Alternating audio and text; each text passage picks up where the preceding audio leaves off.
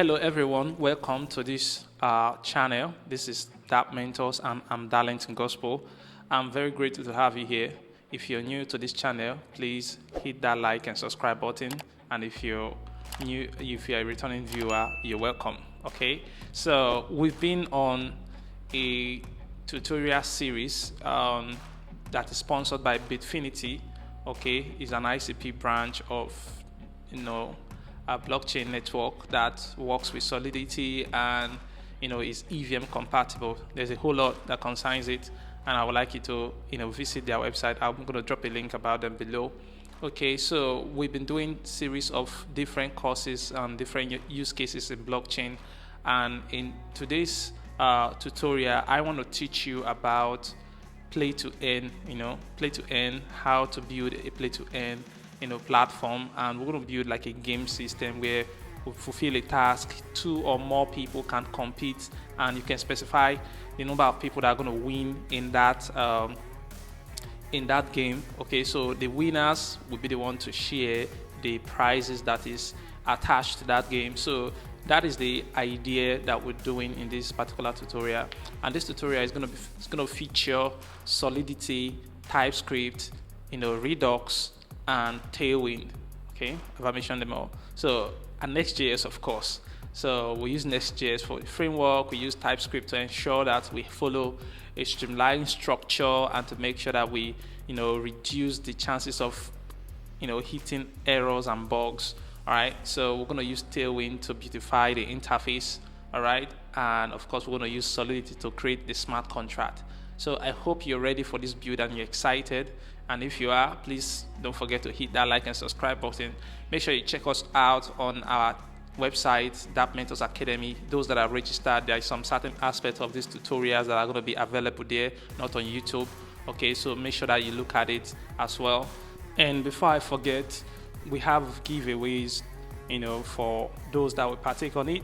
They're just a simple task, which, basically you're just going to do 1 or 2 things, and then you get access to things like books in our book on our platform, or 1 month subscription. And also there's a 3-month subscription to all our content on our platform. There's so much rich content there in NFT, Web3, and all of those sort of things. Blockchain, we have full courses that we want to give you for free, for those duration of time.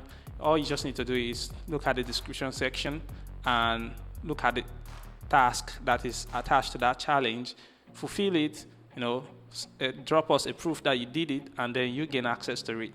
So that is just how it goes. So I hope you got all these things. Jump into the tutorial right now. So here's the table of content for this course. Here are the things we're going to be achieving before this course comes to an end. We've already discussed about the introduction. I've introduced this course for you, and maybe let me give you a brief preamble again. Basically, we're building a play-to-earn platform. All right. So, what is a play-to-earn? You are required to perform some tasks, some kind of play some game. You understand? And then you win. You understand? You winning is part of it. So it's basically playing something, betting, or a group of people playing something, and the best person that comes out of it win.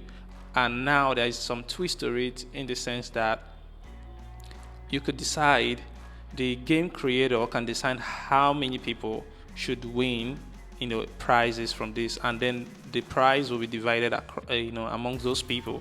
So it could be a game of 10, it could be a game of 2, it could be a game of 50, and as much as you want. So it's not restricted to 1-on-1 or 1 to many, like 2, 3, 4, but as much, and you can decide how many people that you want them to win in that particular game. So there's all those features that are part of this particular build that we'll be doing. All right, so here is the introduction. I've already done that. This is the table of content. This is what we're doing right now, and with the next thing after this table of content I want to work on is the demo. I want to give you a demonstration of how this app project works so that you can see it yourself. So I'm going to do that after now. All right, so afterward I'm going to show you the system architecture. Okay, that is how the system is function from a diagrammatic point of view.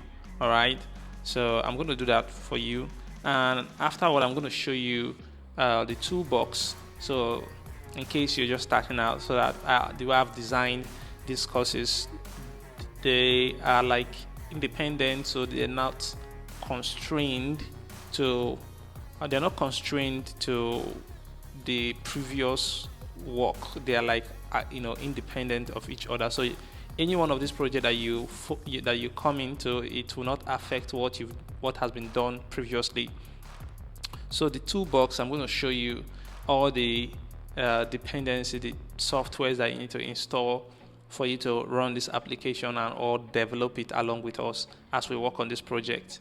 Okay, and we also need project setup. So after all this toolbox is revealed to you, I'm going to show you the setup, how you set it up. We have this project, we have the starter branch ready for you on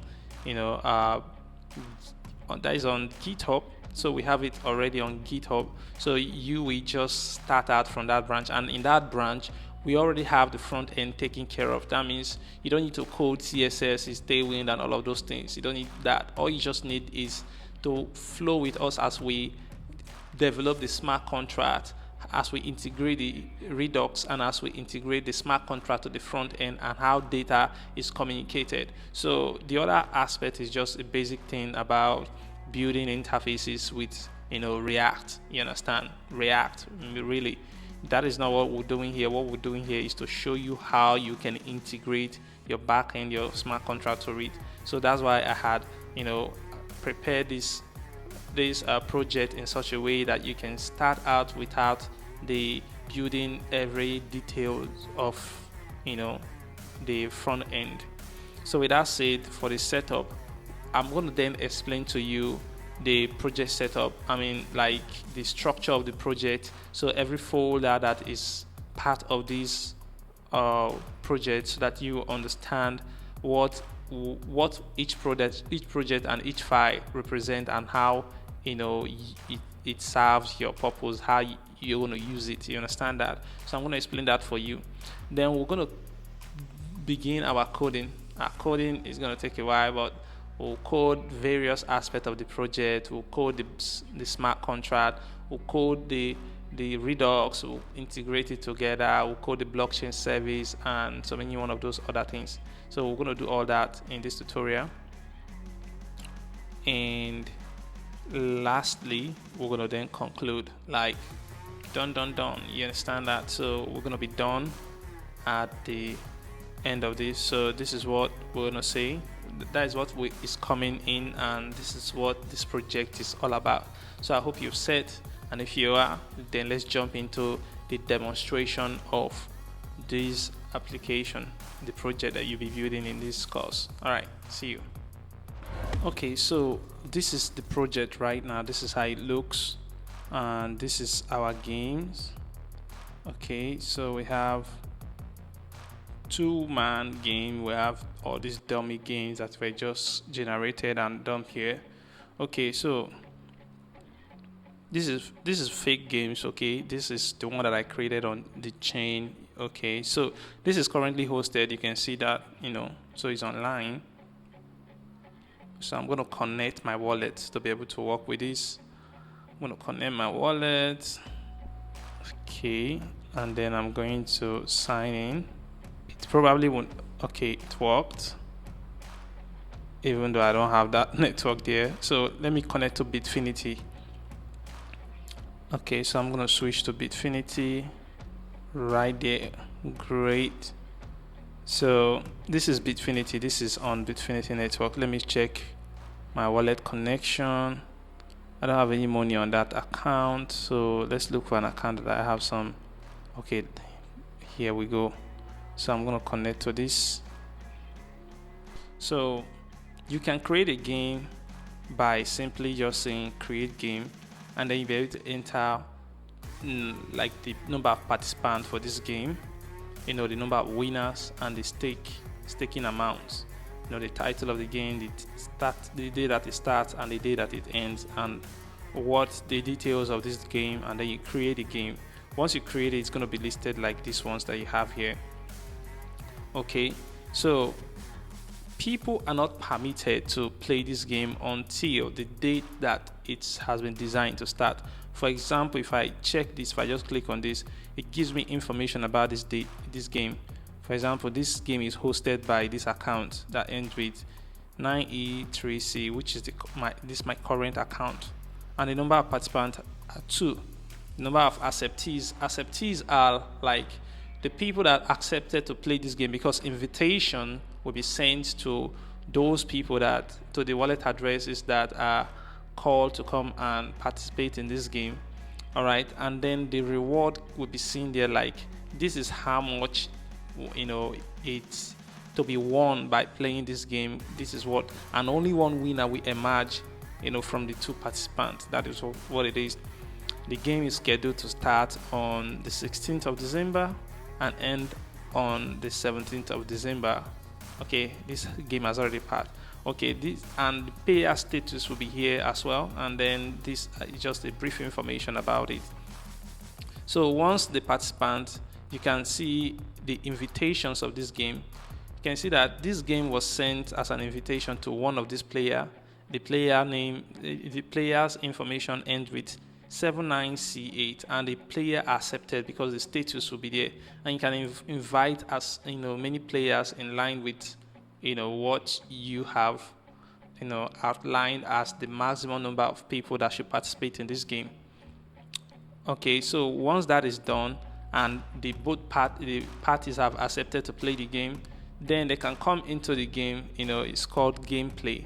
This is a memory game. All right, a memory game. What we're doing is, each time you flip, okay, we are keeping count of how many number of times that you flip to be able to get the correct stuff. Let me show you how many times that I click each card together. It will be calculated and sent. So that would mean that is what I have played. So for example, I've already played this, so this is not going to allow me to play it again. So for example, I could do this, you understand? So I'm looking for something similar. Okay, yeah, so you see now how many cards did I play before I was able to get this match. That is recorded under the hood. So in summary, at the time that you flip up all the cards, it will calculate all the items, that all the times that you've clicked on a card to flip it. Then that is what will be make up your score, and the lowest score will be the one that partake in the winning. Or you understand what I mean? The lowest score. Okay, so I'm going to still flip this to show you. Okay, I got that correct, I got this correct, I got this correct. This is a memory game, so I think I got this, and of course I'm going to get this. So at this time, then you now click submit. Okay, but it's going to have an error because I've already submitted this game on my own end, and the other player as well had played their game. So we can then check out result here. Okay, you see that this is the player, this is me right here, I've played, and this is this guy, he has also played. The result is not yet revealed until the game duration is over. And if you check here, the game duration, it starts on December 16 and ends on December 17 at 10:07. Okay, once this date has been reached, then payout is now basically enabled. Otherwise you can't pay out, you get. So at this point I need to click on payout for the people that have this game to win. So right now I'm just going to receive their payment. So this is how much I have right now. Okay, I have about 30.360 in this account. And which other account is this? Ends with 80. Okay, this account has about 18.43. So let's play this and see how much, who won and how much was transferred to them. So I'm going to click on payout. Okay, and then confirm this. And then this is on the Bitfinity blockchain. Okay, so that has been recorded and payout has been done. Okay, so this was supposed to automatically just reveal who won, but since that is not working, I will do that in the next. So you see that this guy was the one that lost. This was how many number of flips that he did before he was able to submit 34 flips. Meanwhile, this account did 28 flips. Okay, so this is how much this account won out of the entire money, and the others was also sent to, let's say, platform charges and all of that.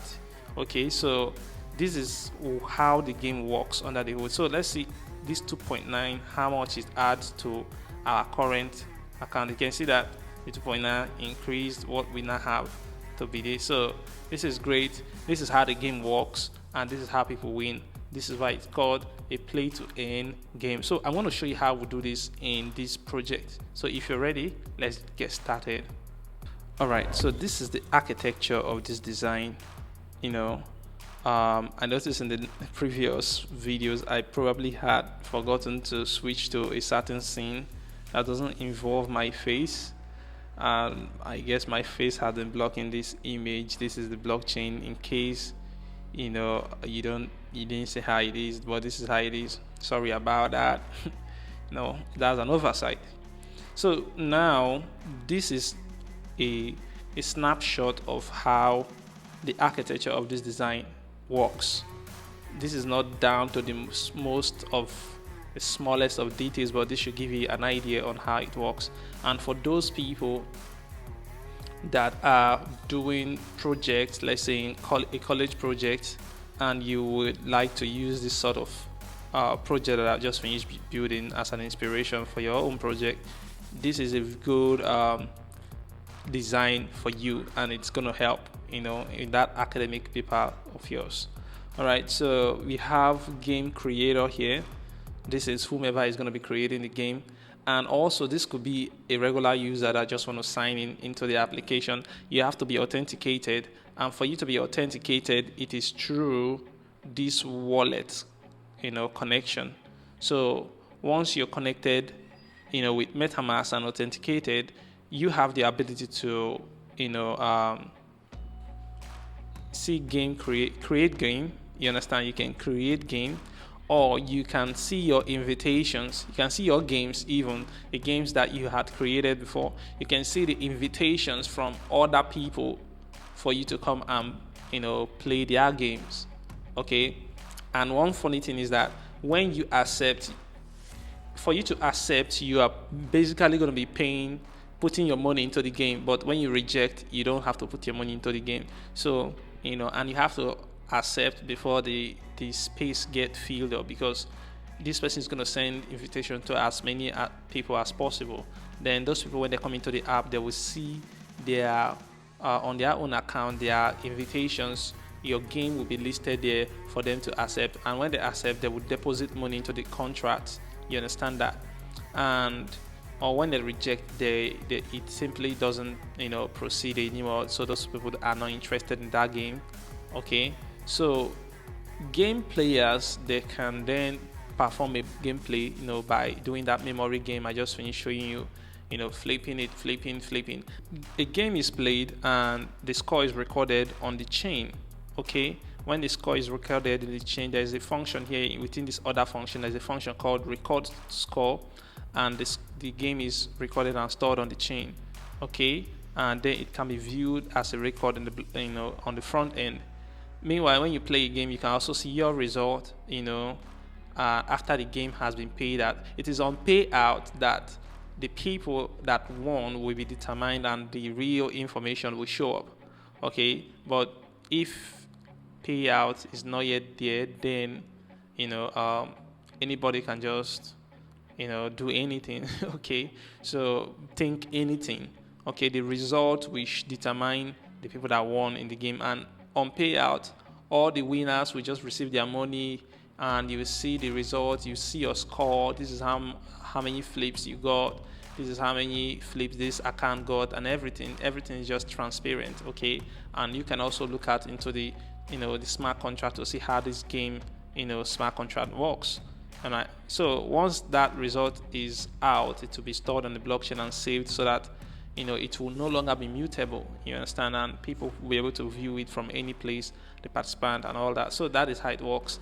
I'm going to show you the algorithm that we use in designing this game, because there is some crazy smart contract level that are integrated in this code, and you're going to see it here because I've done all that for you. I'm just going to teach you how it is. You see, following these tutorials like this will help you master Solidity. Like, there's a depth of thought that went into creating this smart contract. So with that said, this is the architecture of this project. So in the next part of this video, I'm going to show you other things such as the tools that you need to be able to follow this tutorial. I'll see you in the next video then. So here are the things you're going to need to be a partaker of this course. You need to have some of the softwares installed, all of them mostly. Okay, so you need Git bash. Git bash is very important because quite a lot of the actions and codes that we're going to be running with this Git bash, such as cloning of this project, committing stuff to GitHub and so on. Also, what else? Yeah, we have some. We just want you to get this thing installed because it has so many use cases and it's very beneficial to this tutorial. So you're going to see its usages as I go. There's a lot of things like switching to the branch where you can start your project. This is required. So make sure you have Git bash downloaded for your unique operating system, Mac, Windows or Linux. All right, we're going to also need Node.js. Node.js is very important here. We're going to be using it as a runtime for our application, for our Next.js application. So without Node.js, there cannot be anything running for you in this project. So you need to make sure that you have it installed. Select your unique operating system's version and install it, Windows, Mac or any other version here. So please make sure you download this version 20, which is like the recommended one for the users. Okay, don't get the latest one because it's probably not stable. All right, so you're going to need VS Code. VS Code is going to universalize our development experience. There's a lot of things that I have set up with VS Code. It will just make the whole coding experience similar with mine. All right, so I will absolutely recommend that you use VS Code for this development. All right, and then you want to have Yarn installed on your machine. You can install Yarn on your machine by running this piece of code here, okay, and do Yarn version, and you get that whole information. And if all these things that you installed are successful, you can open your terminal and check. For example, if you do git -- version, okay, so it brings out the version of Git bash for you, which means that I have Git bash installed. So if I run node-v, it brings out the version of Node.js installed. This is it. That means I have it. And if you run yarn -- version, it should bring out the version for you. That means Yarn is installed as well. These things are very important there. There is also VS Code, a command for you to launch VS Code, which we'll do later because I've already have this installed. So get all these things together, you get it. So at this point, lastly, we'll need a display to earn a repository. We're going to start with this branch that is called 01 no redux. In this no redux branch, that is where we'll start from, because it doesn't have Redux, it doesn't have blockchain related functions. All it just have is the interface with some dummy fake data generated to populate the interface. So those are the things that we'll need, and we're going to need Git bash to navigate this properly. So with that said, that is what we're going to be doing. So in the next part of this tutorial, I'm going to show you how to set up this project and have it available in your computer. I've also diligently prepared a documentation, all right, that will assist you install this thing in case you want to test it out on your local machine. So without any crazy stuff, every information that you need are available here. They're all featured in here. So the step by step on how you get this thing together is just, straightforward. Okay, so with that said, let us jump into the project setup. All right, to have this project going on your machine, set up and ready for action, you gotta just follow this process that I'm about to do. All right, the first thing you want to do is to copy the URL, the Git location for this, and you move to your working directory. I have all my projects in a folder called sites. CD to sites. So this folder called site, that is where I have all my projects. All right, okay. So I'm going to clone this project. Say git clone this URL, and then I say play to NYT for YouTube. All right, so you run this and it's going to go ahead and download all the packet assets, from GitHub, and it's there now. I could just do cd into this dApp, display to NYT. All right, I'm inside that folder now, and then I will open it on VS Code.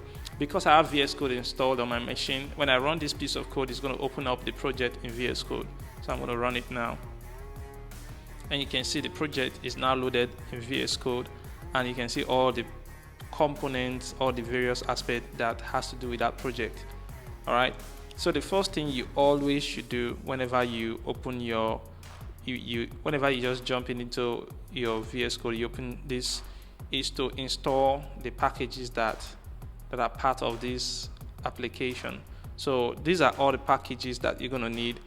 Part of this tutorial is to make things simple for you so that you don't have to go and installing them one after the other, and chances could be that the package differences could disrupt your experience in trying to install this thing properly. So but with this provision, with this way that I've packaged this tutorial, it will be easy for you to just use my own package, JSON, and use the versions of the packages that I use there, so that you won't have to face unnecessary bugs. You understand? So with that said, here I'm going to install all these packages here, okay, including this one, with one line of code. And the line of code is for you to open this. You understand? Open this. I'm using git bash by default but there are other terminal. If you click on, I think if you click on this profile here, what's it called, select profile, you will see that there are different terminals, bash, zsh, and so many one of them, but this one should be your primary one, this bash. Okay, just use bash, it will be in line with what we're doing here as well. If you use any other command terminal, it's not a problem either, because it will still work, regardless. So now I'm going to run yarn install. Doing this will have all these packages installed into my local machine. As you can see here, there is no node module, so I'm going to run this. You see this thing is happening really fast. You can see the node modules copied down already. This is because I've been running project, I've been coding quite a lot of these things of late, so my machine, I've kind of cached those frequently requested packages, so I don't have to go and download all those things from scratch. So that is one of the advantages that I get from using yarn as well. So at this point, I have this project installed. Another thing that you want to do about this project is the environment variable. So when I say code.env, okay, this is the environment variable, and this environment variable, I got it from this place. Look at the instructions for you getting this environment variables have been specified here. First of all, this URL here is the blockchain URL, the RPC of the blockchain that I'm using defaultly, the local one, which is Haddad in this case. All right, this is your domain name, so that this is necessary when you are connecting the wallet. So when you are connecting you're connecting wallet and you're signing that this wallet is a real wallet, you will need this particular piece of code here to verify that. Okay, so that needs to be added there. Since we're working with Next.js and the port is at 3000, this is correct. You should, the only two places that you need to focus your attention is these two project IDs, which you can get from the first one. You can get it from what's it called? You can get the first one from Alchemy, okay, Alchemy, and then the second one you can get it from Wallet Connect. So I'm going to go to my Alchemy dashboard. If you're not a user, you need to sign up with them, and then you create a project. And after you create a project, you can access the API key. You can see this API key here, so you copy it. That is what you use to replace in this place. All right, okay, that's for Alchemy. You also need to get your project ID from Wallet Connect as well. So when I come here, go to this URL, sign in. If you're not signed in, make sure you sign in. Create a project as well. So for example, I'm using this demo here, so I could just copy this project ID, okay, and bring it here and replace it here. So this project ID is needed because we use it for things like the wallet, the connect button you see in this project. This is what it's used for, okay, because it works along with Wallet Connect provider and Rainbow Kit provider, so they need that.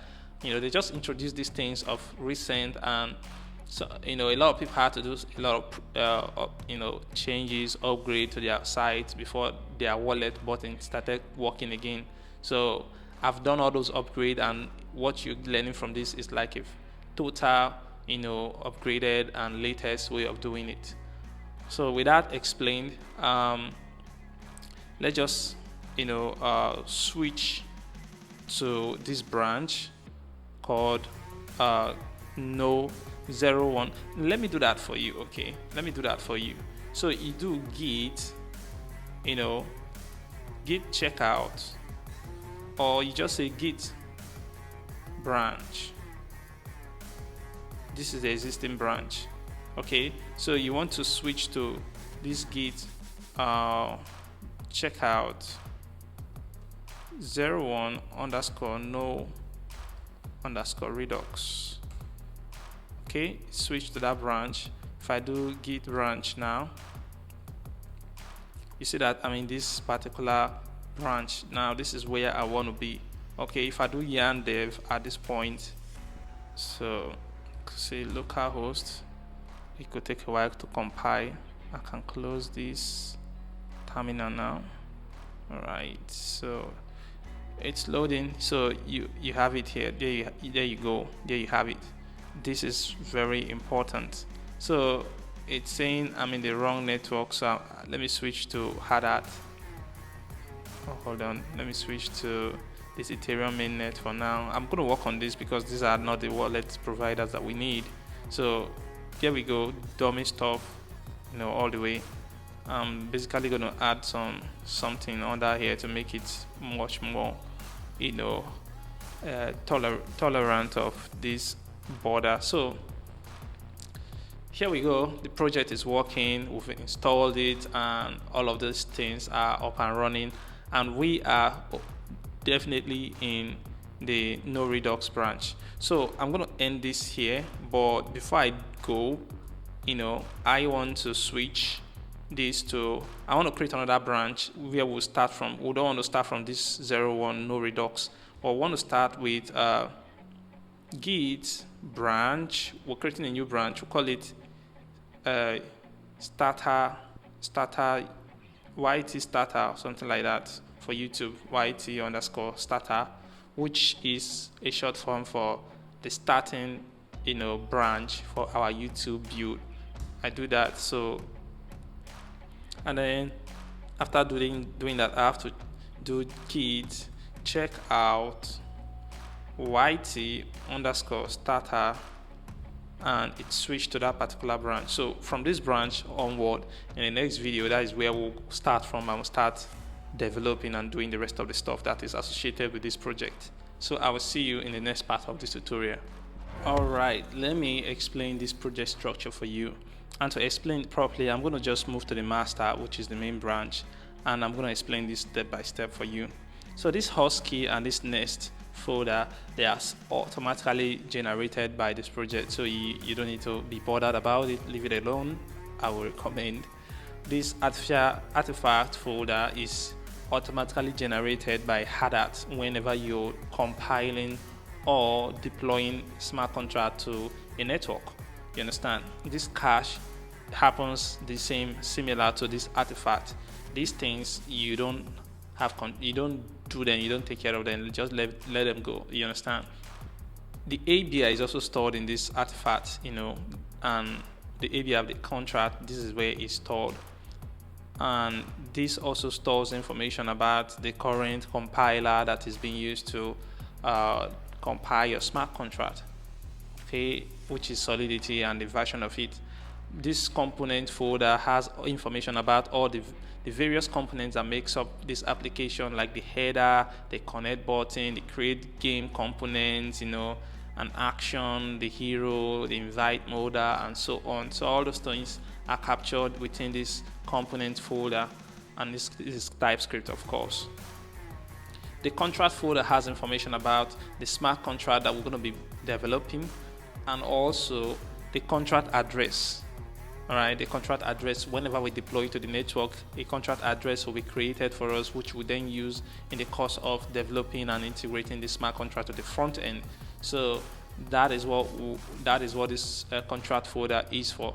This node module holds all the packages that is used in developing this project.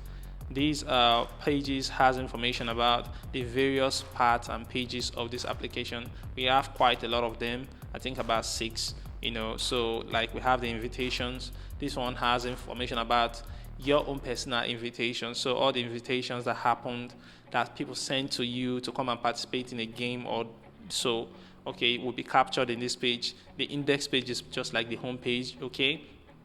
The games page is information that concern all the games that you created that is under your name, under your account.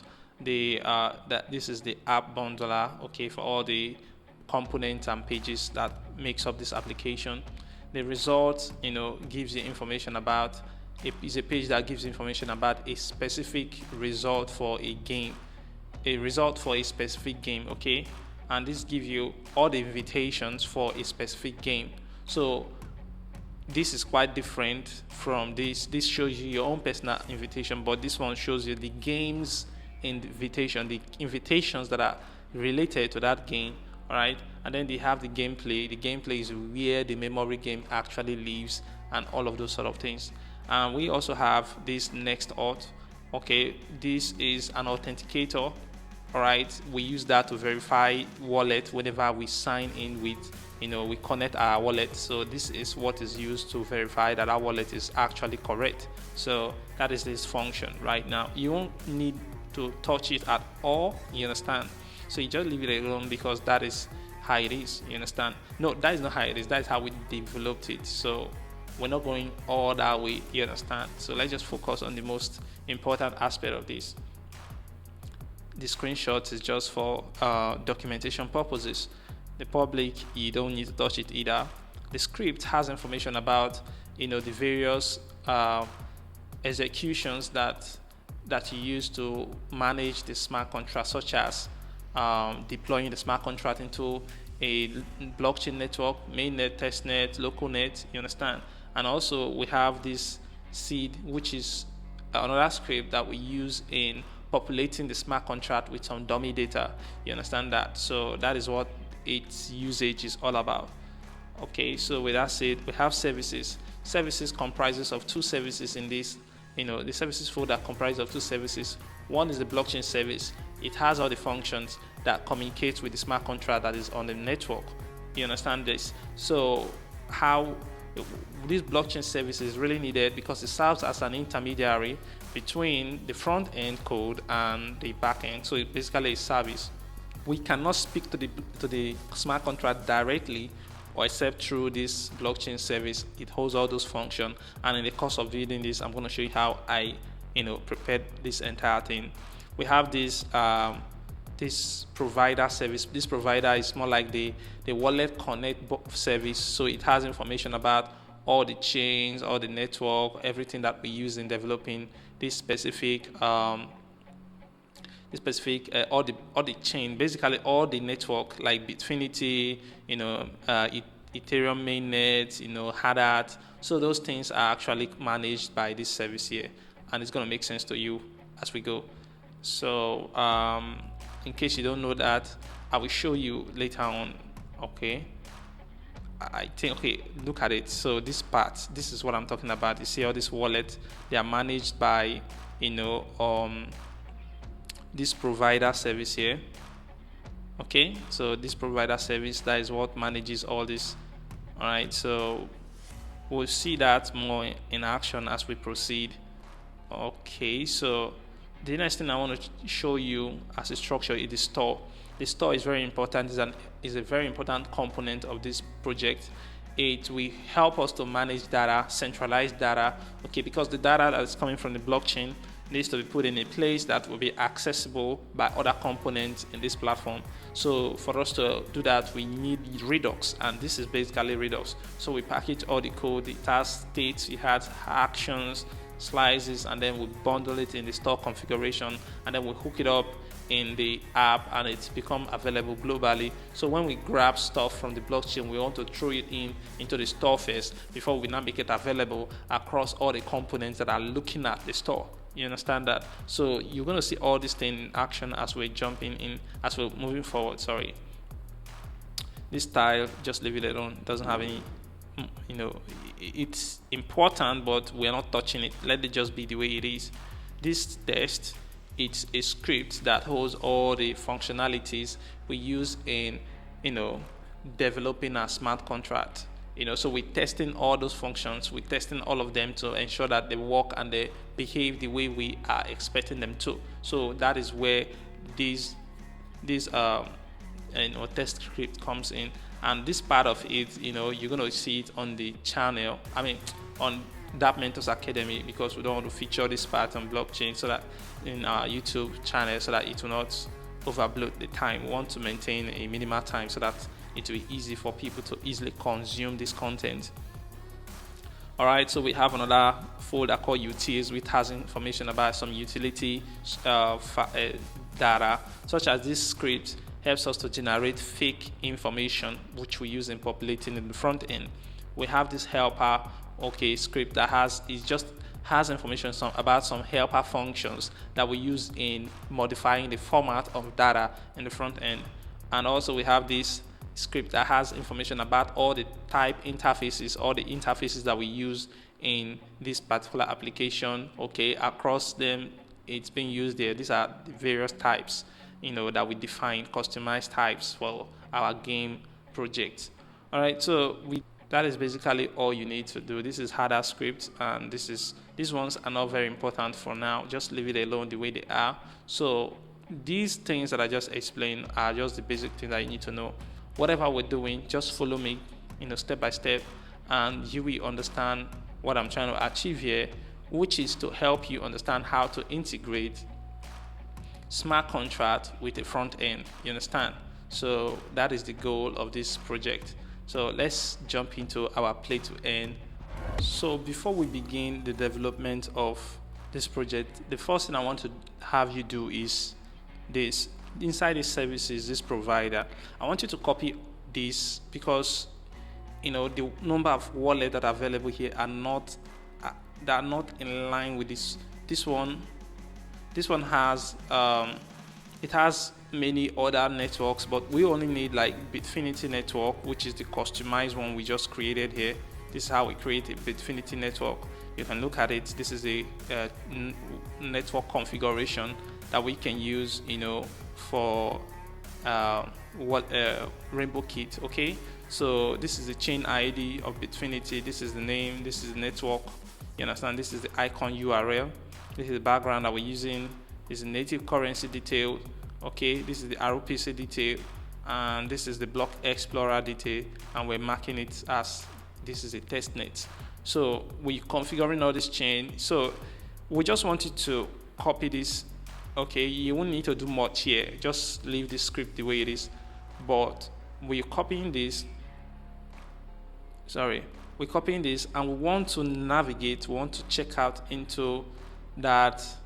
We see git checkout yt starter, yt underscore starter. Okay, so when you're in this branch, we don't have like a customized. We only have mainnet, Polygon, Mumbai, Sepolia, and Hadat. We want to remove those, and we just want to replace it. So Control delete everything and replace it with this. Okay, so this is all you need to do, and now we have Bitfinity there, all of those things then. So that's the only thing I want you to do in this particular part, and you can just, before we did this, let me show you something so that you see the difference of what I'm saying. So I'm going to come here and just do yarn dev.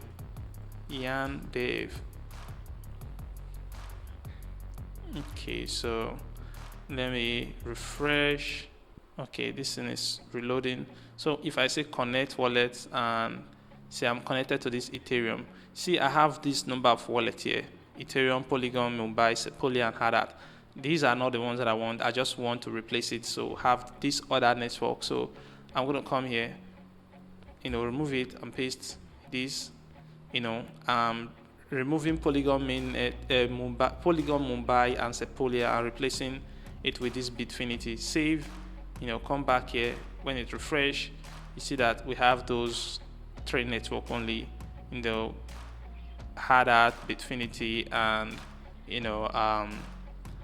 and Ethereum in it. So those are the ones that we have. So this is the first thing that you must do to proceed with the rest of this project. In proceeding with this tutorial, there are some things that we need to get straightened up. Okay, so let me see if I still have this. Okay, you see this dummy data that is coming? It's coming from the backend. See, I want to do something quickly before I even proceed with the rest of this. So I want to come to this pages, app.js, and right here underneath, I want to say, a div. Okay, a div. I'll give you the class name of height, h30, let's say 36, and see. Okay, that is much more perfect. So we have that fixed. Okay, now that we have that fixed, you see this data is being retrieved from the a fake data that is being generated. Let me show you something. This is the home page index. We're using get server side. Okay, if you're not used to Next.js, this is just a method for you to retrieve something data from the before the interface get rendered, before all the HTML get rendered. This is server-side communication, where I just pulled something from the back end, from the and this make it available for my front end to use. So whatever data that I'm making available here in these props, okay, it will be available. I can pass it in here, okay, and then utilize it here inside my the React part of this project, or the front end part of the project. Okay, so you can see that I'm using this function called generate game data, which helps me to generate some data by specifying how many that I want. So in this place, I'm generating 5 of it, and that is how you send these 5 items here. Okay, these are just 5 items, no big deal. All right, so but I want to bridge the gap. There are reasons why I want to do this. I want to do this because when we create a game, we're using a molder. So when the game is added, we want to display it on the view instantaneously. We don't want to have to refresh our browser before that game is added there. So we can't do that if Redux is not, serving as a middleman, or if it's not serving as a middleware or a middle component. It becomes difficult to achieve this thing that I'm talking about here. So to achieve it, we're going to create Redux. We want to do Redux configuration, and I want you to sit tight. Let's create the Redux store first. All right. So to create this Redux store, we don't have any folder called store, so we need to create it from scratch. Say store, that is the folder. inside the store, we're going to have state and actions. Okay, I'm going to explain to you what each one is. So it's not a file, but a folder, state. Okay, and we also need another one called actions. All right, so inside the state, I want to create a file, call it global states. Okay, I'm going to copy the name .ts. It should be Typescript file. And I want to export, inside of it, I want to export a variable called global state, and it's going to be an object. So this global state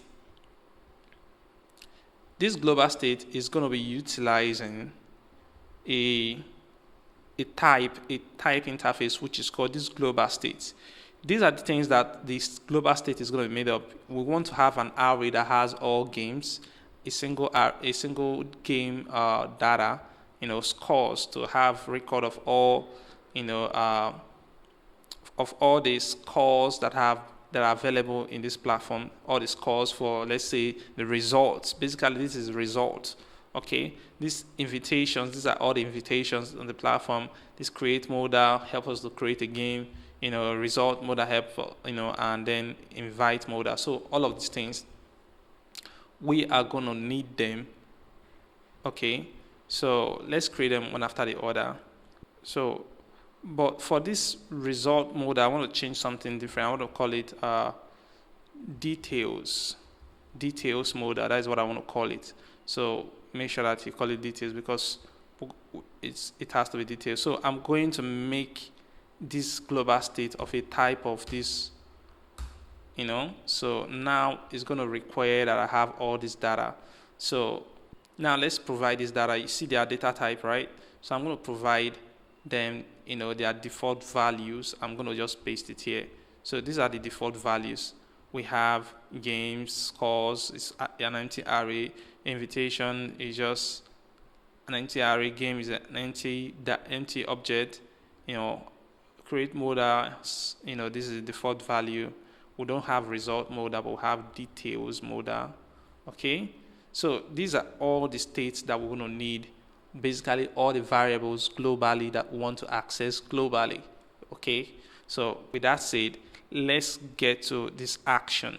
Inside the action, we contain all the functions that will be modifying this. Like if I want to change the value of this invite modal from scale 0 to scale 100, I have to do it from this action place. The same thing goes for all these other variables. If I want to change them, I will have to change them from the actions by providing a function in the action that we mutate the state of all these values. So we call that global actions. Okay, inside this folder, create a new file called global actions. Is a Typescript file. Okay, and you want to export, a const.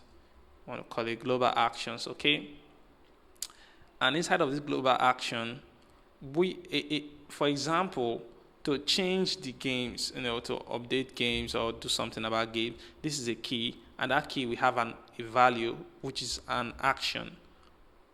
Okay, a fat arrow function. The parameter that is required of this is one called state. So you want to give it information about the kinds of data that it should change. Okay, it needs state and it needs action. Okay, so these are the two things that it's going to need. But TypeScript will require that you specify a type for this state. The type for this state should be exactly the same as this global state, because it's a state, and that global state has information about all the states on our platform. So I'm going to import that. All right. So, and this action is a type of payload action. And this payload action comes from, Redux. Okay, so it comes from Redux.js/toolkit. If you're wondering how we got Redux, when you install this, we had, React Redux as part of it, and we also had, the this is where you at Redux Toolkit. So those two packages are working together to help us to achieve this. So now we have the two parameters specified. You not only need that, you want to specify what kind of payload, what kind of data that is going to be passed here. We need the game struct. Okay, the game struct is coming from, if you look at it, game struct is exportable. So these are all the information that makes for a particular game. All right, so that, and what we want to store into the state that we're about to work on is all games. It's not just a single game, but an array of those games. Okay, so, and then the next thing you want to do is to just say state, dot, you call the games. All right, and then you assign this action dot payload inside of it. This is just how you work on this. Now I'm just going to supply the rest of this information to make it smooth and fast. So exactly the same method. I'm just going to change a few things here. Set scores, make sure it's state, or this thing is state. Okay, so here you import the struct from the interface module. You want to do the same here as well. Okay, and you want to import this, do the same here. Okay, state, and this is a game struct, is already available. You see, because in the game struct, this global action, this global state, you can either store game struct or null value inside of it. So you want to make sure that provision is available here, game struct or null value. That is how this function updates. Okay, so the next thing is this create modal, is a string data type, so which will be scale 100 or scale 0, just as their default values are already here. All right, so for here we say we want to change this to set details modal. So I want to say details modal. All right, so that is just what it is about that. And for here, the same thing. So with this, we've set up all the actions that we want to use in this application. So in the next part now, we want to create another file called slice. Slice basically bundles both the action and the states together and make it, exportable for global configuration. So in this place, in this store here, create a new file called global slices.ts.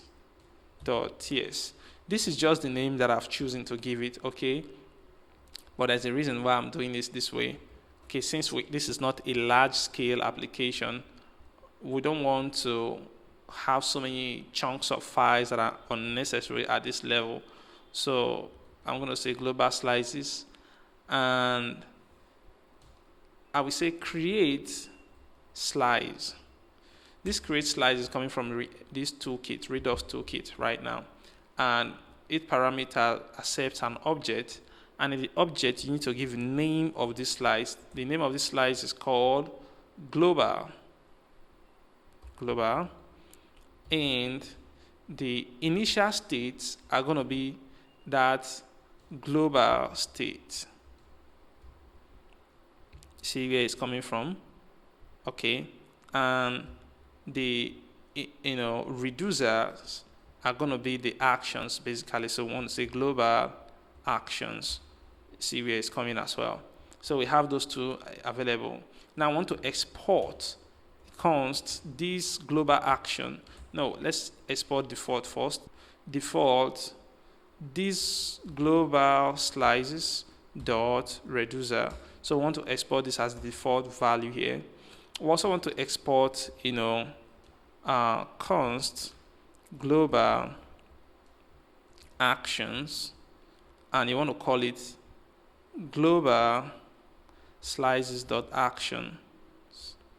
Okay, so there is a problem we're having here. The problem is that this global action has already a name here, so you can't repeat that name. So you need to use a different one, because this will be used to gain access to all these functions that we have here. So let's make these ones an alias. All right, so for example, if I come here and say as, copy this, paste it here, change this to capital letter, because JavaScript is case sensitive, so you paste it here, so that whole error is gone.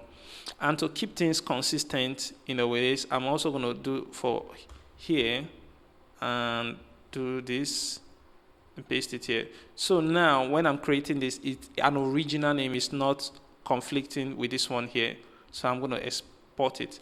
Why? Because I just want the name to be this global action, so that I know there's an action. I don't want to give it a different name and then miss out in the understanding of what it serves, what its function is. So that's why I'm very insistent of using this naming convention. So you save that, and then one last thing you want to do concerning the files that you have to configure is to create another file in this root place, call it index.ts. okay, so I'm going to close these ones now because I don't need them anymore. Okay, so in this index, I will be exporting a const called store. So this is like the main store object that we want to, wrap our application with. And we'll call this configure, configure store. That is coming from, Redux, at Redux, toolkit. It has a parameter, it's accept an object, and the object is a reducer, and the reducer accepts an object, and you just need to pass the name of the reducer. The name of the one of the items in the reducer is going to be this global state. Okay, it is slice. This is supposed to be called slice. Okay, and we can decide to call it slice. Global slice. You understand?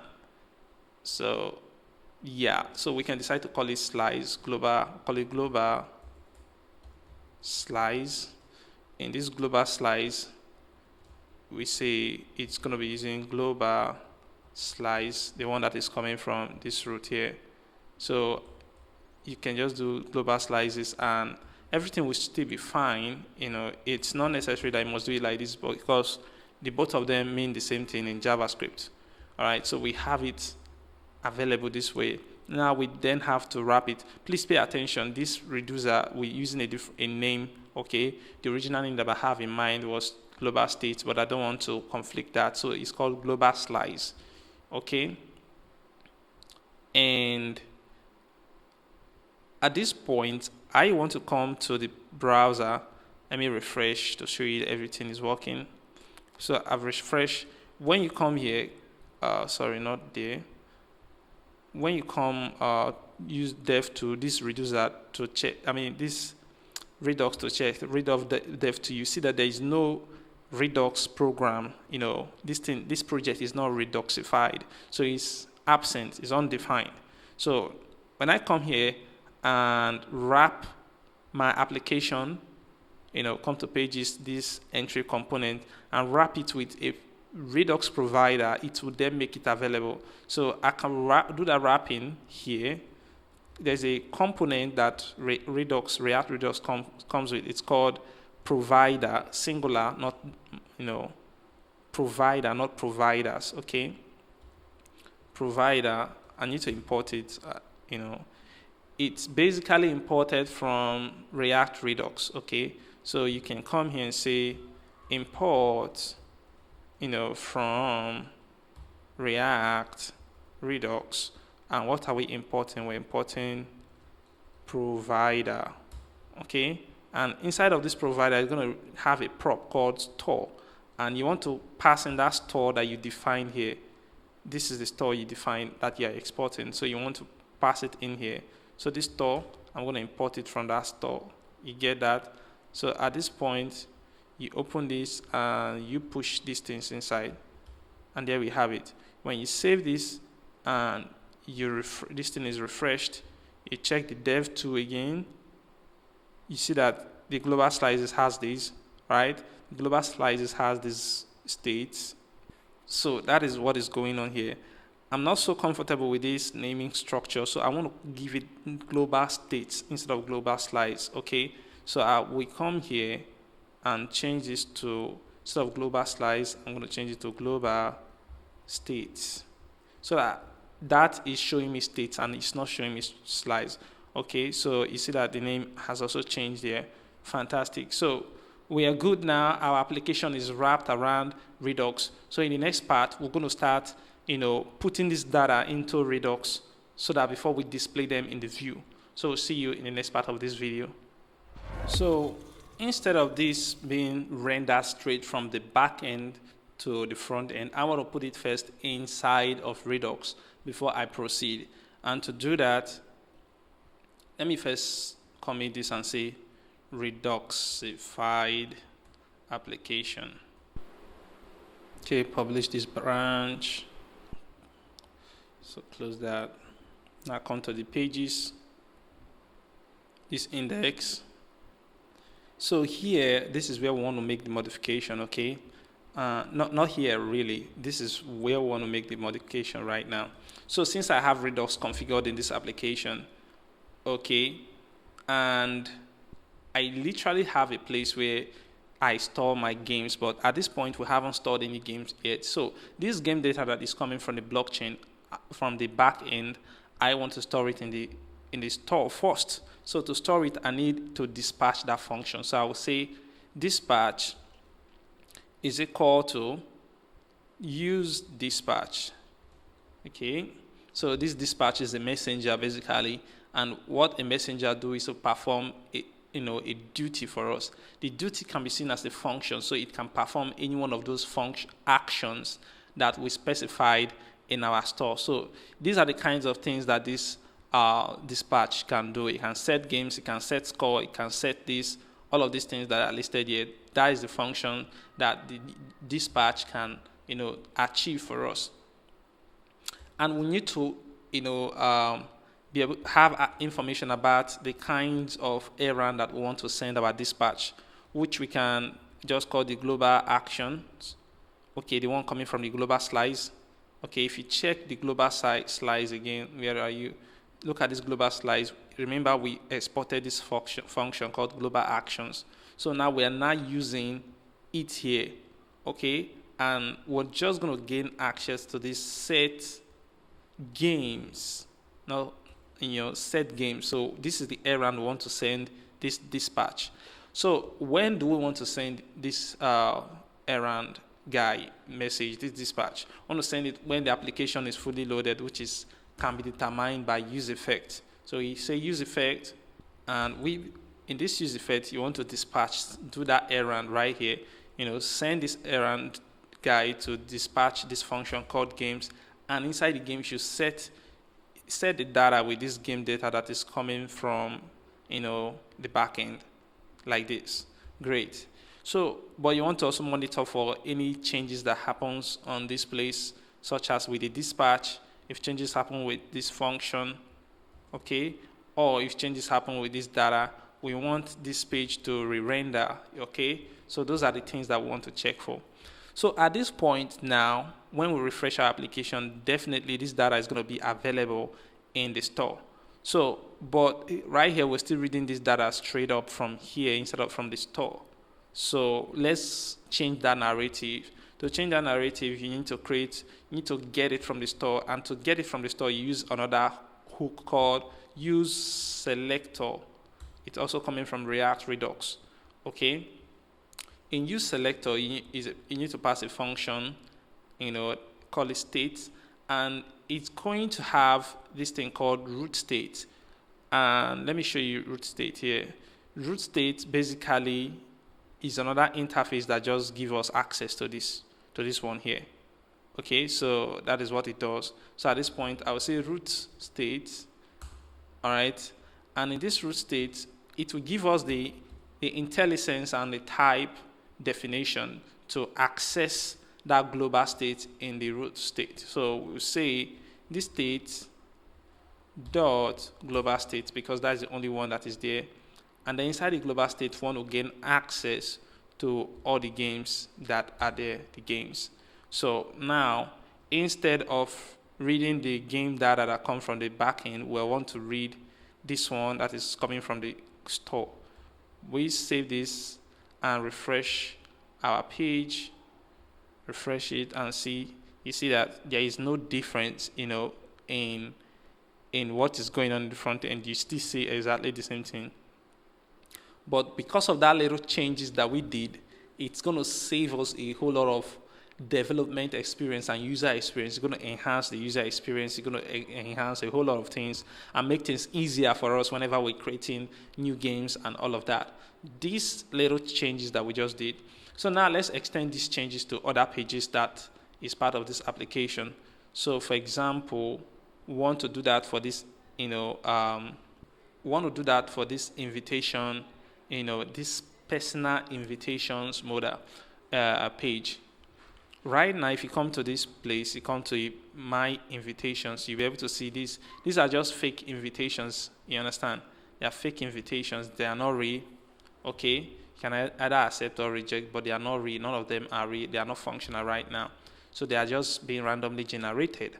So I want to do that same thing where I just bring in Redux as a second layer before it is made available on the front end here.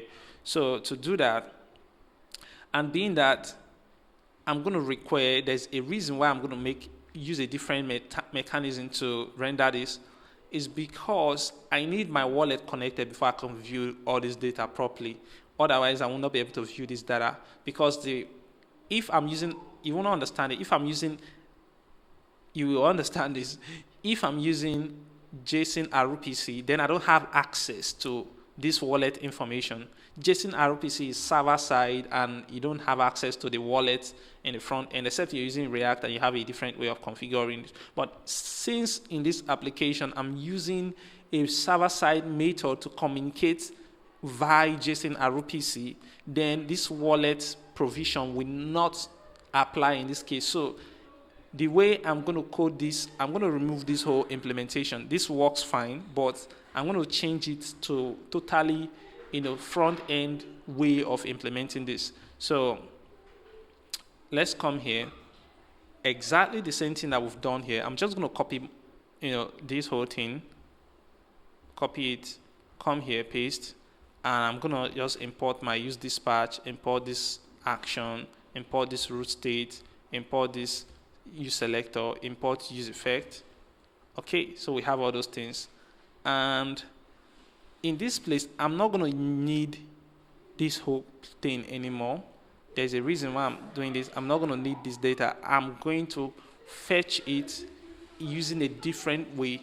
Okay, how I'm going to achieve this is by step 1. So you say const, I'll create a function called fetch data.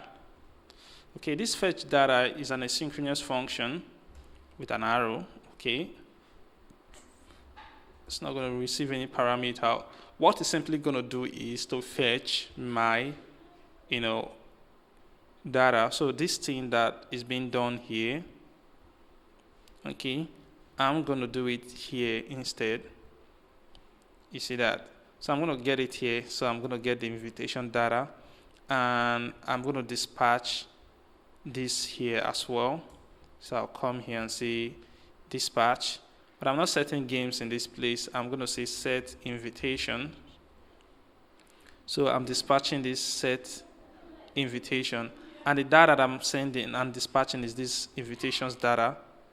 Okay, so in this place I won't have need to, okay, the only need I'm going to do is I'm going to make sure that this is replaced, but here, okay, here is not going to be much needed. We don't need set games here, and what we're getting here is invitations and not, games. So instead of this data, I'm going to do invitations like this, and then of course you need to execute this. So I need to call it at this point. So let me save this and refresh. When we refresh to check that this functionality is up and running, okay, everything seems to be working. So in the next part of this tutorial, I'm going to just show you the other aspect, how I bridge everything. Okay, so let's do that in the next part of this video. All right, there's also something similar that we did here. Want to do for these games. Okay, currently this game is coming from the server side, but we don't want this to come from the server side because this is a personal game. So if you come to the view here, it's going to be under my games. Okay, since it's your own personal game, you need to be connected to your wallet first before you can have access to it. So I need to change the implementation from this way to this method that I used there. So I'm going to copy all these lines of code, come to this place, write it here, and remove all this. No, before I remove it, I want to change this, copy this line, remove this, and replace it with this. Okay, generate game data. So let's import this one after the other. I'm going to import use dispatch, this, import this, import this, import use effect as well. Okay, so we have all these things imported. I'm going to set games. So I'll copy this. This dispatch is going to be setting games, and this is the game data that is setting. Okay, and this is going to be games and not invitations. So here as well is going to be set not game data but set game. So we're monitoring for these two things.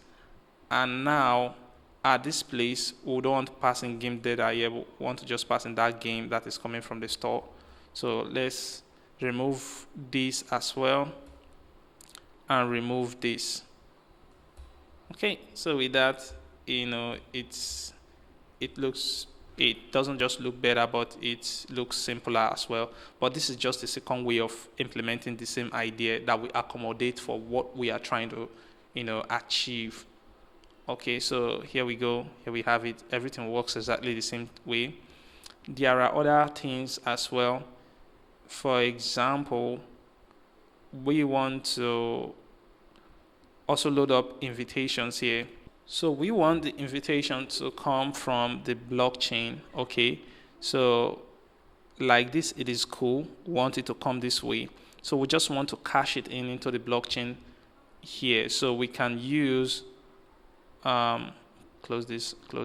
We can use this method that we've used before in the home page. Copy up to here, come here, and paste. Okay. Now I want us to bring in these main bars, bring in this, and this. So we have all this here, and of course this is going to be invitations. Okay, so that's what we are expecting here. Invitations and game data. Okay, so we will need to. So first of all, I want to set singular game. So not games, okay, singular game. All right, and I also want to set invitations, okay, and I want to also do invitations here. Okay, so these are the two things I want to bring in. And setting game, we will set game, not game. So we're doing set game data, not games data. Okay, yeah, we want those two there. I want to duplicate this as well. Set invitations. So this invitations data will be here. Okay, and at this point I want to add this into the dependency array and this. So now that we have those two things being sent to the store, instead of doing game data like this, I just want to use this here. I also want to use this here. Okay, and instead of doing this invitations data here, I want to do it this way. Okay, yep. So these games, we don't want games. Okay, I don't know why I keep doing that. It's actually game, singular. Okay, not games. Game, singular. Okay, that is what we want. The error is gone and we have all the information that we need. So let's save this and check it out again. This is my games. You can see game/games. So let's refresh and see. That is my games, but there is also something called invitations of a specific games. So the invitations of this specific game works. That is the page that we've been working on all this while. So it's working like it was before. Okay, so yeah, the same information being displayed. So this is great. Now we have other places that we want to do, like this gameplay again, and lastly here. So this result, let's work on this result a little bit. So for this result page, it's obviously receiving data, game data, and what scores from the back end, you understand? So we need to bridge that as well. So I'm going to come here and copy these lines of code that I created before. So come here, add it here. Okay, once it is added, you can close this and import. Okay, it's being imported here. You can use this patch. My computer is a little bit slowing down at this moment, but it should quicken up. All right, so I'm going to import that. I'm going to import this as well. I'm going to import this. Okay, and use effect. So I have all those things imported. Now let's focus. This is a single game. We have that represented properly, but this one is called scores. So I want to say set scores instead. Set scores. Okay, and what we want to set as score is this. Okay, score data right there. And for this place, instead of invitation, we want to say scores. All right, so now that we have that, instead of doing game data here, okay, instead of doing game data, I'm going to do game, and instead of doing score data, I'm going to do scores. Okay, so we have all these things, structured completely and very well. So let's save that and just see how it goes, in the result. So if you come to a specific game, if you click on a specific game, okay, like this, and if you come to the result page, it's building. So the result page is also showing properly. All right, so whenever I refresh, the data are being picked up from the blockchain and added into the Redux store and then displayed, at random this way. This is great. So there's one more thing that I want to do. Let's see if that is still part of it. This gameplay. Do we have anything coming from the gameplay? Let's see. So yeah, we're having game data and scores also, and player addresses. So let's put that together. But before then, just to make sure that we are on the home page, let's go to the home page and let's go to gameplay for this. Come on. Okay, so this is gameplay. This is where you play all the games.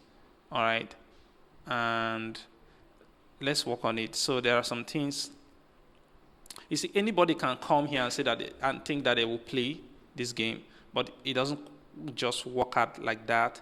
Okay, for example, if you're not an acceptee, if you've not accepted an invitation, you will not be able to submit. Even though you play this game, you won't be able to submit it. So it's just like that because we have coded it, and that's why we have this parameter called player addresses. So if your address is not in this place, you will not be able to submit that game. So we have that coded into the application. So these are all the codes that make for this application. I'm not gonna go through it and try to teach you how to develop, a memory game. So this is just what is used to develop a memory game. My primary intent here is to help you integrate a back end built with Solidity smart contract to your front end. You understand? So that's what we're trying to do here. So we're going to come back to this place. You see here, this is where we want to work on. All right, so before I do that, I want to check if it's absolutely necessary. I don't think it's necessary. We have everything that we need. We don't need to make any modifications here. Okay, this page is just great. Okay, even though we have all these things coming in, why we need the game data, we need the player addresses for those that are qualified to play this game, and then the scores to keep track of, the performance of each one of these, people in this group. So that is just what this particular one is made up of. So with this, in the next part of this video, we can start developing the smart contract that is associated with this whole game thing, you understand? So I will catch you in the next part of this video. So I'm going to commit this, I'll call this Redux, bridging with Redux.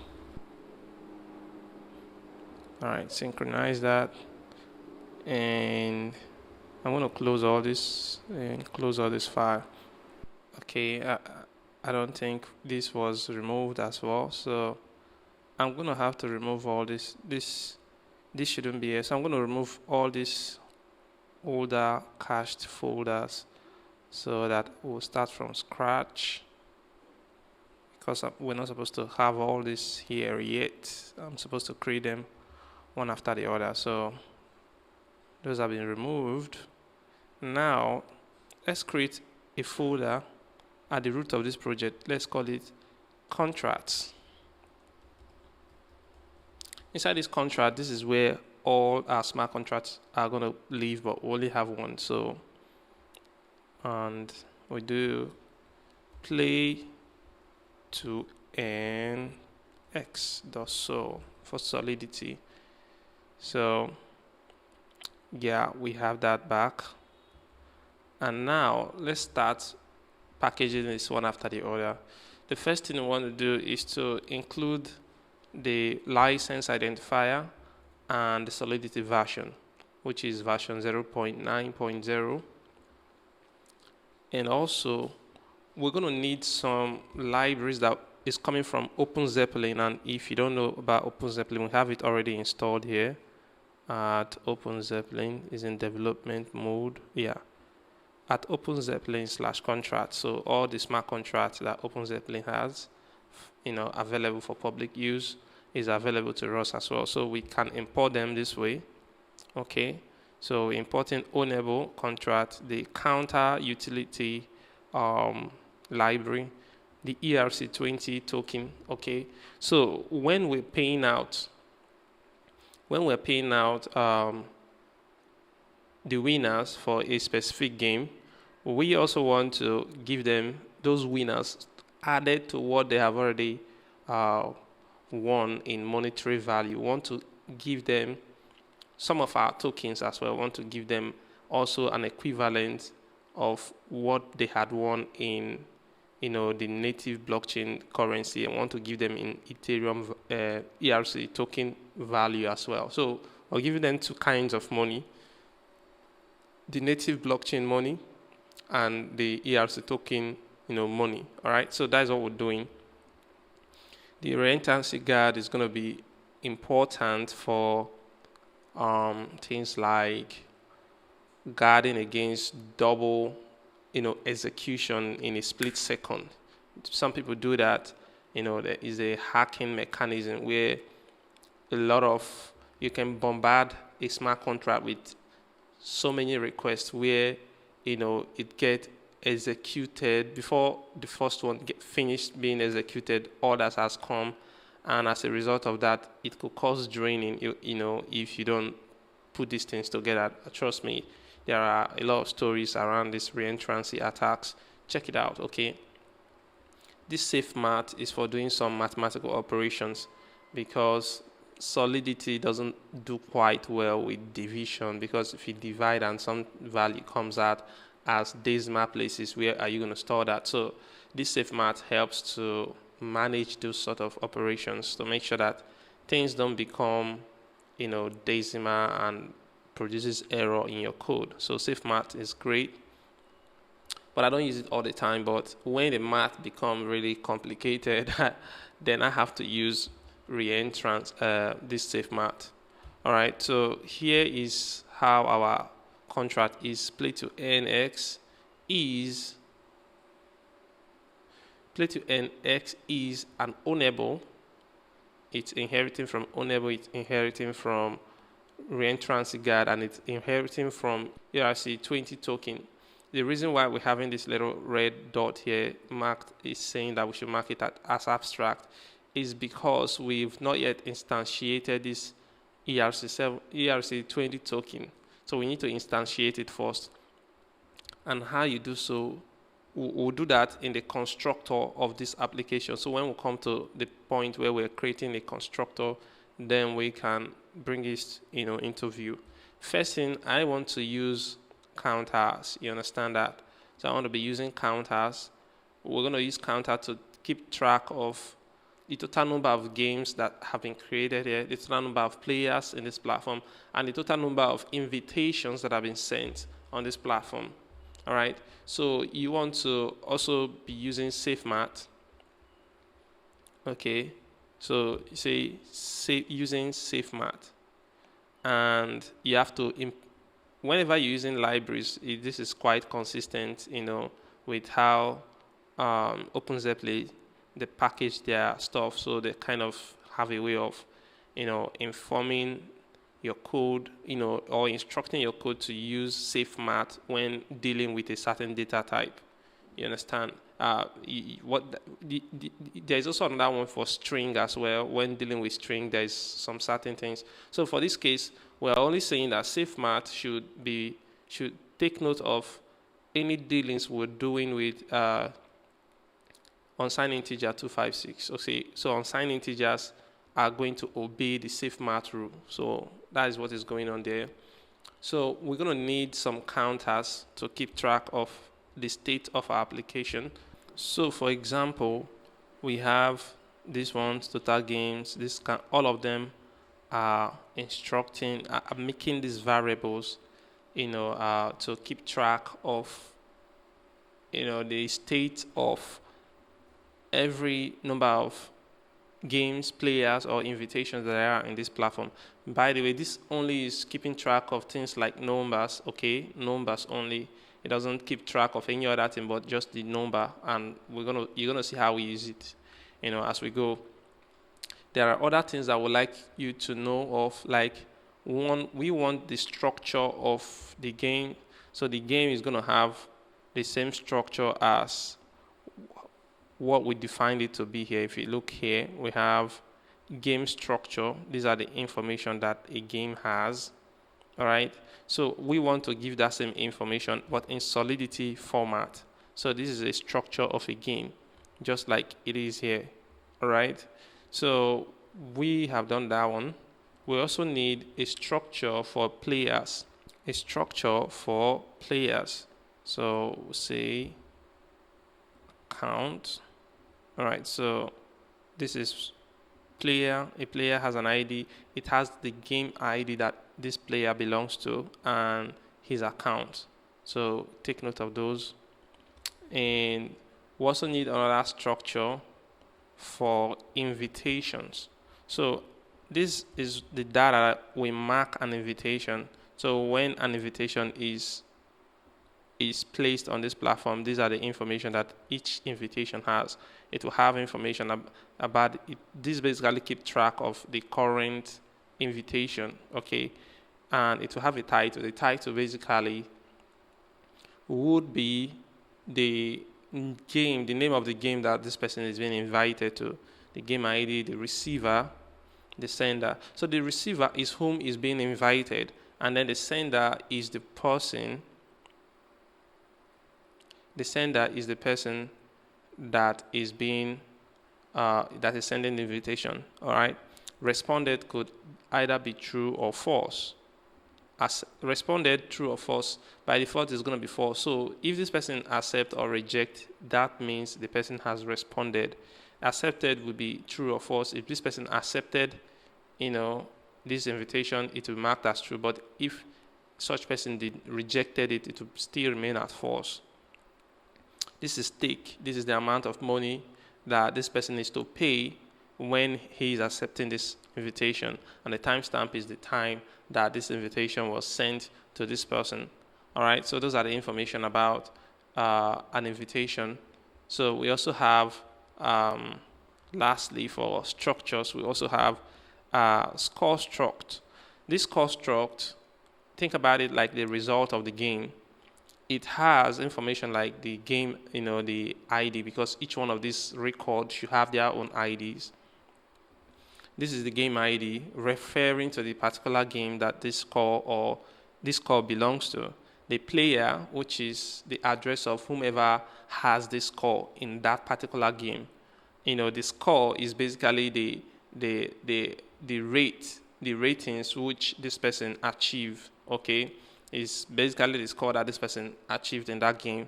Okay, the lower your score rate, as in respect to our example, the lower your score rate, the better for you. That means if you have the lowest score rate, then you will win. You understand? You stand a chance of winning. You have prize. Prize is basically how much you won, because after some calibration, such as deduction of taxes and all of those things, and then that money being shared among the winners, okay, from that prize pool, the amount that each person got will be recorded here in this prize. And then played will either be true or false, depending if this person participated in this game. So once a person accepts an invitation and the person did not play, this will be marked. This will remain by false by default. So what if the person played, is going to be marked as true. So those are the information that makes for games, players, invitations, and score in this platform. So the next thing I want to do simply is to create two variables that are going to be global. So the variables I want to create here is one, total balance, which will keep track of, the total amount of money that has been sent into this platform. You understand? So, from all the games, we want to keep track of that so that we'll know how much we're cashing out and how much we shouldn't. Okay. So we have service percent. Service percent is, how much we're charging per payout in this platform. So whenever someone pays out, the certain percentage that we are receiving out of it, so it will be captured here. And I want to quickly proceed to creating a constructor. So this constructor is going to initialize this service percent. So it says service percent is equal to this PCT here. But this still this did not resolve that. So because we need to instantiate the ERC20 token here, so you can say ERC20 and you open a parameter, and you know that a token must have a name. So the name of the token is play to earn, and then the symbol of this token should be P2E. So that's the symbol of this token. You see that error that was above is now gone. All right, so we are in good standing now. And after I have done this, I want to bring in some mappings. We have quite a lot of them, and I'm going to paste them and explain them one after the other for you. So we have mappings of this nature. The first mapping keeps information such as if a game exists or not. So you pass in the game ID, okay, and then once that game is created, the ID is marked to true, so it means that that game exists in this track record here. Another one in this mapping keeps track of all the games that are being created in this platform, so they're going to be stored here. Okay, so please note here that we have a key called deleted. This deleted, we can toggle it on off. Once we toggle it to be true, that means that game can no longer display in our contract. But it doesn't mean that it's no longer present in these games. It's still there, but it will no longer be functional. Neither will it display in the public view. All right. So those are the things you must take note of. So we have game struct, which keep track of all the games. You just pass the game ID and then you retrieve that specific game. It's called games here. We have players. Okay. Players keep track of all the players that belong to a specific game. So I pass the game ID and then I retrieve all the players. You see that this is in an array. I retrieve all the players that belong to that specific game right there. We have another one called player struct or score, would keep track of all the scores that belong to a specific game. So I just need to pass the game ID, and then all the scores that belong to that particular game are returned to me. All right. So this is how I see my results. So those results that we see are captured within this structure, within this array here. All right. So this keep track of it. We have another one. These mappings are very important because this is how you use to organize your data, and the way you organize it, it will make it easy for you to it will also make it easy for you to retrieve it or not. You understand? So you can see that I don't put everything in an array. You can see games, I don't put them in an array because I want to give game a unique ID, and it will be a lot difficult, when you're doing deletion and all of that. So from experience doing this thing, on a daily basis, I prefer using mappings in a whole lot of places, and then I prefer using arrays within a mapping instead of mapping, I sort of be able to array like that. There's a reason why I'm organizing my work in this way. Here, this is a two-dimensional mapping. All right, so for every game, we want to check the player if it is listed. So let's say there's a game called two-man game. We want to check if this player, is listed among those people that we partake in this game. Okay? And the only time that a person will be listed here, or an address will be listed here, is if this address had accepted the invitation. If this address have accepted the invitation, then this address will be listed in here. Another one here again is invited. So it's almost the same thing except the naming. Okay, what happened is that we can send invitation to a specific account, and because we send that invitation, this person is going to be listed in this mapping. Lastly, for all the mappings is this one called invitations of. Okay, so this is for a specific game. All right, for a specific game. If I put, for a specific game, I could list all the people that have been sent. We can view all the people that have been sent invitation for this particular game. So that is what it is here. It's quite different from this one. Okay, it's quite different from this one. All right, so just take note of that. All right, so this invitations of returns all the invitations for a specific game. All right, so with that explained, let's go on. In the next part of this video, I'm going to start showing you how to create game, and so on. All right, so I will see you in the next part of this video. Okay, so to create a game, I'm going to do something simpler here. So I'm going to copy the parameter of the function. Okay, so this should be public function. Okay, so here we go.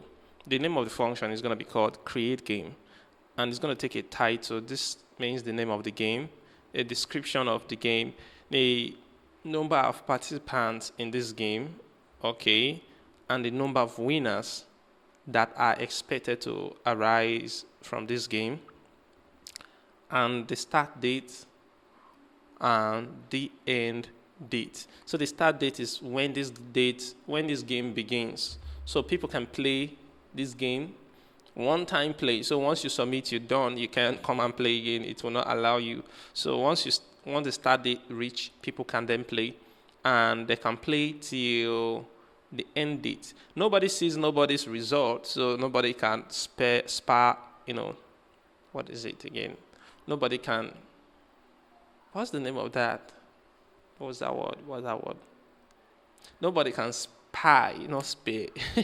Nobody can spy, on anybody's game result. So everybody will see their result at the end of the game when, payout is made, and you see clearly where you are.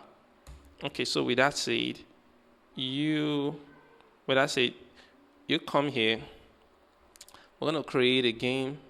So what are the information that we use in creating a game? Okay, before you even create a game, we also need this payable, because even the game creator have to put his money in there, because he's going to be part of those that will play that game.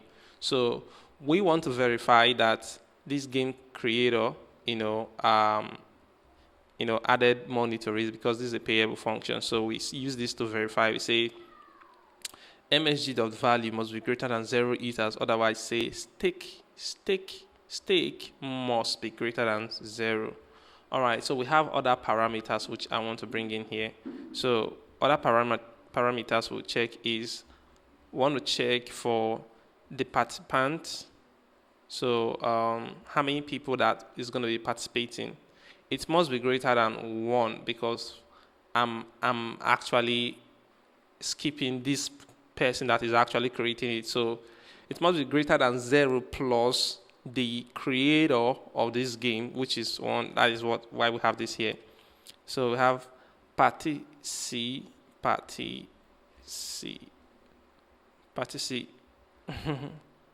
participants must be greater than 1, okay?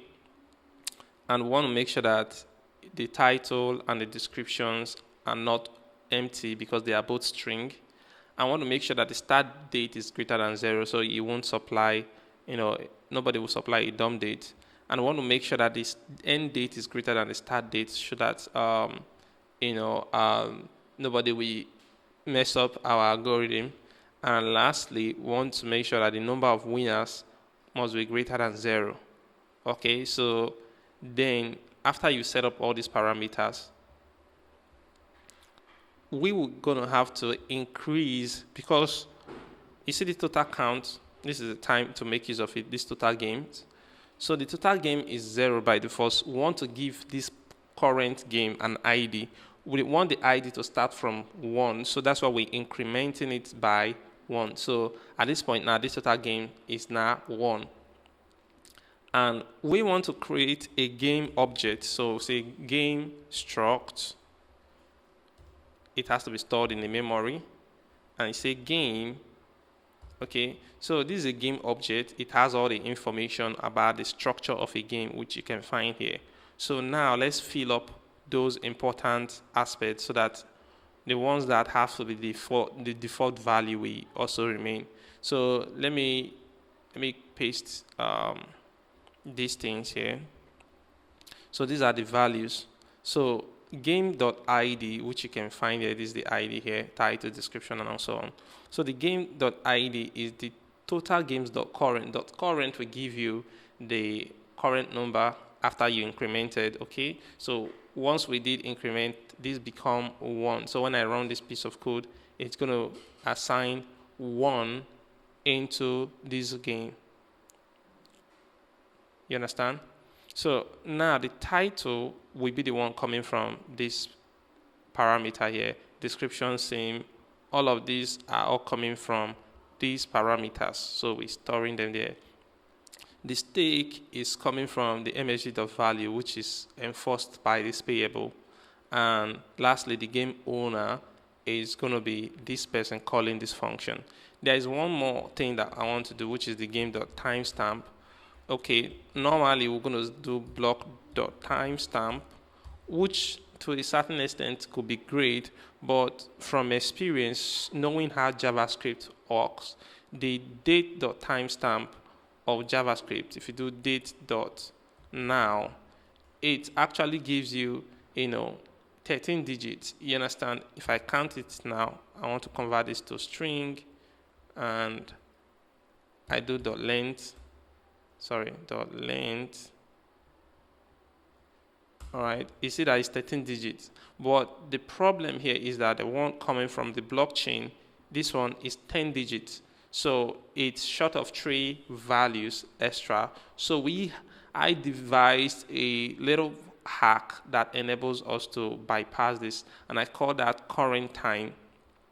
So this is a function that bypass that mechanism. So I basically just multiply the current timestamp with 1000 and then add 1000 to it. That gives it an extra 3 zeros, okay, to make it 13 digits. I just add extra 3 zeros, so I'm not really adding any kind of crazy value to it. So instead of this block.timestamp here, I'm going to just say current time, right, like that. So that will create the game for us. Please take note that, even though we're creating game, we also need to create a score, all right? Because by default, anyone that accepts an invitation must have a score already created, so that when this person plays their game, that score will be updated. You understand?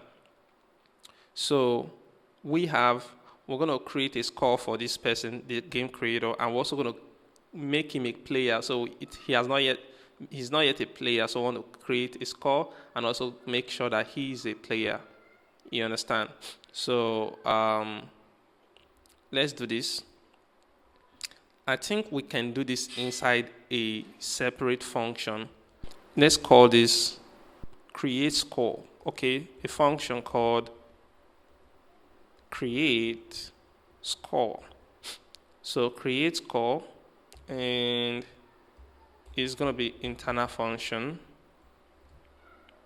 and it will returns a boolean. Okay, this is not how I originally created it, but I want to do it this way so that it will be, easier. I want to pass in the game ID in here. So yeah, so that's the only thing I'm passing in. So in being able to create a score, you need a score structure. You need to create an object that is of score. So I'm going to call it score, and I'm going to say the score dot ID is going to be equal to, we have a score mapping, a mapping that is just called scores. So I'm going to count how many members are there. So then that will become the ID of this person. So that score starts from 0, so it will be very in line. So say scores, and then I pass in this game ID, and then I say dot length because this is an array. Okay, so the first score is going to be 0, the second one is going to be 1, and so on and so forth. So then the game ID, say score dot game ID is going to be this game ID here. All right, and we also want score dot player to be equal to this msg dot sender. So the color of this dot okay, I'm making a mistake. msg dot sender.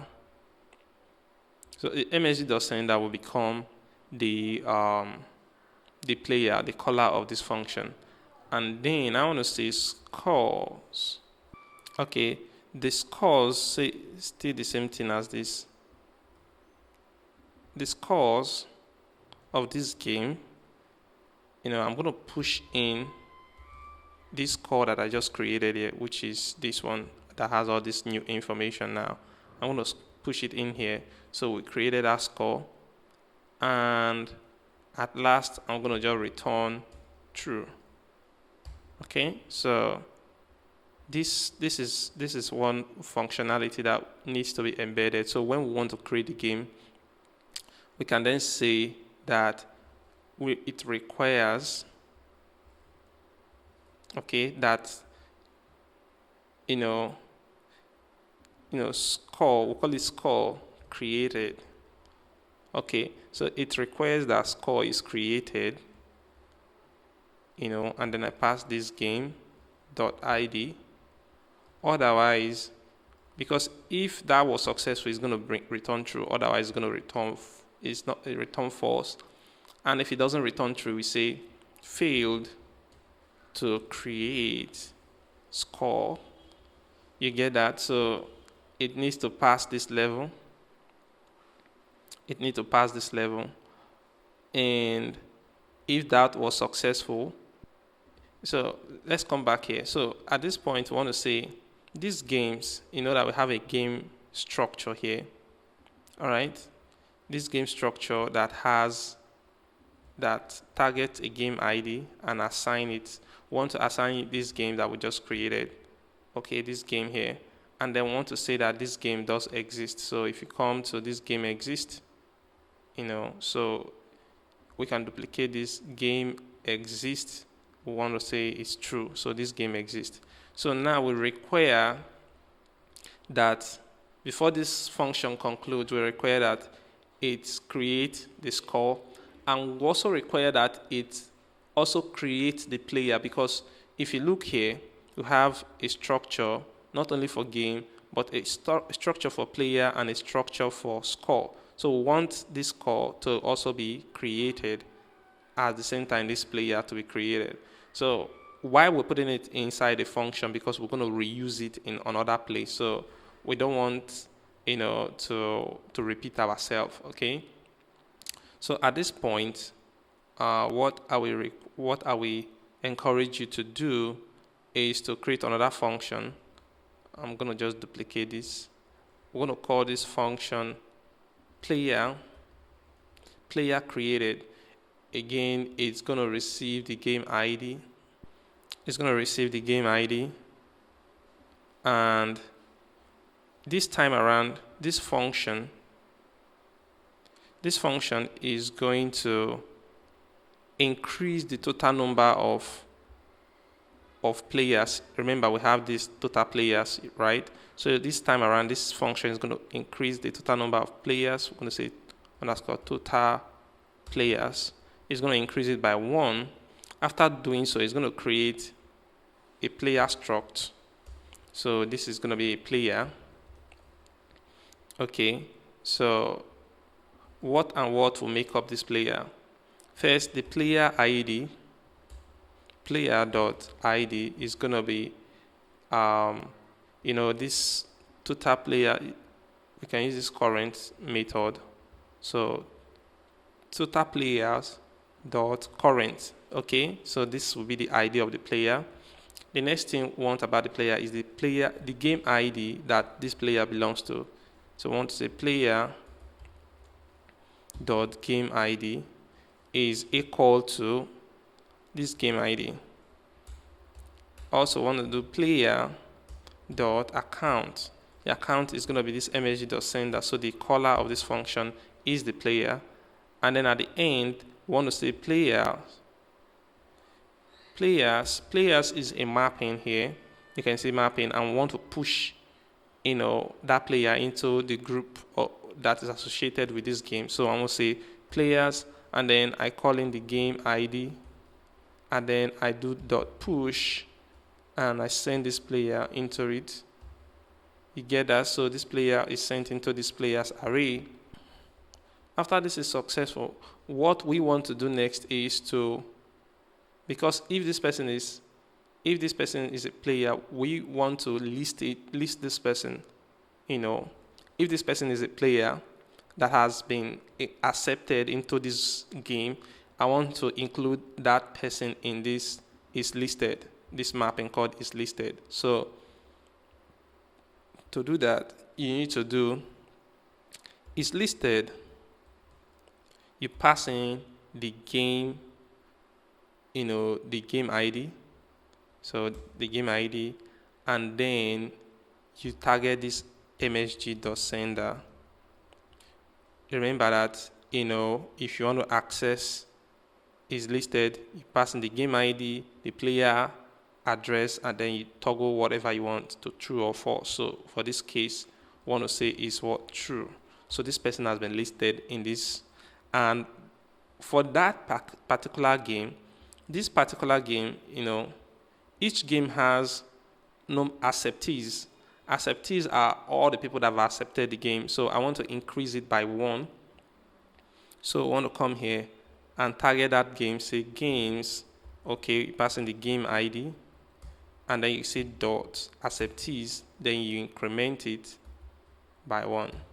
All right. So, and lastly, you want to increment the total balance, the total balance in, look at this function, this thing, you want to increment it by the amount of money that this player,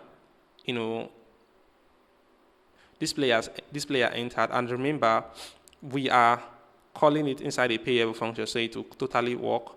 So I want to say total balance, plus equal to this msg.sender, no, msg.value. Okay, so with this, and then you return true at the end. With this, you'll be able to create a player. So I want to say create player, and then we create score. So we can do this in the order such as you create a player first. So say player created. So you say fail to create player. Okay. And then player, score created, fail to create score. So these two stuff must pass before we can say we've successfully, created a game. So this is all it takes to create a game in this platform. I hope it wasn't too complicated, but yeah, I've break it down in a much more simpler format for you, and I hope it's not crazy. So, but this will help you to create a game and balance it all together.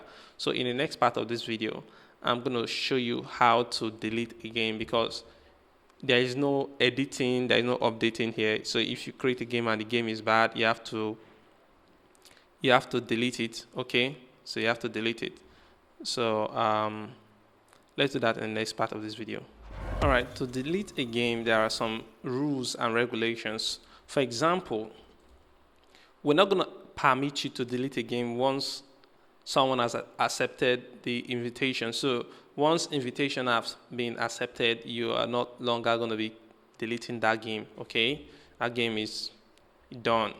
You understand? So you got to be very intentional what you're doing here, because once money is on board, then we don't want that to be possible anymore. So I want to create a function called delete game. This delete game is, let me just bring it all the way under here.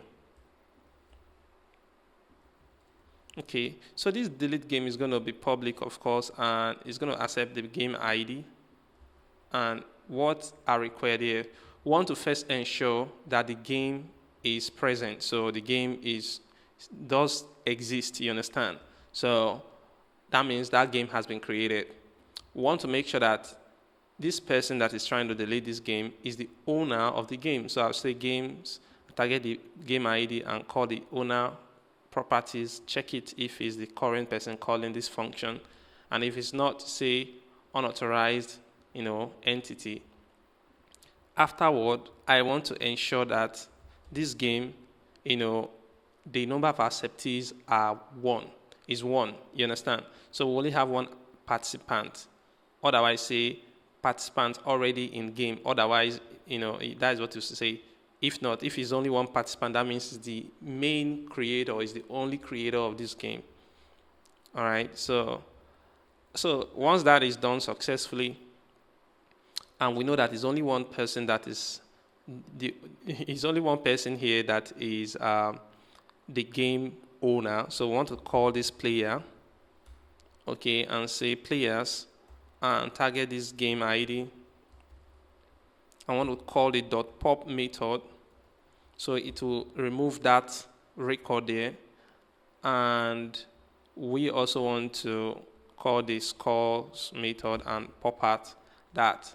Okay, so then after we've done this, we want to say that is listed. Remember, we listed this person, so is listed under this game ID. For this msg.sender, want to say is false. okay, and we want to, we'll pay this person, perform refund. So we give this person back the money that they use in creating this game. And afterward, we want to say, now these games, that when we created it with that game ID, we increase the acceptees, right? So we say acceptees, this time around, want to take it back to 0. And we want to say games, we have game ID, okay, dot deleted is equal to true. All right, so these are the things that we can use to revert this. We can revert this with this information here. So now we'll have one more thing to do. We need to make sure that we send this person their money back. For that, I have a unique function that I created. It's a low-level way of, performing transaction on the smart contract. So it's called pay to function. It receives an address and an amount that you want to send. Is an internal function, so it's not callable outside of the smart contract. So it performs a payable, it converts that address to a payable one and call, basically send the amount to that person. All right. And the result is stored in this. So it basically returns true. Okay. Success, true, Boolean value, true or false. And it is required that this is successful. Okay. Otherwise it fails. That is one of the things that I like about this. So this function, we ensure that the transaction was successful. Otherwise it reverts all the operation that is done here. So if I say pay to, and for any reason this pay to function fails, this whole execution will be reverted. You understand? So I'll say we want to send this money to this caller of this function because this is the owner. We can say this person, okay, or we can just say msg.sender, which is a lot shorter. So we send this money to this caller and we send them their stake. So what did they stake in this game? That is what we're sending them. So we say stake. So this is the stake for the game, okay? So we're sending it just back to the sender. Okay, so now these are the, this is what it takes for you to delete a game in this platform. So with that said, there are other things that we need to achieve here. So we need to be able to invite players. So in the next part of this video, I want to show you how to invite players, how to accept invitation, and how to reject invitation. So let's do that in the next video.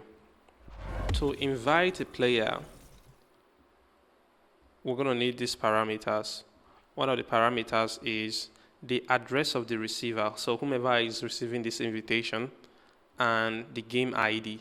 So these are very important. So I'm going to first check to make sure that this game exists. Okay, the game must exist before you can send an invitation. And also, we want to check for this, this is a very intelligent way of checking for this. I want to check, let me write it myself, say require that this game, passing this game ID, okay, dot acceptees is less than this game dot game ID dot participants. Otherwise you say out of capacity. So what are we doing here? You see that a game has a maximum number of participants that has been, budgeted for this game, including the number of people that had been, shortlisted to win this game. Okay, so there will be a lot of invitations going. You can invite more than the number of participants that you actually want to, be part of this game. So when invitations are sent and people are accepting. So the number of acceptees will increase. Once it gets to the point where, it's equal to that number of participants that was assigned for that game, it will no longer accept people. It will no longer allow the game creator to send out invitations anymore, because we already have enough people that will participate in this game. So that is the reason behind this, requirement. And if this failed, it should simply just say out of capacity. You understand? So another thing here is we want to require that this person is not listed. If you see here, say is listed, could either be true or false. So this person is not listed. Okay, this current caller for this game ID, this msg.sender, is not listed, because if this person is listed, what we want to do is to say, player already accepted. So if this person is listed, that means this person has already accepted this game. Okay, and I'm going to show you how we use that later on. You understand? So it is required that this person must not already, be in this game. And how you be in this game is that you must accept that invitation. Please, we need to change this here. This is not msg.sender, but this is the receiver. The msg.sender is the caller of that function, is the person calling this function. But the receiver is the person that you want to invite. So this person that you want to invite must not already be in this game. Otherwise, we say, player already accepted. Okay, accepted the invitation. Now, with that said, we want to, say total invitations dot increment. Want to increase it by 1, and then want to create an object of invitation. So say invitation struct memory, we just call it invitation singular. So this creates an object of invitation. So we can call it the invitation card. Okay. So an invitation.id, we want to assign it this total invitation.current. So the current number, that is what we're giving it. So the invitation dot game ID is going to be this game ID, that we're receiving here. What else here again? So I'm just going to fill up the rest of this. All right, so we need the title. The title is going to come from the game itself. So we access the game and get the title. The receiver is going to be this one. The sender is the msg.sender. The timestamp that this game was created was this current time. And the game stake, how much this person's stake was, is going to be exactly what the game demands to be staked. What this person should stake is exactly what this game demands to be staked. So with that, you want to say this person is invited. Please pay attention. Invited is a mapping that is just very similar to is listed. All right. So I want to say this person is invited and want to mark it as true. So invited for game ID, and then for this receiver, okay, want to say this person has been invited, so say true. Great. And lastly, we'll say invitations of this game ID. We want to push in this player or this person we just invited, so we want to push in this invitation. All right. So with this, we've been able to create a function that enables us to invite players. So we need 2 more functions. The first one is this other function is going to allow us to accept invitation. So let's copy this setup, okay, because it's going to be similar. So we say accept invitation. Accept invitation. So that's the name of this function. To accept this invitation, you need the game ID. You will need the game ID, and you will need, this is very important, so you will need the index. Remember that all the invitations are going to be, if you look, invitations of, they are in an array. So an array has an index of 0 down to infinity. So we want to know the index where this invitation is. And that is why when we're creating an invitation, the ID is involved. Okay, so I'm rethinking something. I'm thinking that this may not be very important here. We can use this method instead to assign the ID so that the ID will be exactly what we are looking for. Okay, this pretty much worked, but I'm thinking something. So let's do something like invitations of this game ID dot length to be the game ID. Okay, so I'm going to remove this momentarily. Okay. All right, I'm going to bring it back. Okay, I'm bringing it back for a reason, because I just understood something. It doesn't make sense right now, but later on it's going to make sense. So let's move forward. So for this accepting of an invitation, you receive the index, and also you say you want to ensure that the game exists. Okay, you want to ensure that this game exists, and you want to ensure, because this, to accept an invitation is to say I want to be part of this game, so I want to pay.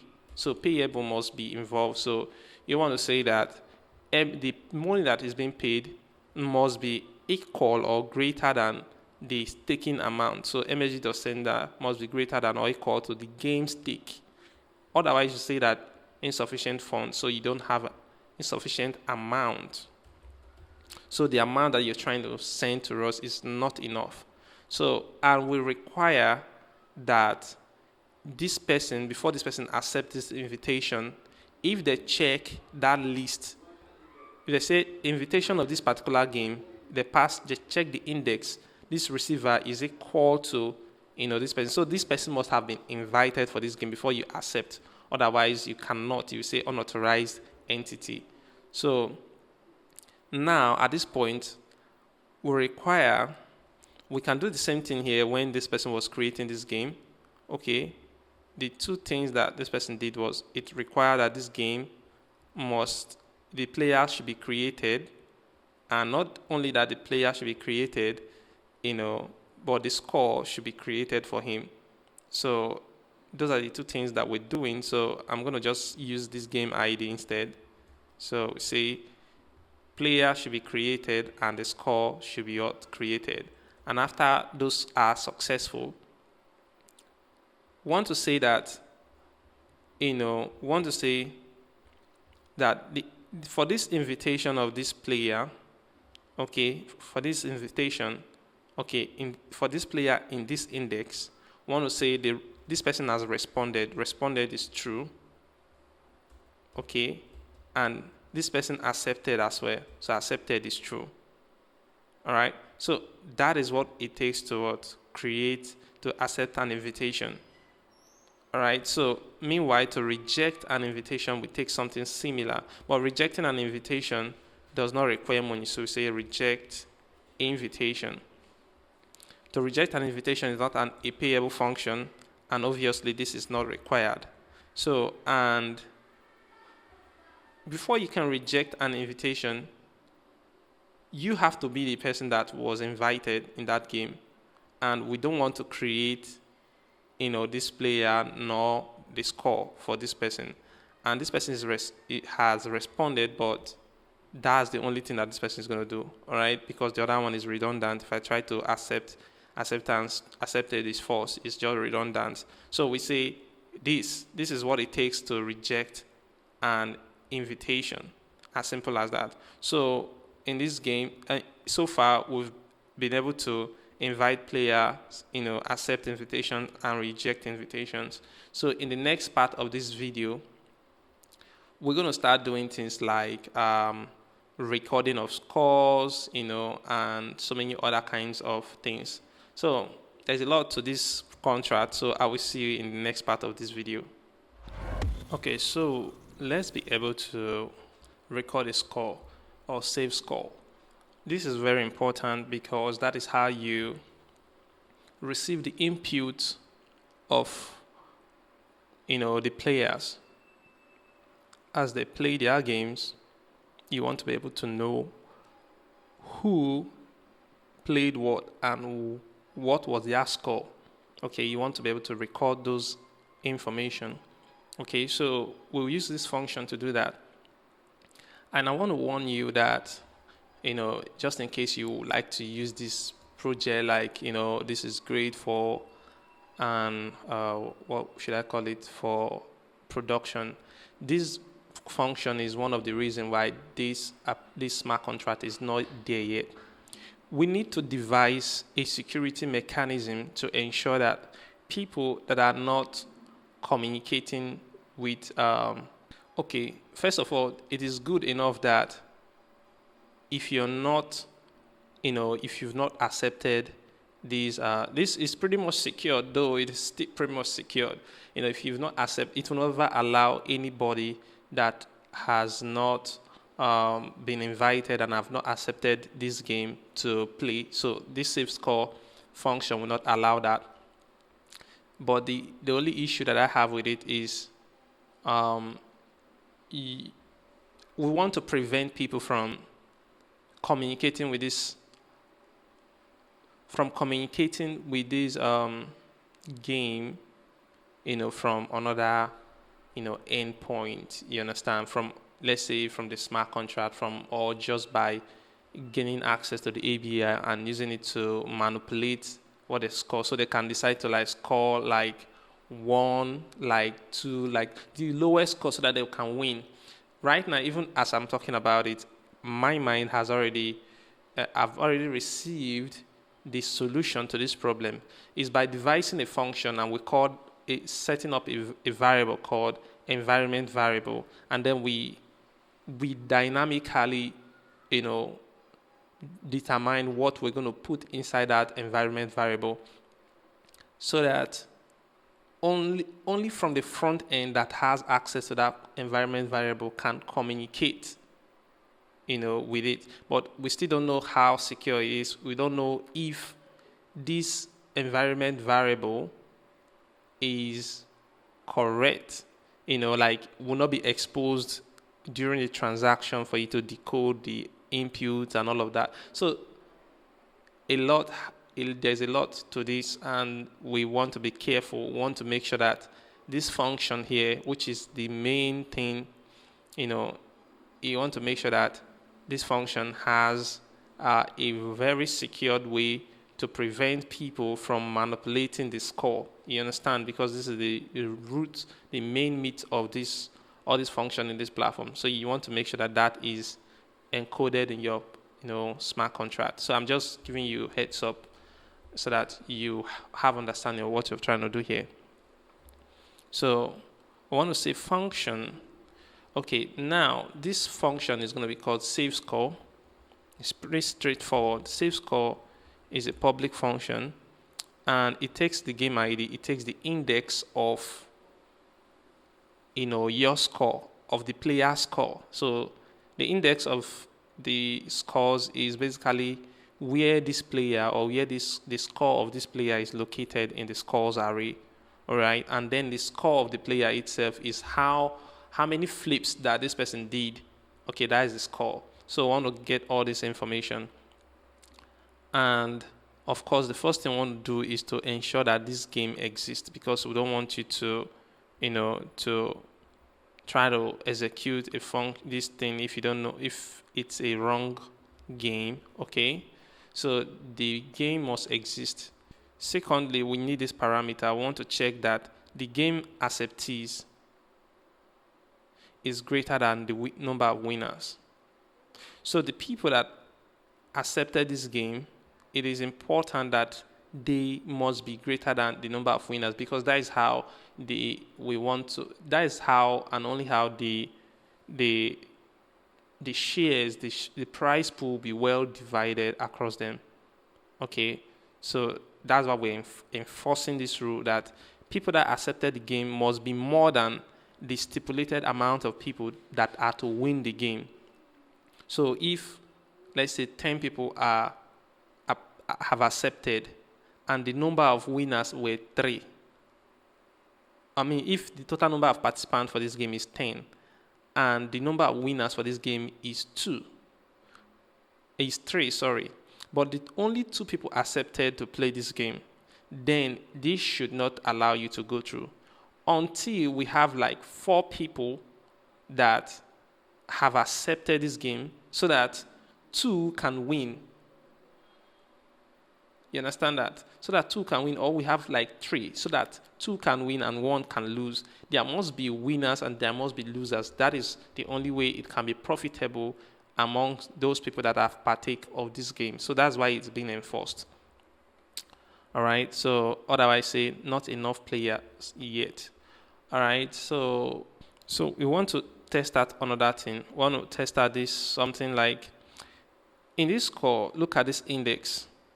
And I want to call this player is equal to this msg.sender. So the caller of this function is this person. Okay. So if you're not the owner of this call, if this will literally determine if you've accepted, because if you've accepted, then this should work. But if it's not, you can say something like authorized, entity. All right. So this we use this to determine if this person, is there. Okay. So we want to also check for if this person has already played. So we want to make sure that this person, we have something called played. Okay. This played. We want to make sure that this person has not already played so that this person cannot double play. So we say played if this person has not played, but if this person has played, we want to say player, you've score already recorded. Okay, so this would prevent someone from, playing double playing. Okay, so we need one other requirement. So this requirement will be used to check that, because before you play, we need to make sure that the game is in session. Because if the game is not in session, we don't want people to play. And if the game is, if the session has expired, we don't want people to play as well. So I want to say this current time that we have must be greater or equal to this game. Okay, the game ID, you target it, and then you call on the start date. Okay, and you want to say and. So we want to make sure that this game can only be played within each session. So we want to say also a current timestamp, the current time is less than, these games, the game ID, and you want to call on the end date. So this will ensure that, you are within the, the proper boundaries of when this game is permitted to be played. Come on now, what am I pressing? Come here. So otherwise, there's a message that you want to drop. You want to say gameplay must be in session. Okay, so this is the requirement here. So you want to say current time must be greater than the starting time, and the current time must be less than the end time. So that is the boundaries between which you can make a gameplay here. So with that said, so next we want to say scores. You want to target that specific score, the index is involved, and you want to say the score is equal to this score that is coming from the parameter. So you are recording this player score. Okay, and you want to say scores. We can literally duplicate this. You want to also check that this person has played. So played is true, so that this person can't double play. All right. And lastly, you want to say that player the player is this msg.sender, but I don't think this will be very much necessary, msg.sender. Because, why? Because when this person accepted this and when their score was created, the score.player is already this msg.sender. So doing it here again is not really necessary because it's the same person. Okay, so you can save this. All right, so this is all you need to do to save a score, to add a score into the array. Okay, so, but again, when we're testing this, when we're testing this thing, we're gonna disable this requirement because this could be in the future and we don't want to be limited or restricted to waiting till that future. We want to test it like immediately. So when we're testing it, we're going to disable this. So with that said, that is it about this particular function. So in the next part of this video, we're going to start, we're going to do the payout, because after we've successfully had people, save scores, create games, do all those things and play the game, then we need to be able to pay out once everyone has played. So we can call this function play game because this is much more, on point, play game. You understand? So that's a lot better. So in the next part of this video, I will see you. Okay, so let's write a function called payout. Payout is going to, this is the parameters, it's going to accept a game ID and it's going to be non-reentrant. That means you cannot do that reentrancy attack on this function, because this function is very important for things like payment. So when it comes to the money, you want to be extra secured and extra cautious. So the first thing you want to do is to ensure that the game that you're trying to pay at exists, okay? And you want to make sure that the game, has ended, because you only want people to be paid out when the game has ended. So you want to say current timestamp must be greater than the end date. Otherwise, you say game still in session.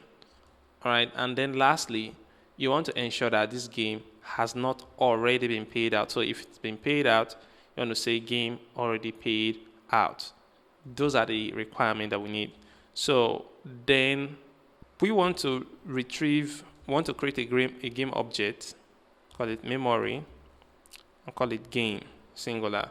But we want to assign this game object the original one that it has, these games, colon the game ID. So the game now is inside here.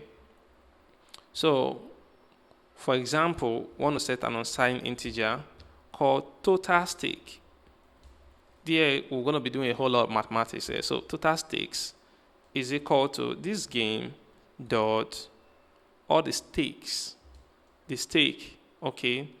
And because we're using the safe math, it enables us to do, instead of doing multiply this way, we can do dot multiply, which is this mul. We're multiplying this game dot stake by game dot acceptees. You see that we are not doing it by the participant, because the participant doesn't matter. What matters here is the number of people that actually accept to play the game, because those people are the ones that put money inside this game. The participant, that is just a number right there. It's more like a capacity that this game can take. Okay, so you want the participant, and you want to form another unsigned integer, say platform fee. So this platform fee is going to be this total stake. You want to multiply it by the service percent. The service percent is in 0, 1 to 100, but you want to make sure that you keep it around 10%, nothing more than 10%. Okay, so total stake multiplied by that, and then you have to divide it by 100. So that is how you get the percentage. Say .div, that is for division. You want to divide it by 100 to get the platform fee. And you want the creator fee. The creator fee. You see, want to be generous. So the creator of a game should have some advantage, okay, over a regular person. This will encourage people to create game on your platform and invite people to be partakers, because they know that, while they are playing, at the end, they are going to receive a certain percentage out of it, okay, added to what they won or what they did not win, okay. So the creator fee is going to be equal to the platform fee when we're going to subtract, the platform fee, we're going to subtract, we want to divide, so let's say divide this, the creator fee is going to be a division of, want to divide that platform fee by 2. We are dividing it by 2 basically. So that is what the creator fee. So half of what the platform is getting, the creator is going to get it. That is what we're doing here. So, and then lastly, you want to say game revenue.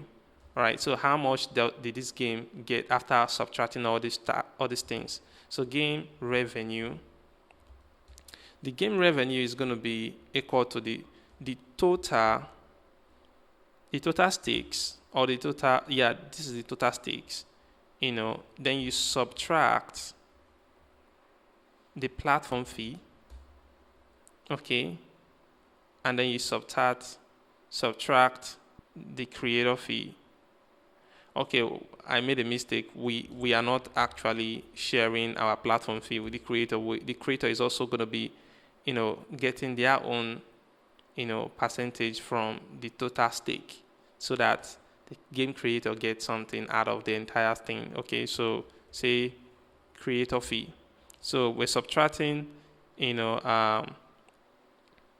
from total stake, we're subtracting the platform fee and the creator fee. That is the game revenue. This is what the people are going to share now. So when you come here, this is where sharing happens. We want to pay to the owner. The owner is the platform owner, the one that deployed the smart contract. We want to send them their platform fee. Okay, we want to do the same for the game owner. So we say game.owner. This is the game creator. We want to send this game creator the creator fee. Okay, and then after we send them those money, we will proceed by doing some really amazing things. Like this is like, we want to call this score structure. Okay, score struct. All right, and it's going to be in the memory. We're going to do some computation now. So call it scores. And this scores is going to be new score struct. Okay, and we want to create a space. The space that we're creating is basically the, this scores dot, you target this game ID, okay, and you get the length. So this is total, this is the length of this area. Am I doing something correct or wrong? So it's saying that memory is not implicitly convertible to, this, that, blah, blah, blah. So score struct memory, call it scores, is equal to a new score struct, and it's complaining. So the problem here is that I have not defined this as a as an array, so this has to also be an array. Okay, so that error is gone. Now this is here. We want to sort the scores for this game. Want to sort the result for this game. We can call this result. Okay, so I want to sort the result for results for this game. That is what we want to do. We want to sort this result. So to do that, we're going to have to create an entire new function that will help us to sort this result, this scores. Okay. So below here, let's create a function that is called sort result. Okay. So say function sort result, and this function is going to accept a score structure, an array of it. It's going to be in the memory, of course, and we call this result sheet. Okay, it's going to be public. Sorry, it's not going to be public. It's going to be internal, and it's going to be pure, and returns a score struct as well. Okay, so these are the information that you need to use. So now the first thing you want to do is define something called, please pay attention to this. So we define an unsigned integer called counter. Okay, counter is equal to this result sheet dot length. So this is counter here. So we want a for loop. Okay, for loop. Okay, the I is going to be left as I, and this is going to proceed so long as we have counter. Okay, until counter -1. So let me show you this again. 1 2 5 6. It doesn't really matter though. So starting from 0 until I is less than this counter -1. Otherwise, it should continue. So we want to do it for as many times as we have this counter. So that's what we want to do here. So, and we want to have, because we're doing a sorting algorithm here. So we're doing a sorting algorithm. So inside here, we want to specify another layer, because we're going to be sorting and sorting. So this is going to be J here. J. Okay. And this is going to be J. So the limit in this place is going to be I, this counter minus J. Okay, -1. So that is the algorithm. Okay, just understand that this works. This helps us to sort this. So the first thing we want to do is to check, if the player played, and before comparing their score. So we want to check if the players even played before comparing their score, because if he did not play, it's already you can never win. Okay, so we're checking that first. So if I check the result sheet and call on this J start from 0, so the first member, and I'm saying dot played. Okay, dot played.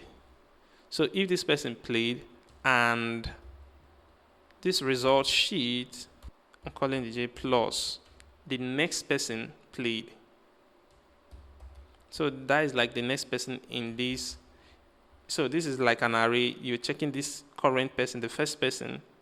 Check if this first person played, and the next person after this person also played. Okay, if this is the criteria, if this criteria pass, we want to check another criteria. Okay, the next criteria that we're checking is if the first person score. Okay, so we have dot score, right? Okay, if this next person's score is greater than the second person's score. So say the score.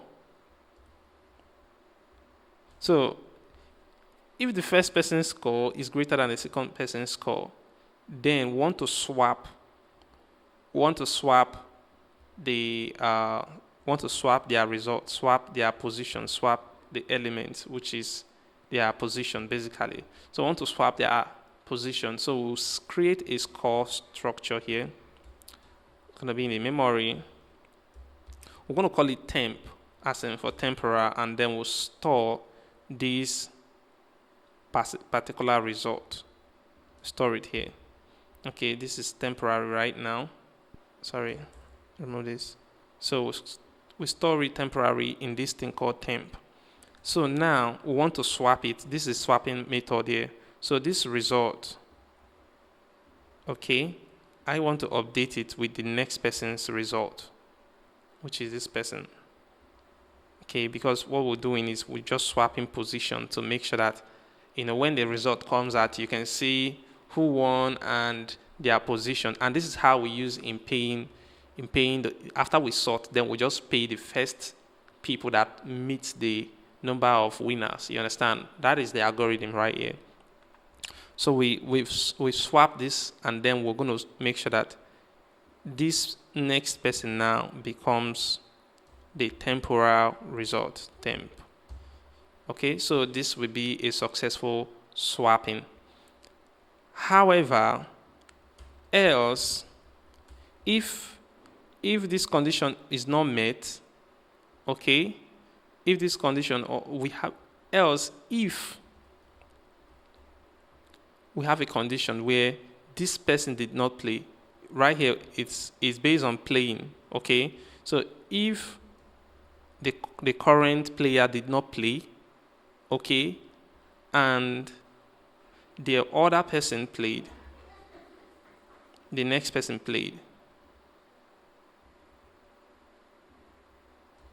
okay, so if the current player did not play, but the next person played, first thing we want to do is we want to sort the player who did not play.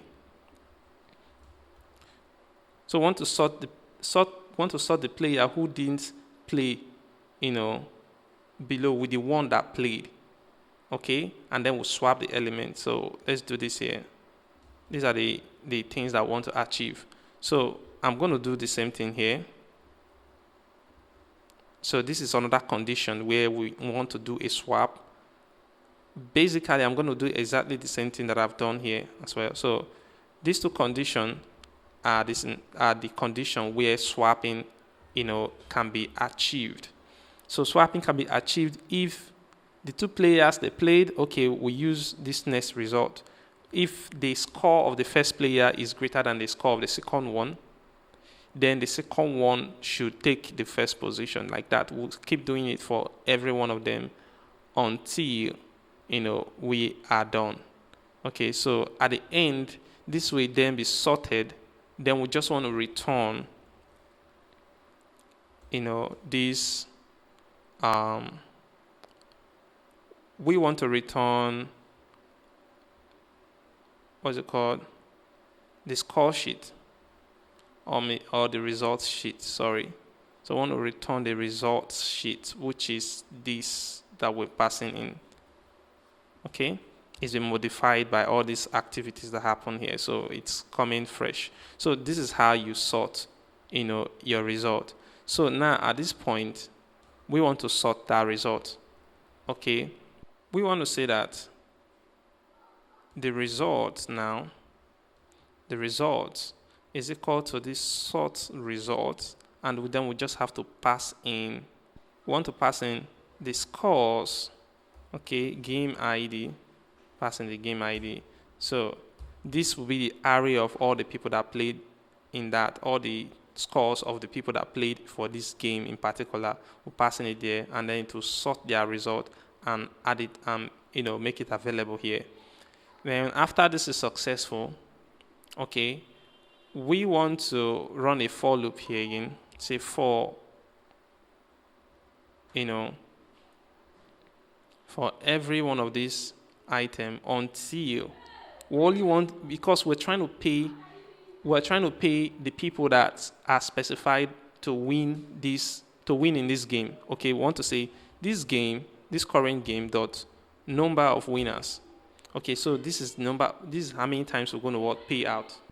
So we say on sign integer 256, say payout amount.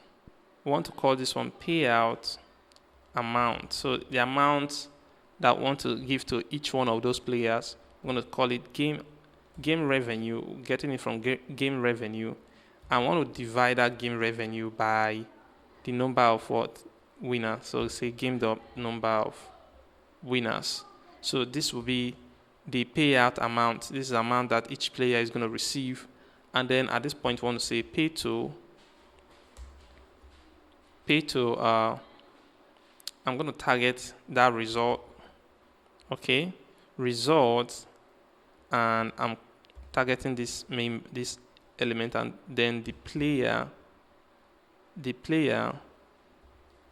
is the address, and then I'll send this payout amount to this, player. So this will pay out the number of people that are permitted to win in this game, that were specified to win in this game.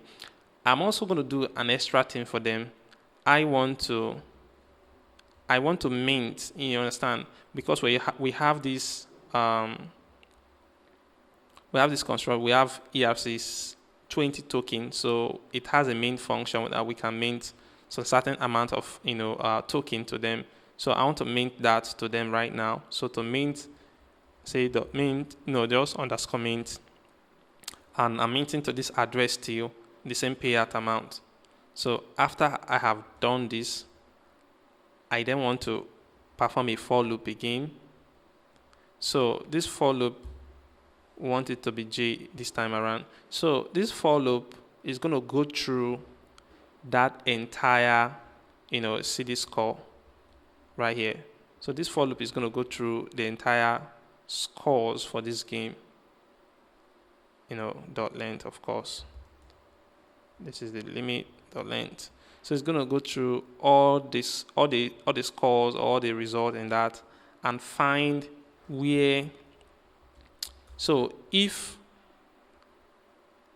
this result that we created here above, this result, and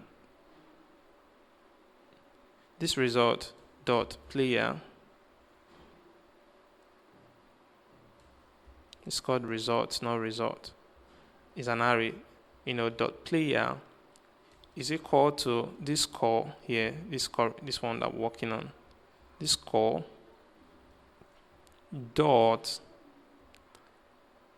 this score, and then I'm targeting J, which is like the current player. Okay, if they are the same person, then what we want to do is to say this person dot their price is equal to that payout amount. That's the only reason why we're doing this right now. So with that, you will be able to pay everyone in this particular game. And at the end, you just want to say this game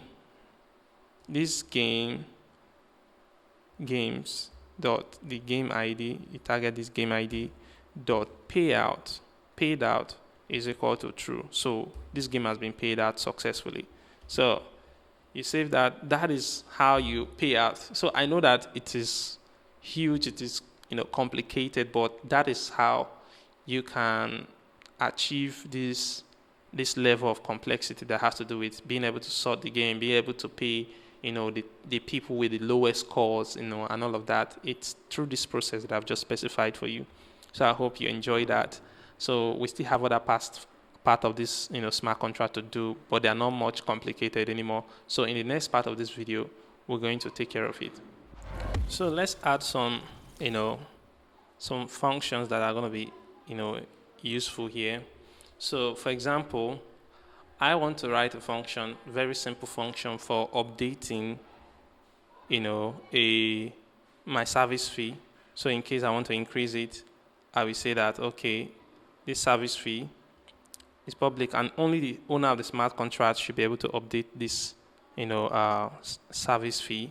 Okay, so I've taken the new service fee, and it must be greater than 0 and be less than um, or equal to 10. I'm just gonna keep it 10 because I don't want, by mistake being able to increase it. That would be like robbing the people of their money. Okay, so let's keep it here at 10. Okay, so the next thing, this is just all it takes to update an existing stuff. Please pay attention to this. This only owner is coming from this ownable. Okay, so this ownable, this only owner will prevent other accounts that are not the deployer accounts from, calling this function. Okay, so this function is exclusively available to the owner of the account, and it can only be one owner because that is how we have described it to be. So now the first thing I want to do, another thing I want to do is to get all the games. Okay, so we say get game. It's going to be public. I'm going to say view returns, that game struct, and it's going to be an array of it. So memory, games. Okay, so this is saying that we have a function called games. It's going to be a read function, so it's only returning value. It's not writing to the to the smart contract. So it's going to read a kind of data type that is game structure and return it in this variable called games. Okay, and we'll create an unsigned integer. This available will show that is there as a record to keep track of all the games that meet a certain criteria. The criteria is that it must not be deleted. These games must not be deleted because if a game is deleted, then we don't want to show it in the view. So that's why we have this available here. So we're going to do a for loop, of course. This for loop, the limit of it is going to be the total games, dot current. Right, so this dot current will give us will give us information about all the number of games that we have in this platform. So we have the total number of games of 15 or 16 or 100 thereabout. So, and we want it to start from 1 because we're going through a mapping. You understand? And if it's starting from 1, we want to also attach or equal to here so that it will match the last member of this game.current. Okay, so what we want to simply do is to say this available, we just want to increase it by 1 if it fulfills this criteria here that we want to specify. The criteria is that the game must not be deleted. Okay, so we say game, and then we pass in this I, dot delete must not be deleted 1, and this game, must not be paid at as well. Okay, we can just simply copy this. Must not be paid out. So if a game is not deleted and is not paid out, then it should display, because the moment a game is paid out, then we don't want anything to do with it here. We don't want it to appear here again. All right, so these are the criteria that we need. Okay, if this is successful, we want to recreate this game object. So we want to say games is equal to new game struct. It's an array of it. I want to say available. So we're creating a game array and specifying this size here. This is the size of the game struct. This is the size. The size is based on what we have calculated here, which is this. So we use that to create the size of the array because it is it is enforced by Solidity to do it this way. So now that we have that, I'm just going to copy this same thing here. I'm going to rename this to index, okay? And the same thing goes here. But this time around, instead of adding this, but I want to check for the game. So this games, okay, this one here, this games array, I'm going to see the index, target this index because this index starts from 0. And then I'm going to assign it this one, these games here. Boom. So with this, you'll be able to add all the games that are here, but of course you need to increment this index after the first time. Once it does this, then it will increment by 1 to maintain consistency. So this thing that I'm doing is the same thing as saying index plus plus here. So I'm just doing it in one line to save lines of code. So with this, you'll be able to read all the games and display them. So, and I want to do the same thing, something similar for, I want to get only paid out games. So games that have been paid out, that is what I want to get. So to get paid out games, I just need to remove this minus, this not sign. So this will return me only paid out games, okay? So, but this one will return me games that have not been paid out. Why this returns me games that have been paid out? All right. So I also want to return any game that the current caller is the creator of it. So all my games. So I want to be able to return that. So I just need to make some twist here by saying, instead of using paid out, I can say this game, say owner is equal to msg.sender. Okay, so this will make sure that all my games are the one being returned. All right, and I want to get a single game. To get a single game, I could just do something similar to this. Okay, so I'll say get game, and then I'll need to pass the game ID. So game ID. All right, and it's not going to return an array, it's just going to return a single game. Okay, so this is what is returning, and I'm just going to target, I say return that games, passing the game ID. This is all you need to do to get a single game. Okay, to get, so in the next part of this video, I'm going to show you how to get invitations now. Okay, so we have invitations for a game, you need to return it and all of those things. So we'll do that in the next part of this video as well. See you then.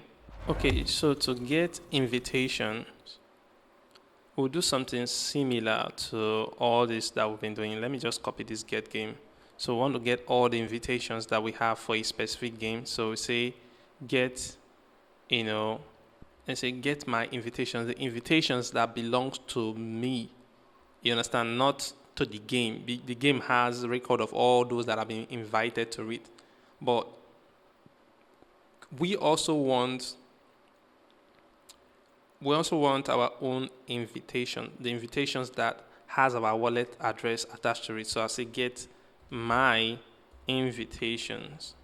And to get a personal invitation, you need to use this invitation struct, and we can call this invitations. Okay, so now these same rules should be kept, and we're looking at total invitations right here. That is what we're looking at. Okay, so total invitations. We want to do another for loop in here. So before we even start doing, we want to check for an if statement, so a condition. So if this person is invited, we want to check the invitation list. So if this current person was invited, so please take note here, we're not going through invitations, we need to go through total games, basically. Sorry about that. So we're looping through all the games, and we're checking if in any one of those games, if this caller msg.sender is invited.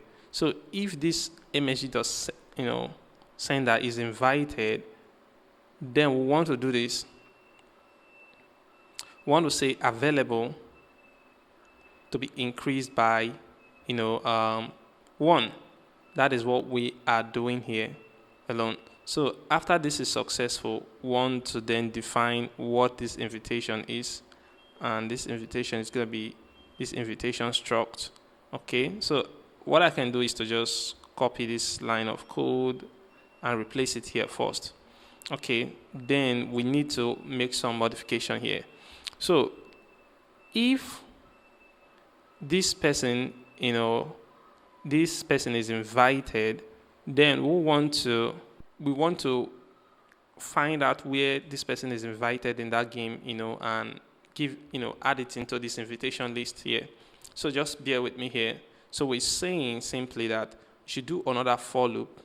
So we're gonna do another for loop here. The for loop is gonna be based on, this should be J this time, J, and J. Okay, so because it's an inner looping system, so this is going to be based on this, and we don't want this equation. So we're going through all the invitations of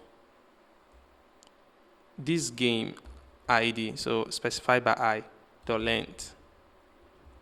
Okay, so we're going through all that in the invitations that are in the invitations of this game. We're going through all those people that have been invited. So I want to say these invitations by specifying this, what's it called? We want to specify this index. Say is equal to invitations of this I and J here. So we're going to get the invitation that matches this person and assign it into this invitations array. And then not only that, this is very tricky right here, that what we need to do it, we want to say that this invitation dot the ID should be equal to J. J is, we want to give it the accurate index system, because before we're giving it a different index system, but this is the right index system that we want to give, so that we can be able to target this thing properly. Okay, so afterward, I think we can just do to increment it so that the next iteration will fall in place for us. Okay, so long as it's within this if statement, so that is fine. So this is how we get all the invitations that belong to a specific user, which is, in this case, is this msg.sender. All right, so afterward, you want to get an invitation that all the invitation of a specific game, So I could say something like get invitations. Okay, get invitation, I have to pass in the game ID, and is returning, of course, an array of invitation. So an array of invitations, so I'm going to say invitations of, so this is going to return an array. So that's why we're just listing them all out here.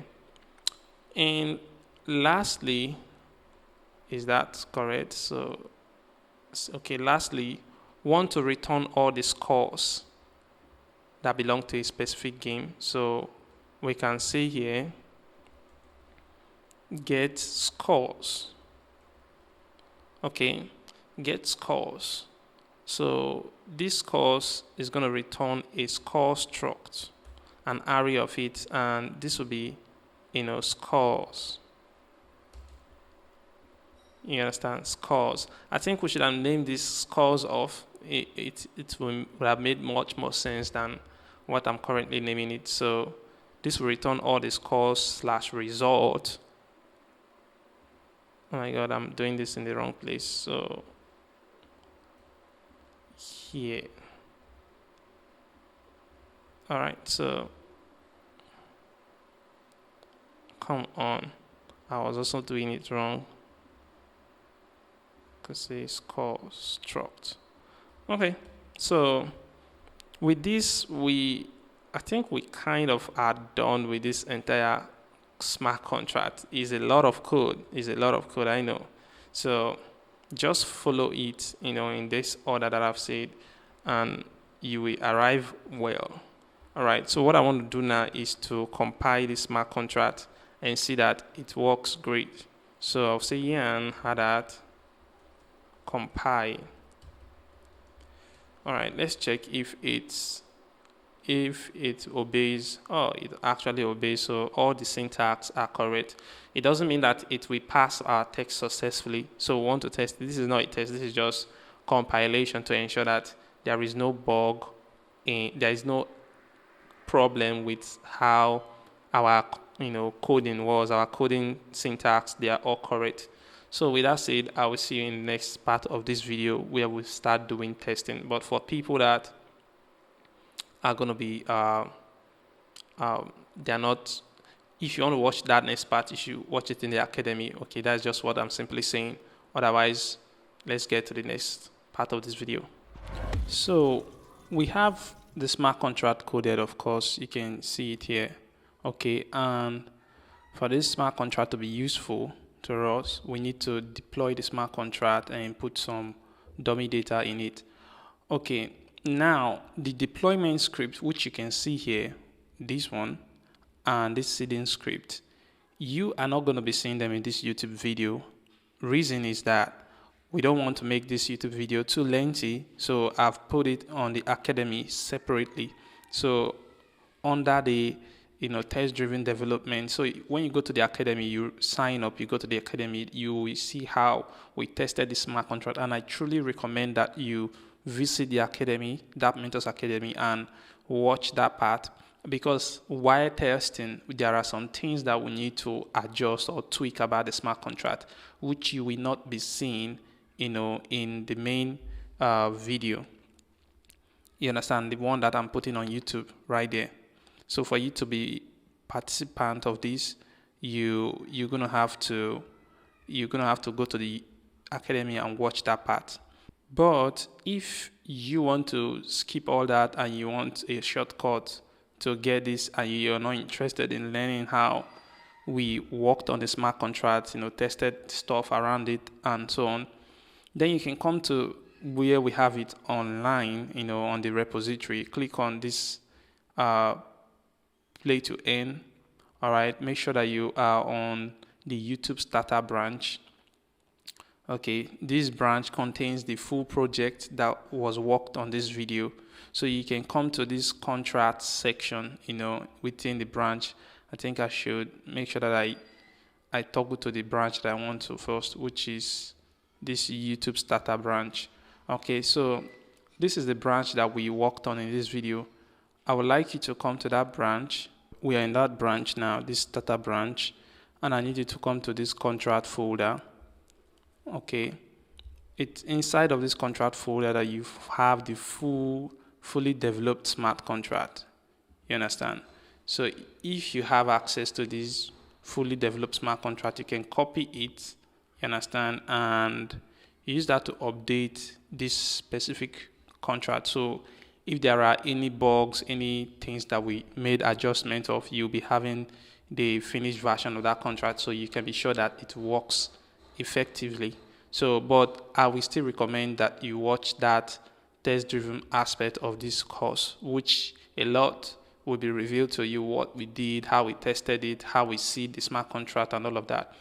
So with that said, what I would have you do now is to deploy this into the network. And how you deploy it is, first you need to start up the hard hat server by running yarn hard hat node. Okay, so it starts the hard hat node. All right, so it started, and you can see the RPC where you can gain access to this blockchain. So now let's put deploy, this smart contract into that network, we need to run this script. And how you run it in yarn in hard is by running yarn hard run scripts /deploy.js. So you run that, and this should put this compile it and put it on the network, like you can see here. So after running this, you also need to run this seed, which puts some dummy data into the smart contract itself. So you run the same command, but we're running this seed. So you run that, and that is completed. So we have all this information on the blockchain and loaded with some dummy game. So with this done, now let's jump in and start integrating the smart contract with the front end. Remember, if you want to watch how we tested and revamped the whole smart contract, you should jump into dApp Mentors Academy and watch that. And by the way, this same approach is applicable to the other tutorials that comes under this Bitfinity series. This is the same pattern that we've used. So you always find the test-driven aspect of it on dApp Mentors Academy. So let's jump into the tutorial again. Okay, so at this point, let's make sure that we commit this first. We'll say added scripts. Okay, this is added. Now it's time for us let's start up this application first. Okay, we've already deployed this smart contract and done some seeding, so everything is on point. So let's do yarn dev.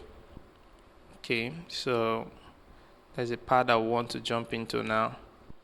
Okay, currently now these things are generated, because when I refresh, they will always generate fresh new one. That's to tell you they're not coming from the blockchain. All right, so what we want to do is those preceded gains, we want to add them to we want to be grabbing it from the blockchain, okay, instead of grabbing it from a generated script. Let's do that for these pages first. So we need to create a new file called blockchain.tsx. What it does is to communicate between, to and fro, between the front end and the smart contract. So type blockchain.tsx. So in this blockchain.tsx, what you're going to need is you will need the Ethereum.js that comes from Ethereum.js, the address, okay, and the ABI. So these are the things that you're gonna need if you want to proceed with us. So this is the ABI, this is the address, and this is Ethereum.js. So you're gonna need those, and once you have that, you're gonna need two essential functions. All right, these functions are very important for our frequent use here. We use it to convert value to and from ethers, which is a denomination of Ethereum currency, or any other EVM compatible chain. So and then we need two variables. One is going to be called Ethereum, and the other is going to be called TX. TX is for transaction, because we're going to be performing several transactions. We want to check one thing, because this Ethereum object is coming from the browser.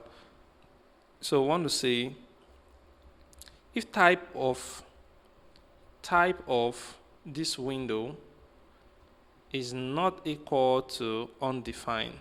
So if it's not equal to undefined, that means it is present. Then we want to say Ethereum, okay? We want to assign the Ethereum object, the one that has been injected on the browser, so which is basically window.ethereum. Okay, so we can do it like this. All right, and after you've done this, the next thing you want to do is to define the contract instantiator. Okay, that is what I'll call it. What it does is it grabs you the instance of that smart contract so that you can use it to communicate, with the network. All right. So the first thing you need to do to proceed with this is we need to test if there is an Ethereum object already. So if there is an Ethereum object, this line of code will work. If there is an injected, Ethereum provider on the browser, then this line of code is going to work. It's going to be like, if you have MetaMask, Trust Wallet, or something like that, you're going to be like, this Ethereum, we are requesting the method called its account. So it retrieves all the account if there is a wallet address already connected. Okay, so but this is going to fail if there is no wallet address connected. All right, that's why we're doing an if else statement here. So if that condition works, otherwise this is what we're going to be doing. So the condition here is that we're expecting that this account, okay, we have a length method, which is an array we're talking about here, is greater than 0. So if this account has more than, it returns anything more than 0 addresses. If it returns accounts that are connected, then it should proceed with this. The first step we want to proceed with, we want to create a provider called, so you create, say, const provider, and then you say new ethers, no Ethereum, ethers, okay, this one here, okay, this one, and then you say dot browser provider, okay, this browser provider, you then pass in this Ethereum right here. So this Ethereum that we just pass in here, we'll pass it here. So that is what is going on. So once we get the provider hooked up or wrapped with that, once we get the provider, the next thing we want is the signer. The signer is the currently connected wallet address that is going to be authorizing transactions. So I want to say const signer is equal to await provider, okay, dot get signer. You see, this is singular. Get signer, we get the currently connected and active wallet address. And then you say const the contract now. The contract, want to use this now to create an instance of this smart contract. You can do that by saying new ethers dot, we've used different kinds of way to instantiate a contract. One way is to deploy it and immediately instantiate it. The other way is to pick up the API from another way. That is where we use contract at. And now this one, we're just saying contract. So that is, note those differences. So contract, and then you pass in the address that is coming from this place. This address wants dot this contract address here, because if you come to this address, it has a key, an object there that you can call. So, but this is not the only value that is being passed here. We also want the ABI. So the ABI dot ABI, it has another method called that, and then you want to pass in this signer. Okay, so with this information, you are done with instantiating that smart contract. So you just return the contract. So, but this case only applies if there is a wallet address connected to your browser already. So, but if that is not the case, what we want to do is something different. For this provider, I want to use JSON RPC method. Okay, I want to use JSON RPC method instead of the browser, method. So JSON RPC provider. But this time, we're not going to pass in this Ethereum object. Rather, I want to pass in the JSON RPC URL. Okay, and how you get it is basically from .env. So that env file that we created, okay, this is where you get it. This is the JSON RPC URL for the local host Hadat that is running right here. Okay, so now I'm going to grab that by saying that we say process, you get it in process dot, environment, and then you pass in this. So you've been able to create a provider. Now for signer being that there's no wallet address connected, so how can you get a signer? We can get a signer by creating a fake wallet address, okay, to communicate with the blockchain, because the blockchain needs that information to know to and from where a record is coming from, a transaction is coming from, and a call is coming from. So we say const wallet is equal to this Next.js, okay, dot, there's a wallet method or class that has a create random. So this is used to create a random wallet address. All right. So after we've created a random wallet address, the next thing we want to do is to say that we want to use that to create a signer. So we say signer now is equal to this wallet address, okay, dot connect. It has a connect method, so we'll connect it to this provider. You get that? So once we connect it to this provider, that becomes a signer for us. And at the end, we can do the same thing that we did here. Boom. And we are in good shape. So this is what it takes to grab the Ethereum contract. So this method here ensures that happens successfully for us. So let's save. And now in the next part of this video, I'm going to show you how you can start reading data from the blockchain, instead of reading generated content. So let's do that in the next part of this video. So to proceed here, I want you to come to these pages. We have index. And index, we just grab generated games, which is 5 of them in this case. So let's replace this with what we'll be calling from the blockchain. So to replace that with what we want to create a function called get games. So we want it to get all the games that we have. And it's going to be an asynchronous function, asynchronous arrow function. No parameters. Okay. And this asynchronous function, we expect it to return a promise. All right. This promise that it's returning should be of a type of game struct. We have that structure, but an array of it, not just a single game structure. So then we want to say const contract, grab the contract, and we say await, say get Ethereum contract. So this is how you get the contract. Okay. So after you get a contract, you want to say const games. Okay. All the games you want to extract. Then you call it await this contract that we just created .get games. Okay, because we have a function called get games, you remember, and then you just return the games. Okay, so this is how it's supposed to be, straightforward. However, there is some things that we need to take care of. For example, we want to structure these games. When these games are coming, they come in an unstructured format. Okay, so we want them to be structured. And for those the data point to be well structured, you need to follow this step.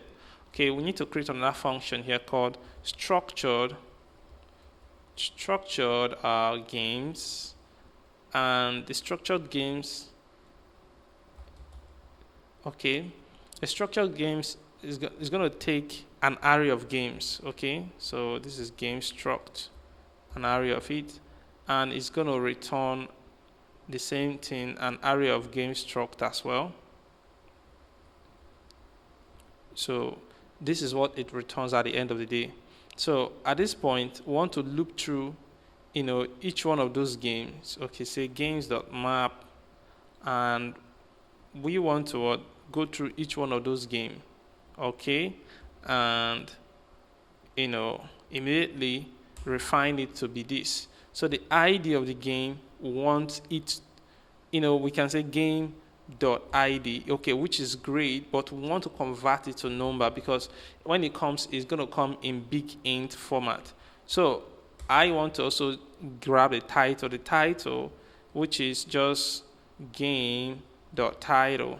All right, this one doesn't need any changes, so I'm going to do that for just about all of these. So I'll come here. So here we go. You see, if the number of properties are not complete, it doesn't give up this red warning. So at this point they are complete. So this is the title, this is the participant. You see, participant is a number and it has to be converted to number. So we have acceptees, we have, this is how you convert the stake being in int that is we format, converting it to from we to a regular number. This is the game owner, this is the description, this is start date, end date, timestamp, deleted and update, and paid as status. So these things you can use to revamp this function. Okay, so with this, these games will then be restructured and returned. All right, now you need to export this. So you say export, and then you pass in that. So we are exporting this game function now. So at this point that you've successfully done this, you need to come to this place. So instead of doing this, this is the index. So instead of doing this, you need to say await get games, okay, and import it there. You can remove this one then. Save it. Let's refresh and see. So everything works great. Look at this name.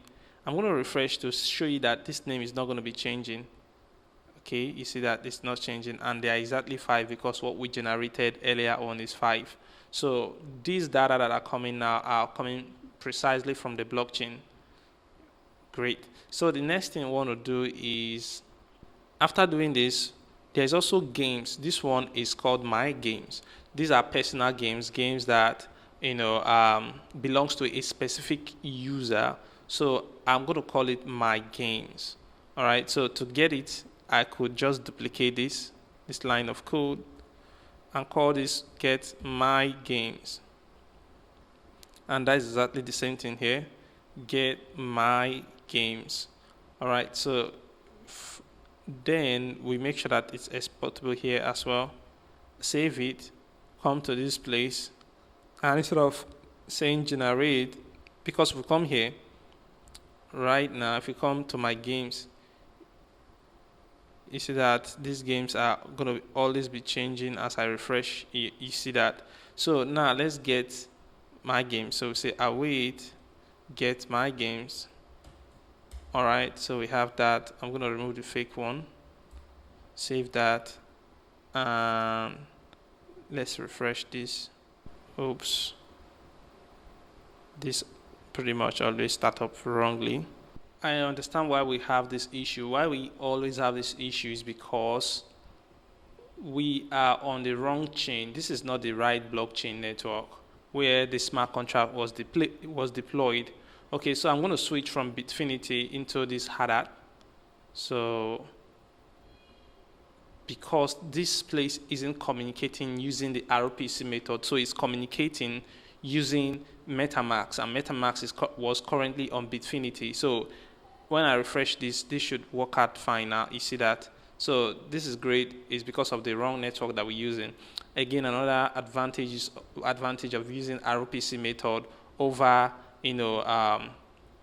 injected providers. This is injected provider.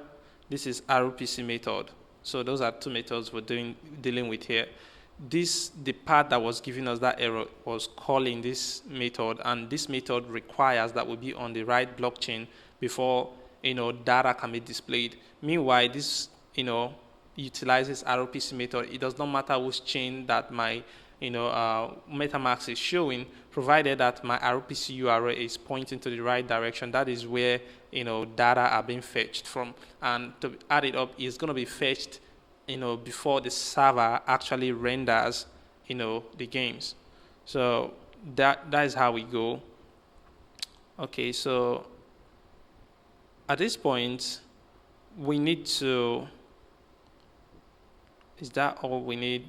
So let's look at this, the rest of this. So we have invitations,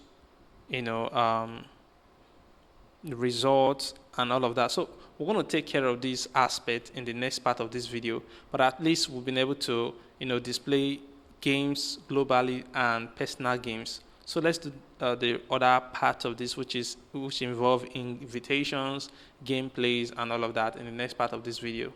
So now let's get single game and also the invitation, because here is what we want to work on next. Let's come to these invitations. You look at an invitation, it's reading data by generating, one data and actually just getting one of it. You understand? We're grabbing one data, we're also generating, invitation. So we want to replace this with the ones coming from the blockchain.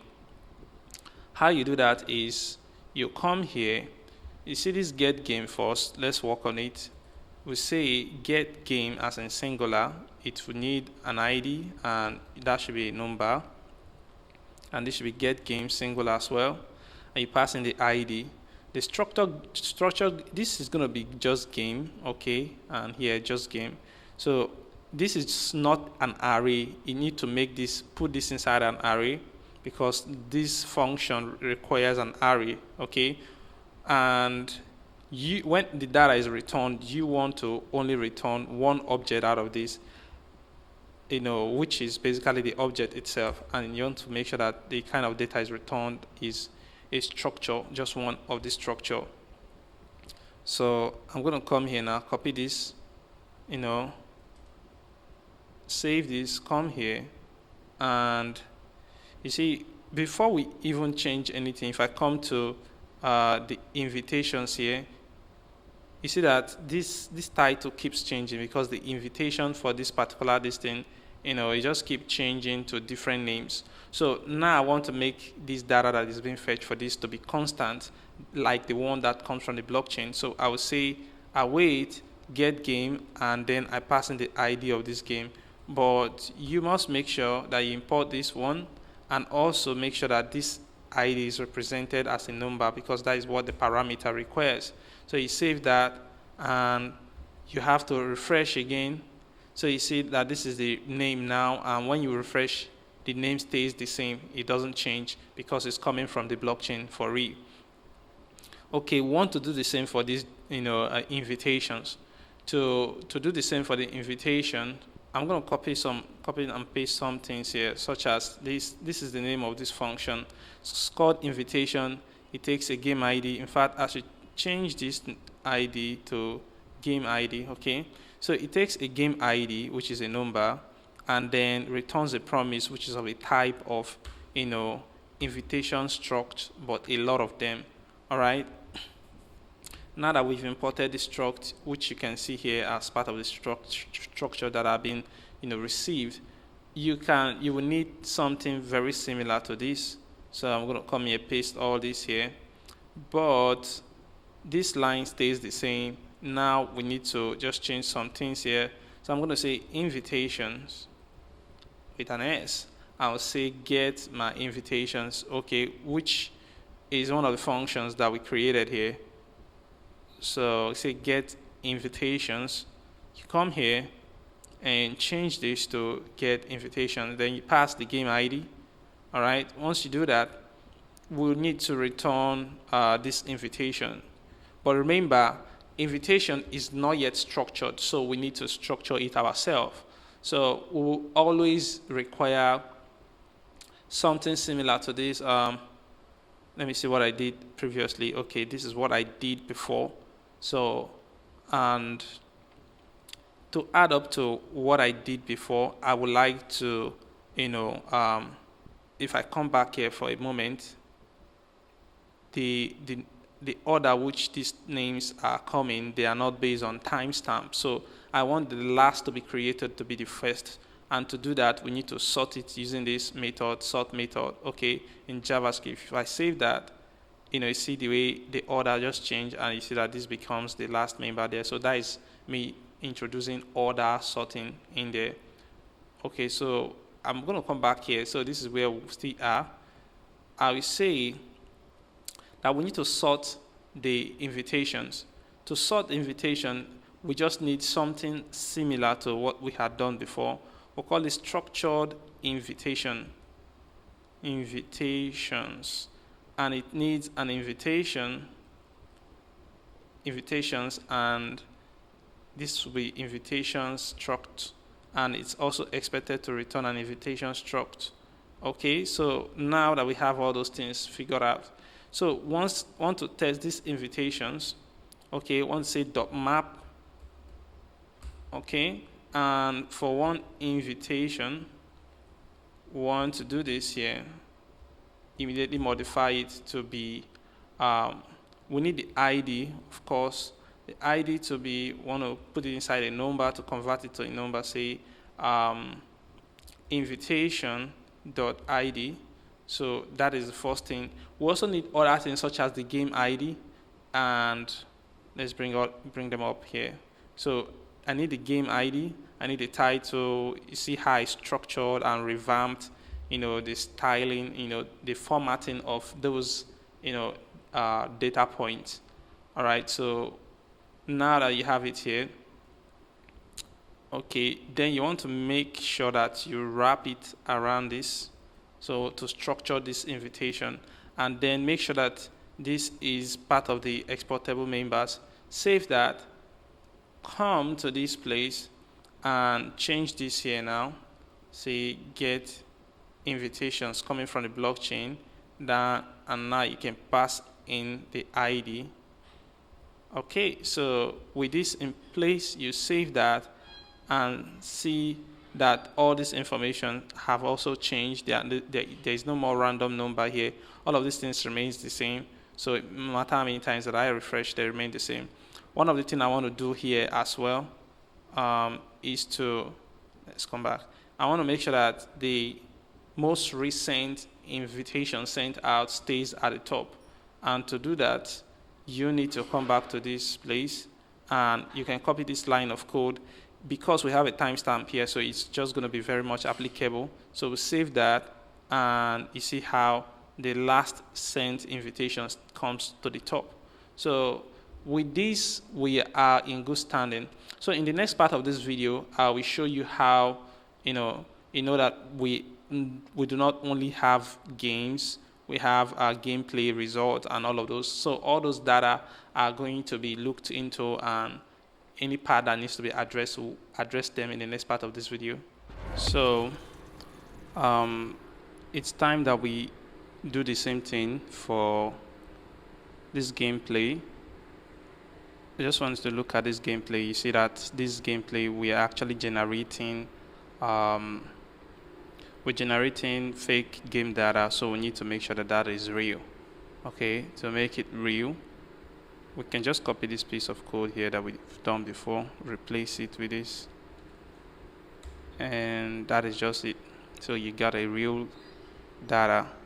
Okay, there's also another one here which is called generate score. I don't think we've done this before, so let's jump into this place. We want to get scores.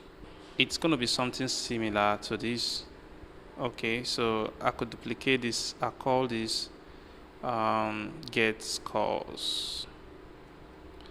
Okay, so get scores takes the same parameter, and it will return the score structure, an array of it. Okay, so we do our thing, getting the instance of that smart contract. So after we get the instance of that smart contract, we want to see that scores is equal to, we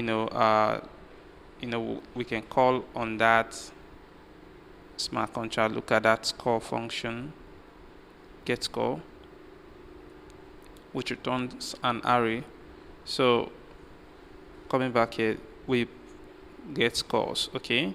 And at this point, we just want to return the scores, but this is not filtered. So we need a structured, scores. And to get it together, we can use an existing one. Let me use this. I'm not going to code everything from scratch this time because we've done this similar way. Okay, so I'm going to paste this here. So what this does is to structure our score. So this is how our score should be at the end of the day. Okay, so it takes the same pattern as these other ones. So I'm going to copy this. Yeah, I'm going to copy this and we will submit. Please take note that this is being ordered by score. So the lowest score is going to be at the top. Meanwhile, the highest score is going to be below. Okay, so the highest score means that this person did a lot of flips. All right, the lowest score this person means that this person did, the player did less of a flip, and that kind of made him, much more better. You understand? So I'm going to save this here, and at this point, I want to make sure that I am here. Let's look at the result, the gameplay. So I want to make sure that I'm in this spot here. So everything should look great. I will say get scores. Remember, this is the gameplay. And in getting scores, we need this. Okay, so we've got our scores. Let's save that and refresh to make sure that everything works. Okay, it doesn't quite show up on screen, but trust me, it is being used. And what is this scores being used for? If you come to this place, let me remove this. If you come here, this is the score data. We use this score data to check if there is a player, okay, with that specific address. So the current player, we want to check if there is a player. So we use it to identify a player. All right, so it's important for us. So we use that to identify a player. Then if that is found, we just, use that player or something like that. So that is what that place is used for. So it's pretty much useful. I will recommend that you study this. You can use ChatGPT or Find or whatever to explain this for you, but you understand that this is just a memory game at the end of the day. You can even create your own memory game, and simulate something like I've done here. Okay, so this core data, at the end of the day, we are transforming this into players. So we're grabbing all the addresses of that player because we want to use that to vet whom can submit a game or not. So because if you're not the kind of player that would do this will not even show up for you. So for example, I'm inside here. Okay, so for example, this, you see that this wallet address is in here. So when I finish connecting this, I'm invited. Basically, that is what I mean. So let's try to flip all this game. Okay, so I'm going to flip this game and show you something. Come on. Okay.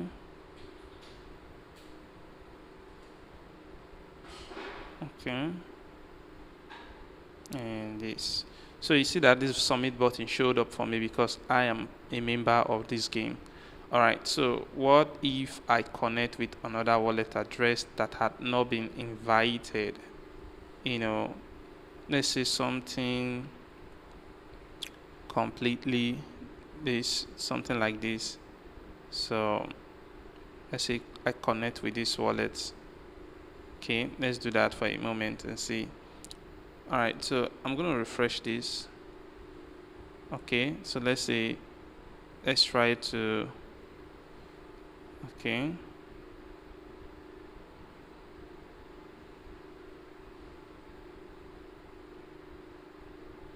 Come on.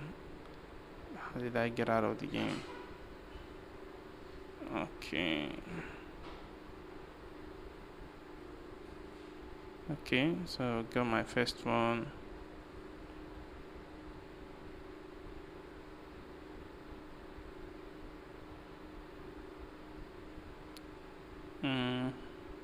Okay, got my second one, got that one, no, got this, and lastly got that.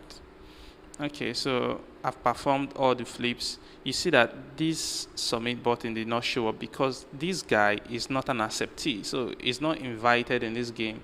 So even though he's playing and doing all that, he will not be able to submit that game. So that is one of the reasons why we have these player addresses and this score being sent into this game. So we have player addresses and their scores.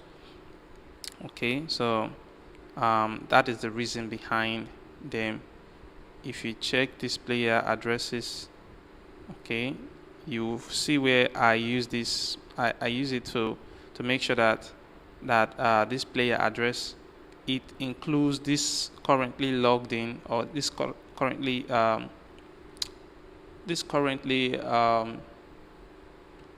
connected address. Okay, so I make sure that it's part of it. If it's not part of it, it will not even show up. So that is a major condition there. So that's why we are using this. So with that said, that is basically everything we need to do here. This one is getting it from, this line is being gotten from whatever we get from this line. So let's save that, and at this point we need to also look at this, not the gameplay now, but the result. The result has some dependencies on generating a unique game and also for a score. So we can do exactly the same thing that we did here.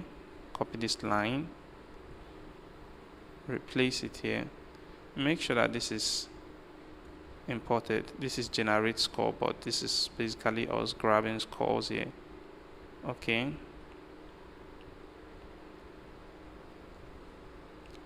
also make sure that you remove the generated one. So before I save this, I would like to come to this check results place, and you can see that these are just randomly generated as of this point.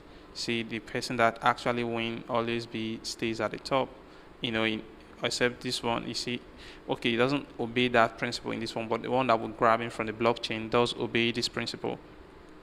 So let's save this and see. So you see that there is only one person that is part of this game, which is the creator of the game itself. So this is how we, at this point, I think we've read all the important data points that we need in this game. Okay, so we're good. So I'm going to say reading blockchain data. Okay, so we've been able to do all that.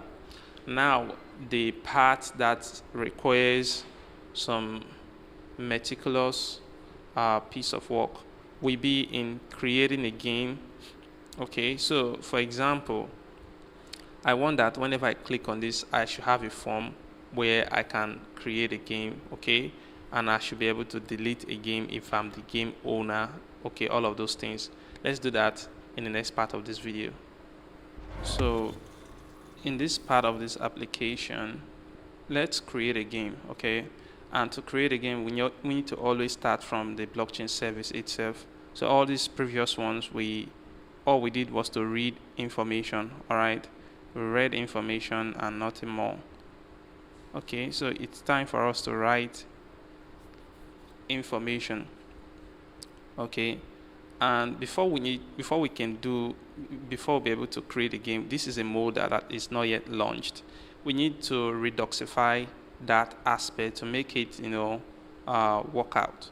So for example, you look at this create game component. The scale right now it's at 0. This is what we use to interpolate this variable in here, ensuring that something can be scaled up and down. So let me scale it to 100, and you can see that this is the interface. So we want to make this Redux based programmatically. So to achieve this, the first thing I want to do is I want to say const grab this from use selector. Okay, use selector has states, and we're using root state, which is one of the type interface I'm going to show you right now.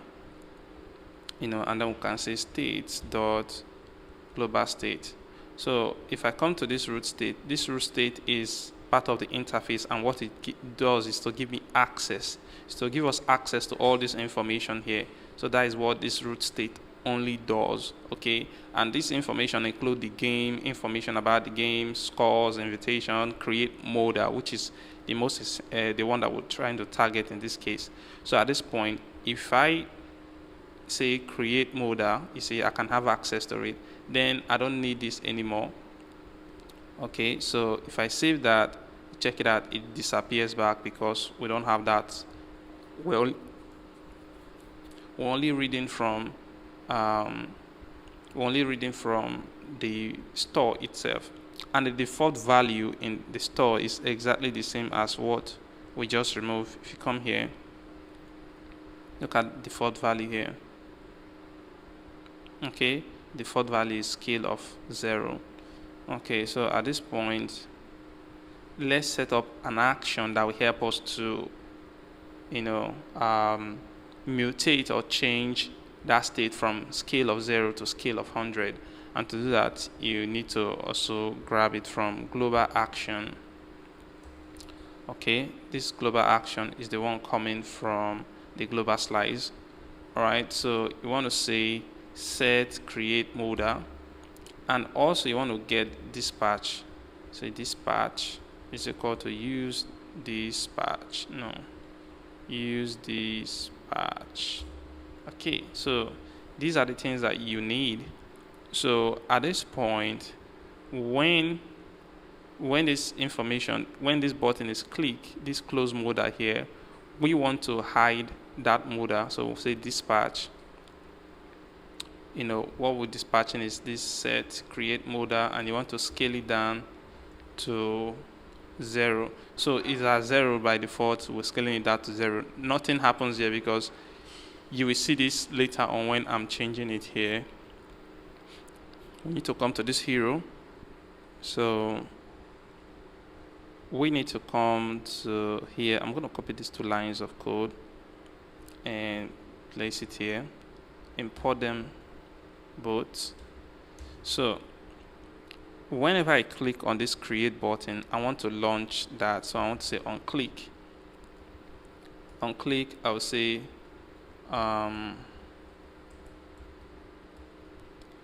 this dispatch set create modal, and I will scale it up to 100. Okay, this is where I perform that particular switch to 100. So if you come here now, say click, you see that this is launched. You see the other one that I did inside this create game component, this set of instructions that I did here, precisely this place. Okay, we hide this automatically, so this is reduxified now. So at this point, I can come here to create that function. So what is this function going to be called? It's going to be called const create game, and in creating game, everything is asynchronous, of course. So being asynchronous here, what kind of parameter? We need game parameter, which is, we'll call it game, and it should use game param, not struct. If you look at game param, it's similar to game struct, but the only required data that are present in this game param are the one that we use in creating the game. We don't need the other ones because these are just data that is being supplied to us from the blockchain. So this information, this is what we use to create a game. So it's called game params. So I need the game param, and by so doing, I want to ensure that we have Ethereum object in this. So if there is no Ethereum object, I want to report an error. This is just an inbuilt function that comes with JavaScript. Otherwise, I want to say please install a browser. So a browser provider. So if you don't have MetaMask, Trust Wallet, or all of those kind of things, it's not going to allow you to create any game. So that is what we're simply stating.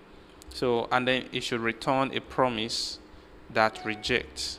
So a rejection promise saying new error. Say something like browser provider not installed. Okay, so this will ensure that if your wallet is not, this will ensure that if you don't have any MetaMask provider, any of those injected Web3 provider, you cannot, interact with this application by writing file or by putting file into the blockchain. So other than that, once our try catch, okay, if there is any error, we want to report that error as well, and want to also return a rejection here, a promise rejection, promise.reject, and we just throw in that error. Okay, so at this point we can see const contract will get the instance of that smart contract, and we can do this already with this method we've set up here. So we get the contract. After getting the contract, you see we've done things like this before. Okay, it's just simply the same thing that we've been doing. All right, so I'm going to come here, look at this function that is responsible for creating a game.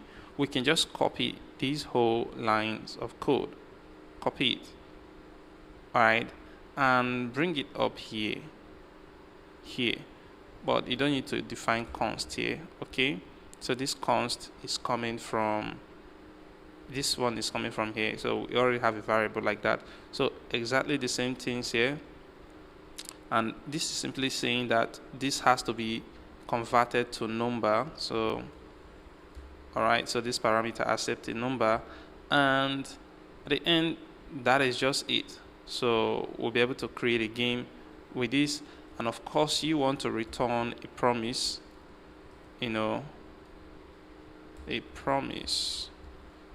stating that it's resolved. Okay, and you want to resolve with this transaction reference. So now you want to make this an exportable member here. So save that. At this point you want to come to this create game. Okay, we want to utilize it here. We already prepared by default a function that interacts with this. All right, so this function takes in the form, the whole form, which is all these parameters. Okay, we take it and we'll make sure that the timestamp, which is coming from a form like this, this date, you see it's not in timestamp version, so we need to convert that to a timestamp. That is what we're doing by this. All right, so this behaviors changes those date objects into timestamps.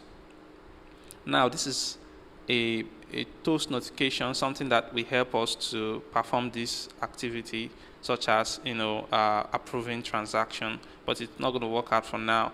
So let's put in what is going to be taking place. We want a wallet procedure to start, a wallet authorization procedure to start happening, so that once MetaMask authorizes your transaction, then this will be sent into the blockchain. But how does that happen?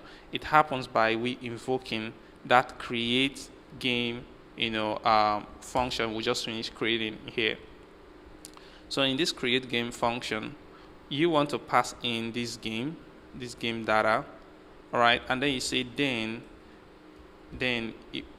you want to lay hold of the transaction that is being resolved, and first of all you want to log this transaction to the console. Okay, you want to resolve this with this transaction reference, but most especially you want to close this modal as well. So you could do that first. Okay, close the modal first, so that nobody knows what is going on or anymore. So the rest of it is not really important for people to be watching that. Okay, so you close the modal, you log out the result, and then you resolve with that transaction. But if there is an error, you want to catch it, all right, that error, and just simply reject with that. all right, with that error. So resolve and reject. Okay, so I think that is okay. We don't need this here either. So this is how you create a game. So let's try it out and see that everything is working. So I'm gonna refresh. Okay, let's click create game. Let's make this 2-man game. Number of winners is gonna be 1. Staking amount. Let's take. This is not the correct wallet. This wallet doesn't have any ethers on it. Okay, it does have an ether. So I'm gonna continue with it. So 2 participants, 1 winner. The staking amount is 1.3 ethers. Title of this game is gonna be called 2-man game. And it starts. Let's say something like it started yesterday, so that we backdate it, and then it ends today, but not just today, but in 9 minutes from now. Okay, so something like let's just say something like, because we may need it later, it ends in this time. Okay, and we can say the fight of life, win big at the end. Are you ready? So let's create a game, and so this is how much I'm also putting into this game. So this game is created, but one thing you should notice here is that this game doesn't automatically appear here. Why? Because I have not devised a way that with Redux it appears. So when I refresh this shows up here. You can see that. So let's devise that way that prevents us from having to refresh. All right, so how you do that is to come back to here. Okay, we're going to proceed with those here. So at this point, I want to grab, say, const, call this global actions, the one that is coming from global slice, and you want to make sure that you're getting set games with an S.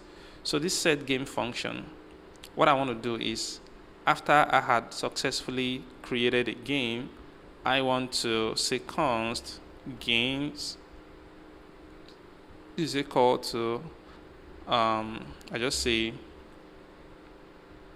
game is of a type of game struct as well, of course. Okay, an array of it. So I just want to say await this get game function, games, it's already above there. So this get game function, when I get it, it's structured already, everything is all set. I just need to invoke the store. All right, I call the store this way. I don't use selector, I just use store, because this is not a React component. So I would say get store and then dispatch this function called set games and passing those games. All right, so if I do this, all right, and I save this piece of code that I did here, this is what makes the difference. So we write to the store, and then we read from the store and update it into we read from the store and we update it into our Redux, and then it appears on the interface like it's no man's business. You understand? So let's do that again. Let's say 3-man game, 1 winner, staking amount is 1.7. See the three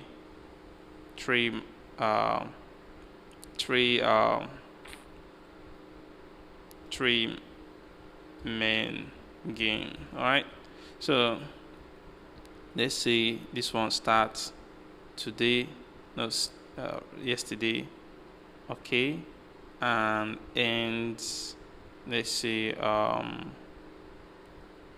end today around, let's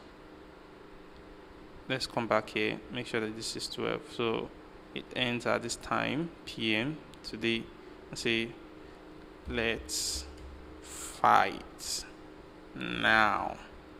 Okay, so we create this game. by the same creator. So confirm. You see how that is added, immediately. It doesn't need to even refresh. Okay, so this is one of the benefits of using, this. And if you click on this, okay, we don't have that functionality here. So in the next part of this video, we want to see the game information. So when we click on this, we'll be able to see the game information. So let's do that in the next part of this video. To proceed to seeing games, let's come to this game action. So in the game action, not the game action. So let's come to a game card. All right. So not the game card either. Okay. We have something called game detail, which is a modal, as you can see here. This is a modal. Okay, it's not yet visible, but let me show you here. This is it. It's visible, but it doesn't have the necessary information that we need to display it. So what we need to do is we're going to change it to Redux later on. Okay, so first thing I want to do is we want to transform this to just be Redux based. Okay, so I will just borrow the same idea from here. Let me copy these 2 lines of code, 3, okay, paste it here, get this selector, get this root state, get this action, and get this dispatch. All right, so I want to get the result modal from here. Not the result modal, we'll call it game details. Okay, details modal, we kind of changed it, so we're not going to be using this either, and we'll change that to game details modal here. I also want to get the game from the store and not from here either. So I'm removing those. Remove this.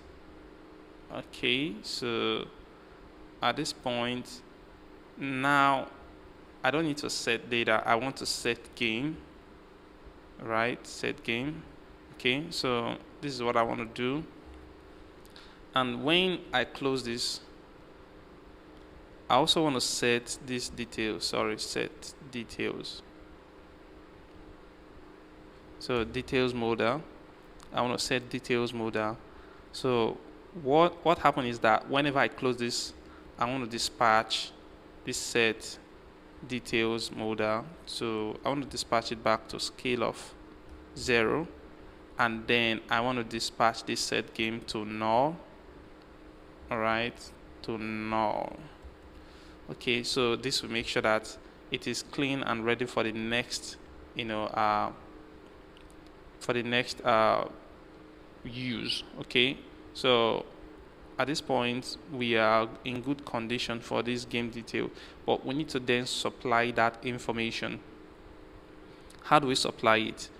It's by coming to this place, this game card, these cards, and it's in this place by clicking this title. That is when the game, the game information should show up.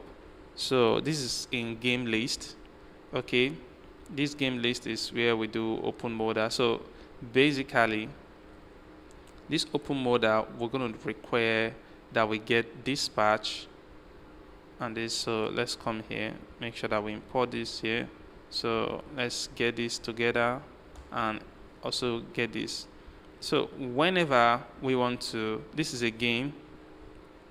This game is coming from this function. So we want to dispatch this. We're doing this same thing here. So coming here, but I want to set the game first. I want to set the game to whatever game I'm bringing in here, and I want to set this to 100. Too. So now, whenever the title is clicked, this is what is going to happen. So let's save that, and we may want to refresh that just for customary purposes. So when I click on this, you can see 2-man game instruction. So this is the host, participant, acceptee is 1 already, reward is this, and title is number of winners is 1.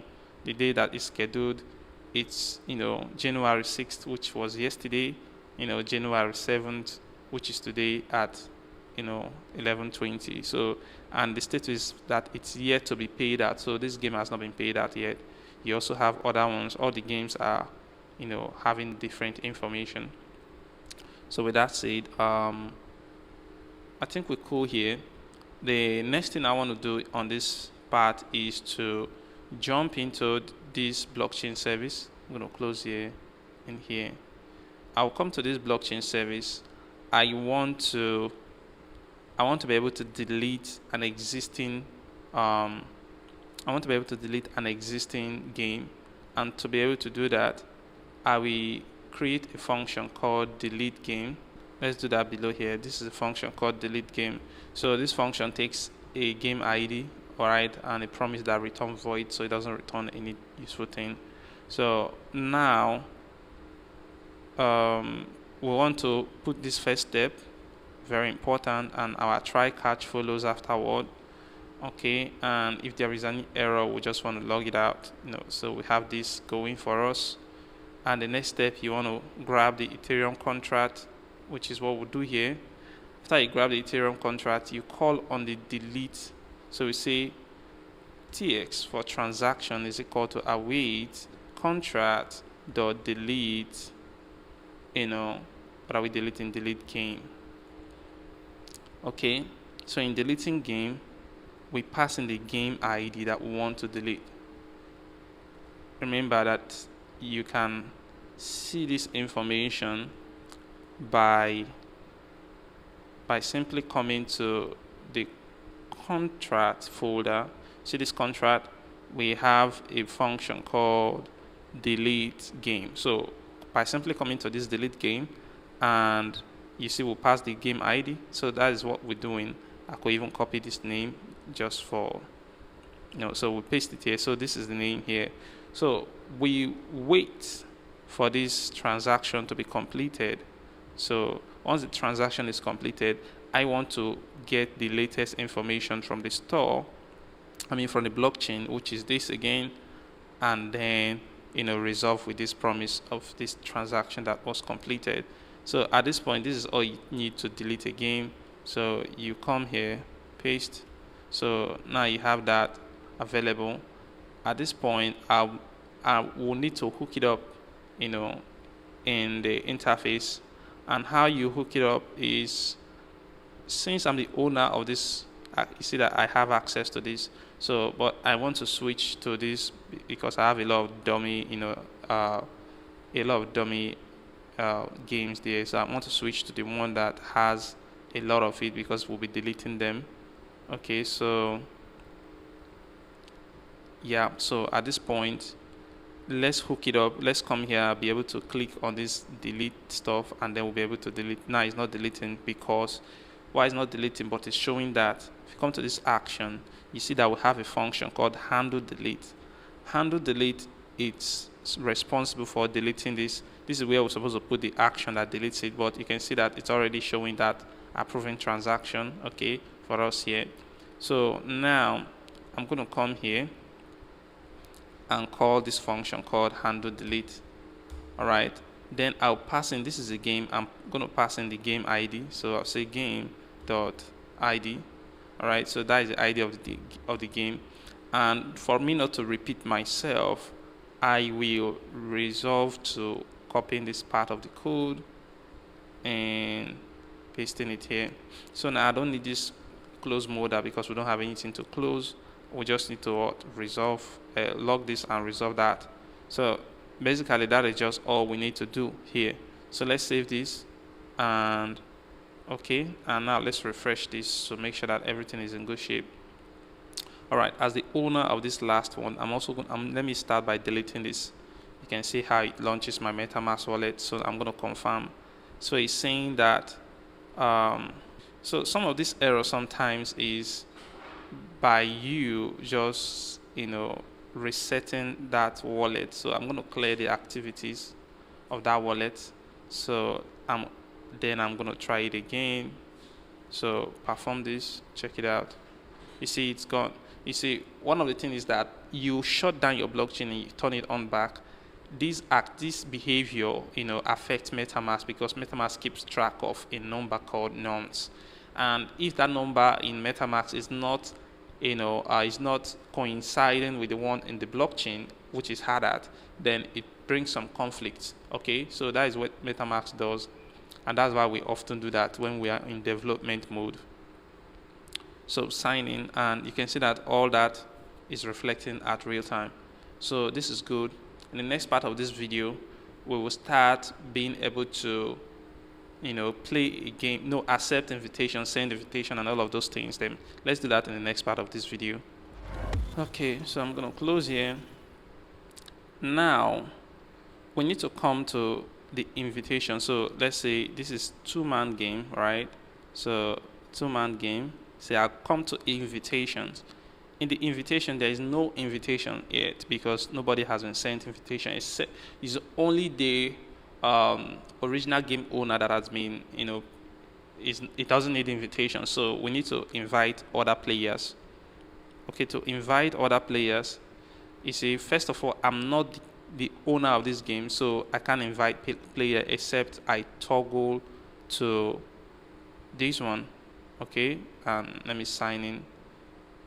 Okay, you see this button is triggered. So let's launch this button. This button is supposed to launch a modal that enable us to, send invitation. So I think this is this invite modal. Now in this invite modal, we need to do something similar to this. So I'm going to copy that lines of code. You can see what it's telling you. We're going to replace these two information with the one coming from Redux. All right, so let's get these things together. This. Okay, so now the game should be coming from Redux. So I'm going to remove this. The invite modal should be coming from Redux as well. So I'm going to remove this one. So great. I don't need this. Right. At this point, we have a closed modal. So we say, I think we can just copy this line here. Okay, paste it here. Then change this. You see, we're not doing set create modal. We're saying set invite modal. So I'm going to copy that and replace it here. So it's going to scale it down to 0. Okay. So what else? And not only that, you should set this player back to an empty string. All right, so that is what this does here. I think that is all we need to do for this place for now. And then closing this, I need you to come to this invite modal. This is a page, so this invitations page for a specific game. See this button. This is the button we need to hook up that invitation to. So, okay, so this is set invitation. We also would need, something that can set that button for us. We need to remove this fake data. So we can say set invite modal. So this set invite modal, how we do, whenever you click on it, you should do dispatch this function called set invite modal and scale it to 100. All right, so when we save this, let's come back here. So let's click on, you see how that is working, and because we've already attached this disappears as well. So let's be able to send some invitation. So this is like the other account that is also connected, so let's do that. Now we need to come to this blockchain script. Okay, in this blockchain script let's create a function. We can do the same here, just duplicate this function here. We're going to call it invite player. So I'm going to paste this, call it invite player. In inviting a player, you need the game ID 1. You need the receiver who is receiving this information, this invitation, which is a string in the address of the player. Okay, so you want to test this. Of course, everything remains the same, but here things change it. So you need to come to the contract folder. Make sure you look for that invite player function. This side is. You come here, paste here. So this is game ID already present, and then the receiver as well. So this is you sending that invitation. Okay, so I'm going to remove this part because it's not needed here. So copy this and make it available. So say invite player. All right, so save that. Now let's come to this invite modal. So you see we're doing basically the same thing. We already have all these functions set up for you. So you just need to pass in the function that you want to call on the blockchain, which is this invite player. And we want to pass in the game ID. How do you pass in the game ID? Through this game. So you say game.id, and you also want to pass in the player, which is the receiver player. Say player. Okay, so and after you've done this, you would want to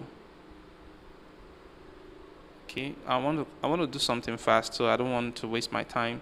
So you see these are just similar, so I'm going to copy this and paste it here. So first of all, I want to close the modal, which does this for us. I want to log this out, and I want to resolve. Simply that, nothing more, nothing less. So you save. Now you see that these are my invitation. Okay, I think I missed out something when I was doing for the invitation, but we need to do that again here. So you see this is fake generated invitation. Let's resolve that quickly. First, we come to the invitations of this line of code. Let's copy this, get invitation, close it, come to this, these personal invitations here. These are also personal games. Okay, this one is coming from the blockchain, but this is not yet coming from the blockchain. So this is what we want to do. All right, we want to make sure that this comes from the blockchain, and not only get invitation. So this should be not get invitation, but get my invitation. So I think we really missed that one. So get invitation, we can duplicate this line of code. Okay, we're not getting invitations or getting my invitation. So let's quickly do this. Okay, so the function for getting a personal invitation is called get my invitation. Let's look at it, which is a get my invitation. Okay, so we're going to rename this function to this. It's not going to require an ID. So, and here is going to be get my invitation, and that is it basically. You can make it an exportable member. Then then when you come here, it changes to this. It doesn't need this either. So I'm going to remove the other one that I brought in here. So this is good. When I save that, you see that this one has how many invitations? This is my account. I already have 2 invitations from 2 different people, 2 different games, and you can see the names of the game. So I don't have any invitation from any other person. All right, and let's say for a moment we connect with this main account, and let's say we refresh this. So this person doesn't have any invitation. All right, even though I connect this wallet, it doesn't have any invitation yet. So I'm going to go back to the account that I want to do stuff from. I'm going to disconnect this one. So in this account here, I have invitations. So let's come back here to my games. Look at my games. These are the games that I created. Okay, and this is a 2-man game. These are the invitation of this 2-man game. There is no invitation. So let's connect here, confirm this. So you see that I want to invite this guy called school director. Okay, I want to invite this account here. So I think when I click here, that account ends with these 2 6s. So I already know this account. So I'm going to simply call send invitation because I've already attached that function. All right, so click that to say invitation has been sent. All right, so right now, if I refresh that, you see that I needed to refresh that page because I've not designed it to be real time. Okay, so let's make it real time enabled. So right now, I need to come here. When I'm inviting a player, just like with this, piece of step, this procedure, I need to be able to say invitations, okay, and say invitation struct, and we just say get invitations. Okay, we're getting invitations for this game ID. All right, so and now we want to call on this function here called set invitations. Okay, this set invitation, that is what we want to do here, set invitation, okay, and then pass these invitations here. So this piece of code will ensure instant reflection of whatever you're doing. So I'll refresh this, and I'm just going to look for an account that I want to invite. Okay, I could invite another account, like let's say something like this account, send invitation, confirm. You understand? So 2 people have been invited at 3 times. You're seeing that reflect. So at this point, we want to go into this account. Okay, this one that accepted, that was sent first. So anybody that is sent first, accept first, that is the person that becomes that becomes a valid participant, acceptee in this game. So for this 2-man game, let's switch to this account that ends with 266. Okay, 226. This one here, I'm going to switch here. You see that one, this other enablement is gone. It doesn't mean that, so all you need to do is just come to this my invitations. So you can see that this guy has an invitation for this 2-man game. He can either accept or reject. So let's click on accept. Nothing works because we don't have that function yet enabled. So let's come here. You see invite player. I'm going to duplicate it basically. I'm going to say accept invite. Accept invite. Is that what it's called?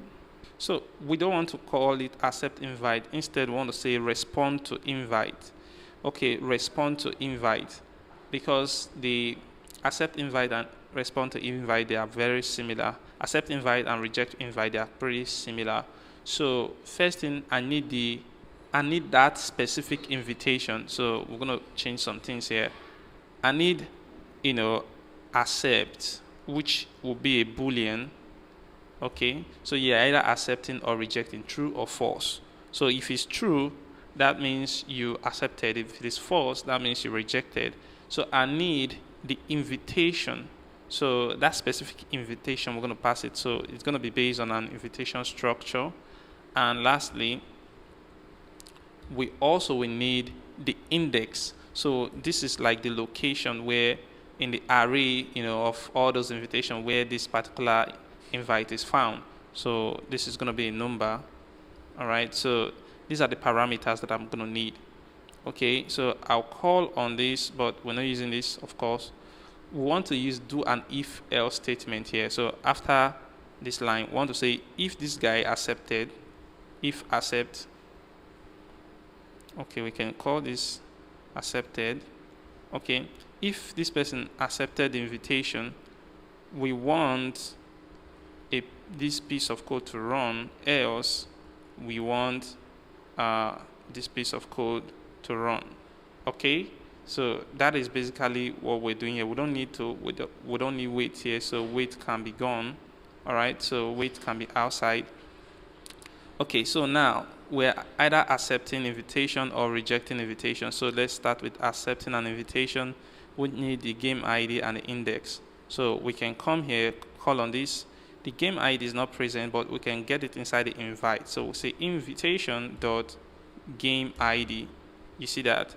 And then the index that we're passing in here, if you look at this, the index here, the index is basically the one that we are receiving from this parameter here called index. Okay, so this is for accepting an invitation, but that's not all. Okay, let me copy this. That is not all. You also want to say value, okay, because the accept invitation, is a payable function. So let's come here and say values is going to be this invitation dot, the stake. Okay, but you want to make sure that the stake is in we format. All right, so this is the stake. Then for this other one, you just want to pass exactly the same thing. Okay, but you want to make sure that it's reject. Okay, because if it's not accepting, if not accepted, it's rejected, and rejection is not a payable function either. So this is good. And at the end, we just want to grab, all your invitation, because we're in all my invitation page. So I want to say get my invitations, all right, which doesn't require this. So let's make this an exportable function. You save that. Now in this, not this modal, but in this invitation, look at this this game invitations. Is it game invitations? No, this should be my own invitations page. So we have handle response function. So this is here. Whenever I click on this or click on that, it handles a response. So in handling a response, I need to pass in this response to invite. Make sure I import it from the blockchain. It's going to require some things. Okay, so like accepted, rejected, accepted, rejected, those are the two conditions that we can pass in here. So look, these things are already coming from here. So we can say handle response. So this accept, we can call it accepted here. So this is going to be coming in here. We're just passing it because, and the invitation, we'll pass in the invitation, and the index, which is this, we'll pass the index here. You see that? And then we just simply do the same thing that we've been doing here. Copy these lines of code, and not that. Copy these lines of code from here to here, and paste here. Okay, so this close modal is not needed. Okay, so this is all we're doing. All right, and it will say responded successfully when that happened. Please pay attention if you come to where this handle, response, where we're using this handle response. See, when you accept, click on this accept. Accepted will be true, and the same thing is sent here. And when you are rejecting, accepted is false and all of that. So that is just the difference there. So at this point, I'm going to save, and then I will accept the invitation. Okay, so I'll click on accept invitation, say unauthorized entity. Unauthorized entity. Okay, so why is it saying unauthorized entity? So we need to look into the smart contract. So when you are accepting invitation, so if the receiver is not,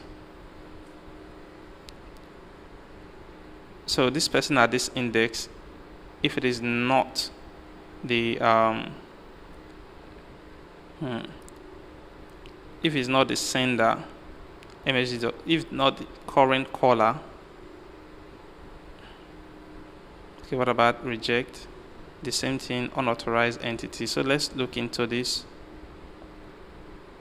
Game invitation index. Where is this index coming from? So the index is coming from the key. No, let's do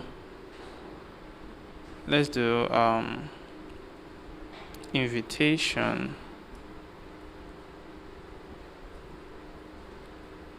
dot id. Let's do that. Let's see. It seems like we have an error with how we are retrieving these invitations. Okay, so or how we are assigning some information in this invitation. So we need to resolve that, and then we'll continue on. So I figured out that the problem that we're having with this problem here, that is unauthorized entity, it's coming from how we are reading this place here. See, this is just reading and it's not checking for a vital information. And what is that vital information? The vital information is if this particular invitation belongs to this msg sender, because right now anybody that is logged in, like any account that I just log in, can see this, and that is not a good design. So let me switch to this one momentarily, and when I refresh, you see that when I click accept, it worked for this person because this is the real account that owns this. I even logged out the receiver. So this current wallet address is the receiver of this invitation, and it's working for him. If you want to reject or accept, it works for this particular person. But if this person is a different entity, such as this person, and then we try to accept, using this, it's going to bring out an error. So we need to put something under the hood that will prevent users that are not the owner of this from accessing it. So I did some check, and I will recommend using this Find. I use Find to do a lot of logical check step by step. I literally told it that I should explain this function line by line so that I will see what is going on. So we're able to find out the part that we needed to modify, which literally is here. Okay, we needed to modify this place. Okay, so yeah, so this is the place that we are modifying. So we could just copy this for loop and bring it up here. Okay, so this is a for loop. So we're looping through the entire thing just as before. But we're checking this condition. We're checking that the receiver here is equal to what? The caller of this function. If it's the caller of this function, then it can perform these procedures and add up. At this point, if we're going by this, then we don't even need to do this like in a separate place. We can just do this way. So let's test out this. We'll run the test and let's perform some things under the hood to ensure that everything works fine. So how do we perform test? Let's run our test again. Let's run yarn hadat test. If there is any problem, we can comment out that part of it. So basically all of this works successful except the last one, except this one in player. So let's look at that player. It's saying that game still in session. So in paying out, we need to disable this check and then run this. So let's see again. So all of this works well. All right, so I'm going to deploy this. I would say yarn deploy and then yarn seed. Let's run that and see.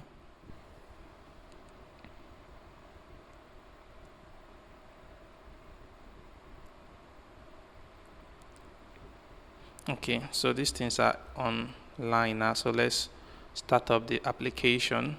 So when we refresh this, we shouldn't have any thing sent as an invitation, so we don't have any invitation. So let's create a new game altogether and test out these things. I'm going to switch into this here. So connect.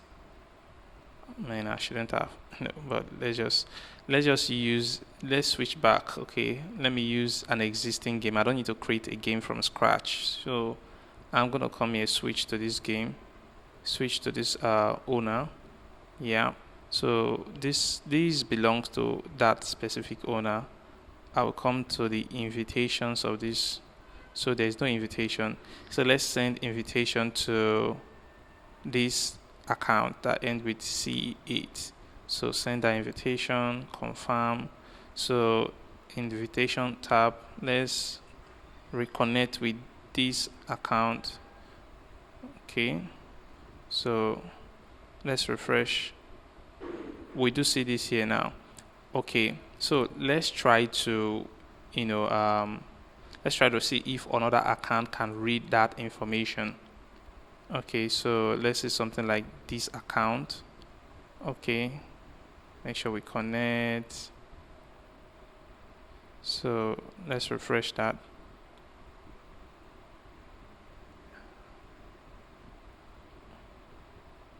So it's having an error here. So it's saying it's having an error due to, and I understand why this is happening. Coming back to this function here, I had seen this before.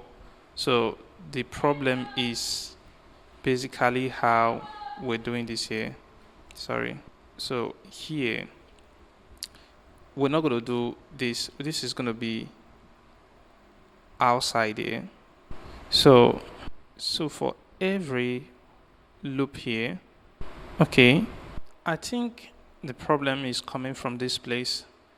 I think we need to remove this index totally from this, second loop structure and bring it up here.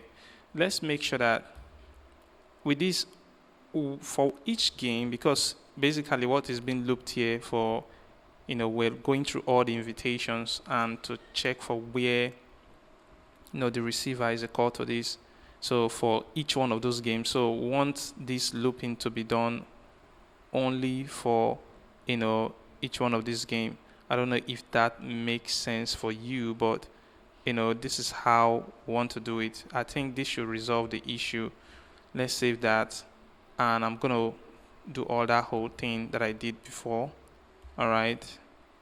By saying deploy, that will do all this. And then we start up the application again. Do yarn dev. Okay, so let's run this place again to check. Of course, these are some fake invitations. So let's see if it still fails. So I'm going to switch to another one. Let me switch to this guy here. This is the creator of all the posts. He shouldn't have any invitation, of course. So at this point, let's send out some invitation and see. So for this guy here, I'm going to send an invitation. Say invitation, send invitation to this account. Okay. So now an invitation has been sent. If I come here, let's go to that account I just sent an invitation to, which is, before I switch to this one, let me check on this one. Okay. If it still gives me that error by refreshing. Okay, it doesn't give me that error. What about, an account such as this one? Okay, let's check it out. It has only one, invitation. It doesn't give me any error. Okay, great. And what about an account such as we've never used before and obviously shouldn't have any form of, invitation? What about an account such as this? Let's refresh. So it does have some dummy stuff. Okay, which is this account? I think I already have that one. Which account do we not have here? Okay, let's say this one, connect freshly. Okay, refresh. You see, it doesn't have an account, so it's not giving us any error. So with this now, let's do some acceptance and rejection so that we'll see what is going on. I will switch to a wallet address that has some, let me disconnect this one, that has some invitations. That should be this. Let's use this account here. Check it out. So this account has two invitation. So we remember here that we had already programmed. If we come to this place, blockchain, where are you? This game invitation. Remember, we've already programmed this handle response to be able to accept or reject a parameter, and it's sending it to this function here. So let's accept this first one. And see, it's not giving us that problem again, and it's accepted. You can see that. Now let's reject the second one. Confirm, and it's rejected. So you can see that those two functionalities are working here, and basically what is remaining in this project is to play game and save the score. So in the next part of this video, I'm going to show you how I play the game and how I save the score. All right, see you soon. So now I want to be able to create game, and all of this. Let me close out from these, and we can see able to send and respond to invitations. So I'm gonna commit that change, synchronize. So everything that we're doing, you can always reference back to these branches on that same repository, so you can check it out and see what we did. So one of the things I want to do here is to come to this service, blockchain service. Now we want to be able to save scores, okay? And please come here to this pages folder, gameplay. In the gameplay, we have a function called handle submit. This is when you've done, flipping all your card and you want to, submit your score so that, your score will not be visible. So you don't know what to do, so that you don't have to replay until you get a lower score. So at this point, this is where we want to code something for this. And of course, there are some essential properties that we need. We're going to need for creating. Let me paste this. For saving a score, you're going to need the following parameters: the game ID, very important; the index of the index of the player within the score, because we're working with arrays, and then the score itself. These are the things that is required, as you can see with the function itself, which is where are you? So play game, which is this play game function. Okay, you have the ID, we have the index, and we have the score. I think we could just call it play game here as well. Play game. Okay, so now for you to be able to play a game successfully, you will need to follow the same patterns that we have here already. So I'm going to copy this, paste here. Okay, so the first thing I want to do is this function should be play game. So we're playing the game, and these are the things that we want to pass in here. So we have this game ID passed in, this index, okay, and this score. These are the information that we're passing in, and we're waiting for this to be completed. When this is completed, we want to get the score, okay? We don't want to, you know how it goes, we want to repopulate those, want to get a fresh score from the, database and set it up. So one of the things we need to do is we need to have this thing to set our scores, all right? And then we need to grab the scores. So we want to say scores, or we want to say result, okay? Result should be score struct, and we can say get scores. Okay, so this is the scores. We can then say set scores. Maybe we should just call this scores so that it will align, and you just set it up and you respond with this. So this is how you save your game or your score from the game. Okay, so after you save that, you make it exportable. So now when you come here, you can communicate with this now. So this is the function that we're communicating with. So in this function, there are some parameters we need to pass. You see, we have this thing called player. We need player data, and the player is coming from, this is how we get player, by looping through the score data and finding the one that has the address as the one that you've currently connected as your current address. So when you find that player, you set it up here.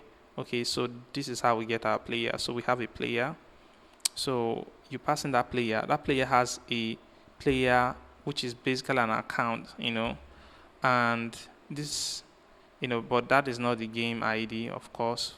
We need the game ID. Let's see if player dot, there's a game ID here, so we can use that game ID. And lastly, you want to pass in the score. The score is basically the flip count. Please pay attention here. This flip count here, I'm going to copy it for a moment and show you how this flip count works. Okay, so here I'm gonna just interpolate this flip count for a moment so that you see the score that we're talking about. So when we come here, so when we come here, the more I flip, for every flips that I'm doing is being recorded. You understand? So I'm being watched. You understand? And all of that, and you can see that I did this in 20 flips. I achieved this game. Okay, so this will be my score right now because this is what I have, and I can submit it and it will be recorded for me on the chain. If I reset this game and try flipping again, I may have to flip more than I had flipped before. Okay, to get this correctly. So okay, so I'm trying to get this. Okay, you can see that I've already exceeded the number of times that I have to flip for the other one. So you see this one, I achieved it in 28 flips. So basically, as people flip and then they do that and submit, that is what the game is all about. So I don't want people seeing this, so that's why I'm hiding it. Okay, I'm hiding it there. So that is what we want to pass in as the score, the flip count. You understand? Flip count. Okay, so this player.player string is not assignable to type of param. So we want to come back here. Okay, this player, this is the index. So we're not looking for the player.player. You understand? We're looking for the ID associated with the player, and not the player account itself. So this is what we want. And then on completion, what you simply need to do is what we had been doing here before. So we just want a then statement. Okay, that's just all. Want a then statement. We don't need this because we already have that. So, and we want to reset the game again. So want to reset game, so we're resetting that game after we had successfully submitted this to the space. So now it is time for us to play some game. Okay, and I'm going to show something. Okay, I'm going to do something really quick. While checking this game around, I saw a little bit of a thing that we may need to improve about it, which is in the smart contract, and it has to do with the accepting of invitations. So before you accept invitation, we wanted a little bit of more, something to have to do with it. Like we need to know how many, acceptees that are already in this game. So we want to require that this game already has, say games and this game ID, all right, and then you say dot acceptees is less than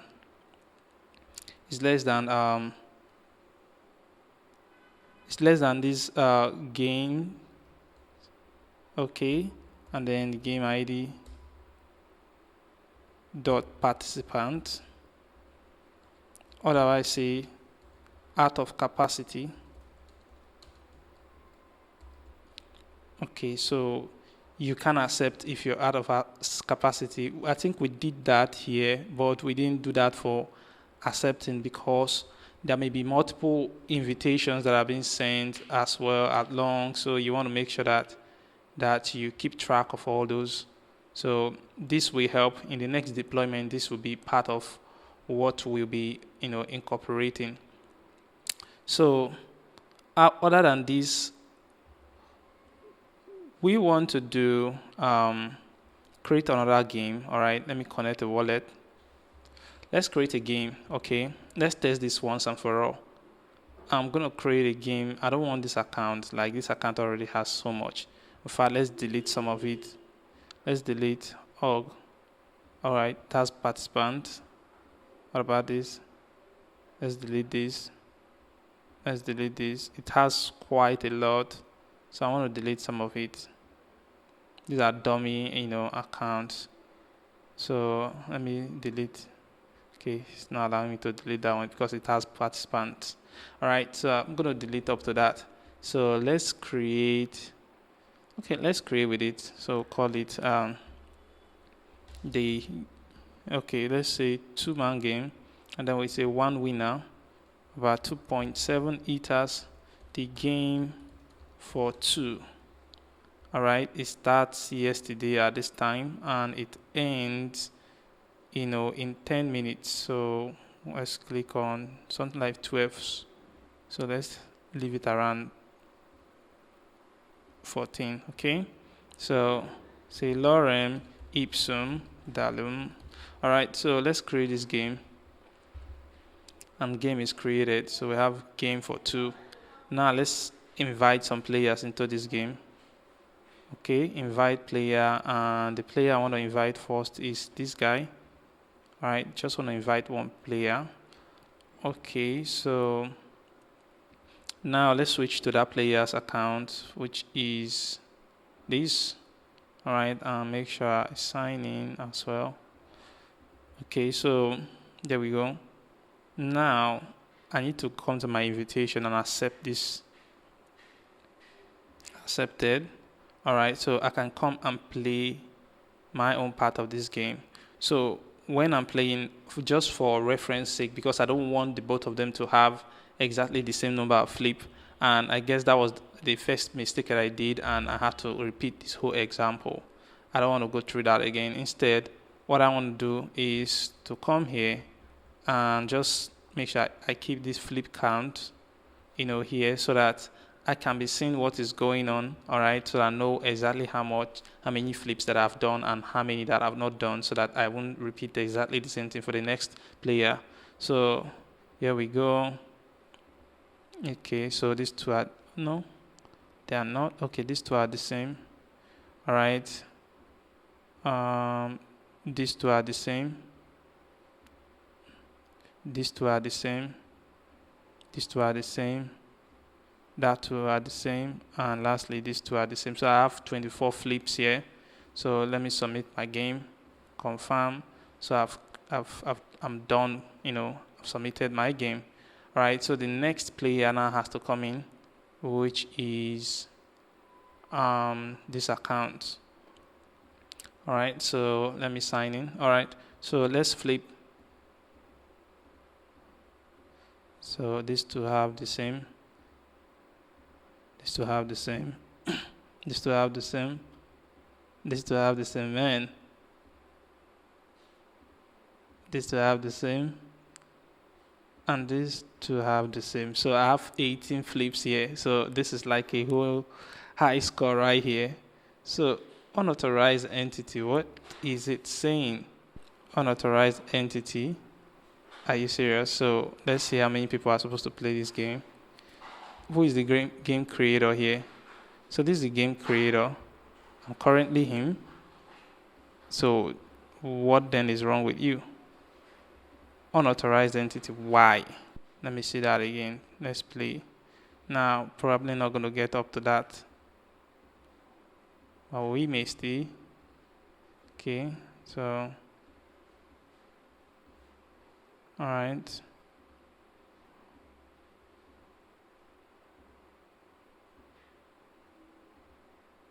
Okay.